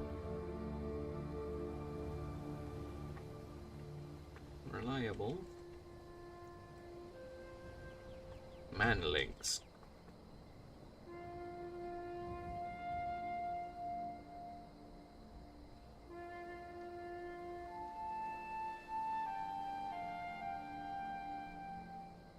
Alright, by the creatures' ability to sense magma streams, mineral deposits, especially pockets of raw untapped mana wells from at least 15 feet of solid rock. This is either done by specific grunts and purrs, even some trained ones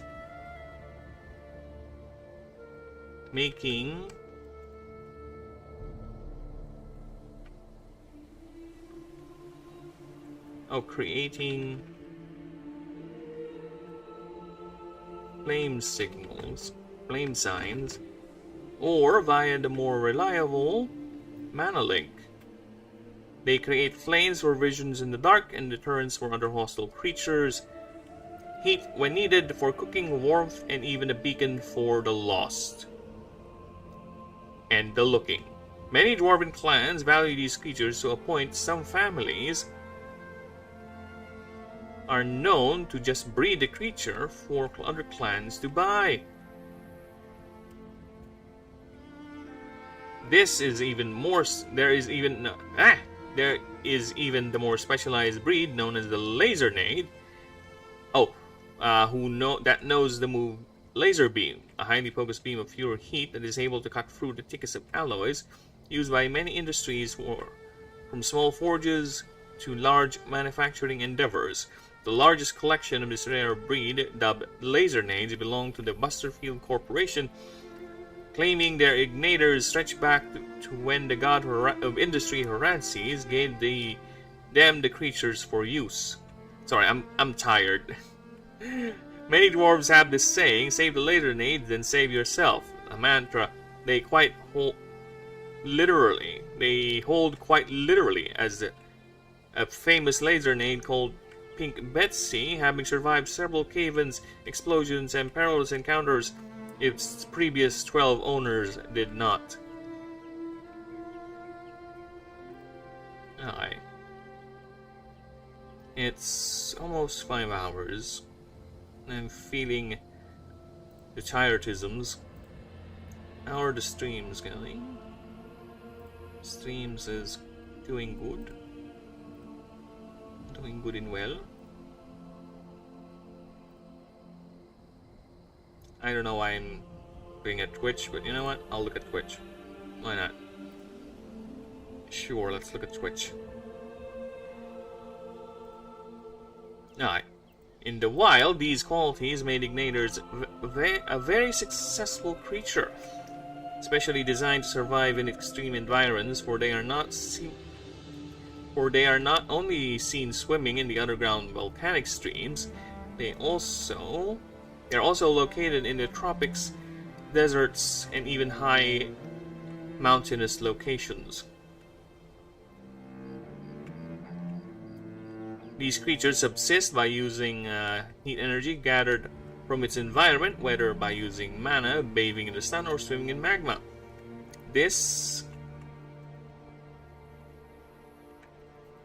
is its primary source of nourishment and energy acquisition. Ignators are usually sedentary and only moving for mating or when looking for new sources of energy, but they are capable of a burst of speed depending on the energy built up inside the creature. Dwarves have even developed a tradition by raising their Ignators in festive moments like weddings, birthdays, and even death memorials.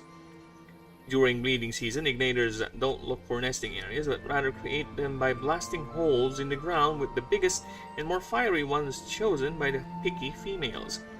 They lay 3 to 5 eggs, watched over by the breeding pair, until the young hatch, and reared for 3 months. After that, the pair separates, and leaving the young to fend for themselves. Ignators are highly sensitive to mana fluctuations and are even known to skip breeding for extended periods if there aren't enough mana to go around, which made the creature an effective natural barometer for the location's saturation level.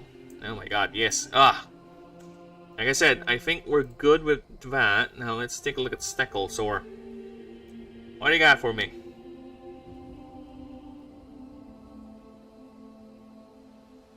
So I think I can squeeze in one more. I'll power through, because fucking hell, I'm tired as fuck. But you know what? I'm gonna power through Stecklesaur this time. So let's see. But you know what? Let me just grab a drink. I'll be right back.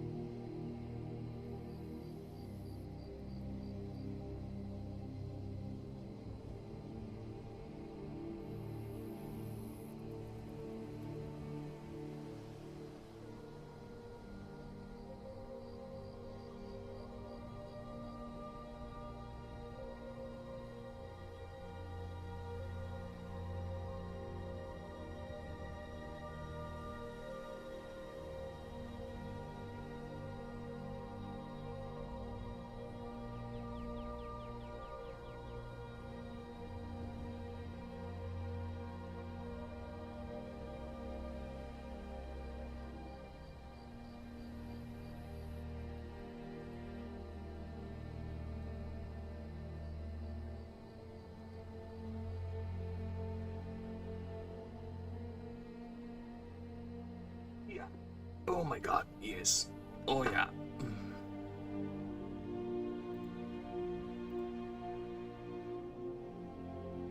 Yes, yes.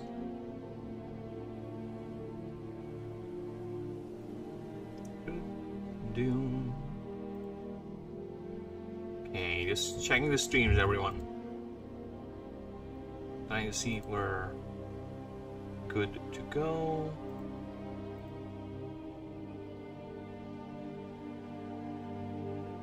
Oh. Whew. Tired as fuck. Tired as fuck, boy.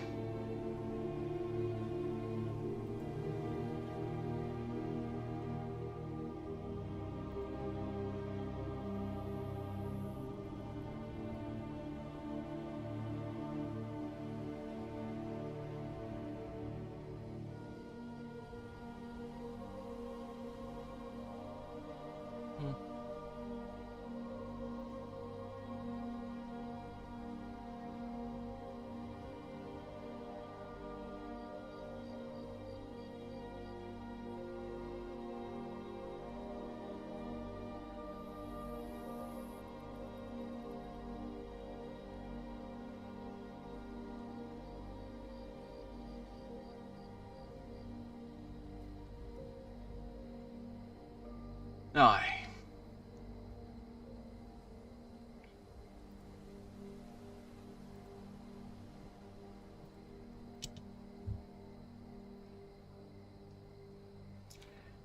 Let's start. Gonna be a bit.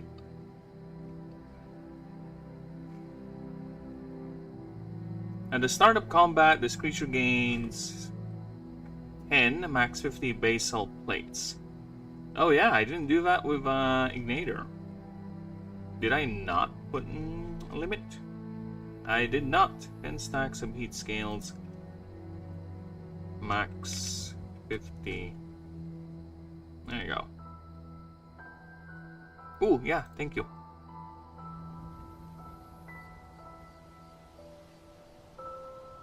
I don't know where there's an extra space there, to be honest. Each plate gives this creature plus 2 DR. It loses 2 stacks per hit taken. The stack gains plus 1 stack per mana paid for fire and earth type moves.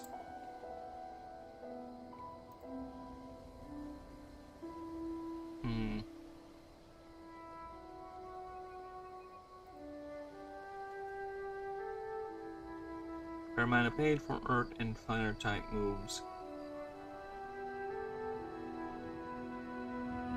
This gain plus 1 stack.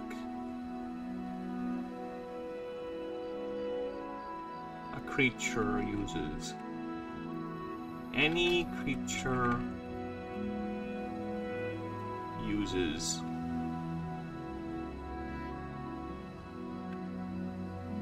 Both yours and opponents.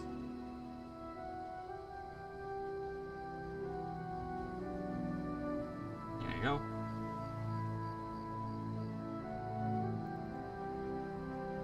Per damage instance taken.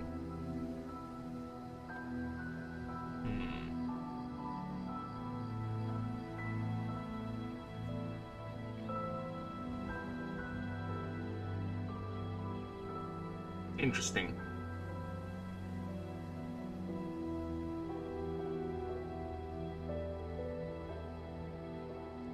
Yeah, because it's gonna stack a lot.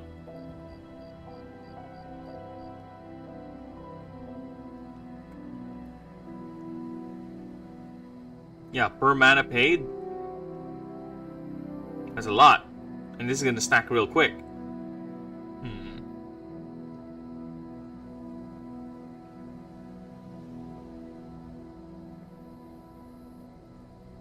Unless I make the... Yeah, it loses 3 stacks per damage taken. Yeah. We're gonna do that. Once during your creature's turns, you may feed an item to this creature. It gains a stack of Pour Pressure. Max 20 for each tier of the item sacrifice. This creature also gains stacks when hit by Earth type. By an Earth type move, a stack is gained by an Earth, by a fire. It should be and or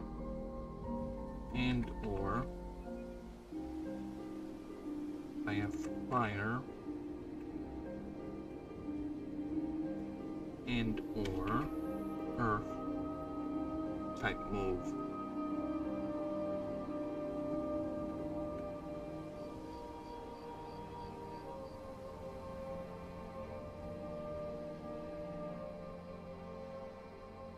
Stack is gained per mana cost at the start of this creature's turn. 20 times 5. 100? Yeah, that's 100. That's a lot. Okay.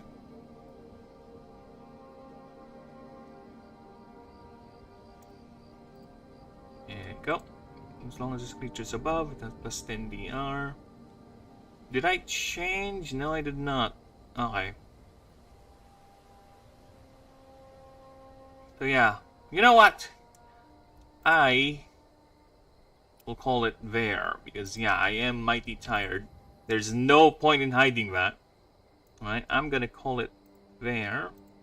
I appreciate everyone stopping by. Snakes, Gourmet, Gargantuan, Denisium, everyone. Ryu, thank you for the chats. Pow, you fuck. Thank you. Everyone, have a lovely one. I'm gonna go ahead and rest my brain and hopefully she'll see each other again next time. And please, for all those lurking right now, I would greatly appreciate a like and a sub and all that amazing stuff. Please, go ahead, spread the word. If you really like this project, don't hesitate to sub and do all those amazing stuff. So we can go ahead and show the world that this indie project has teeth. And you are all interested. And in the meantime, also, you won't miss a stream. I always send notifications as much as I can whenever I stream. Well, either way, you all have a lovely one and see you guys next time, okay? Toodaloonies.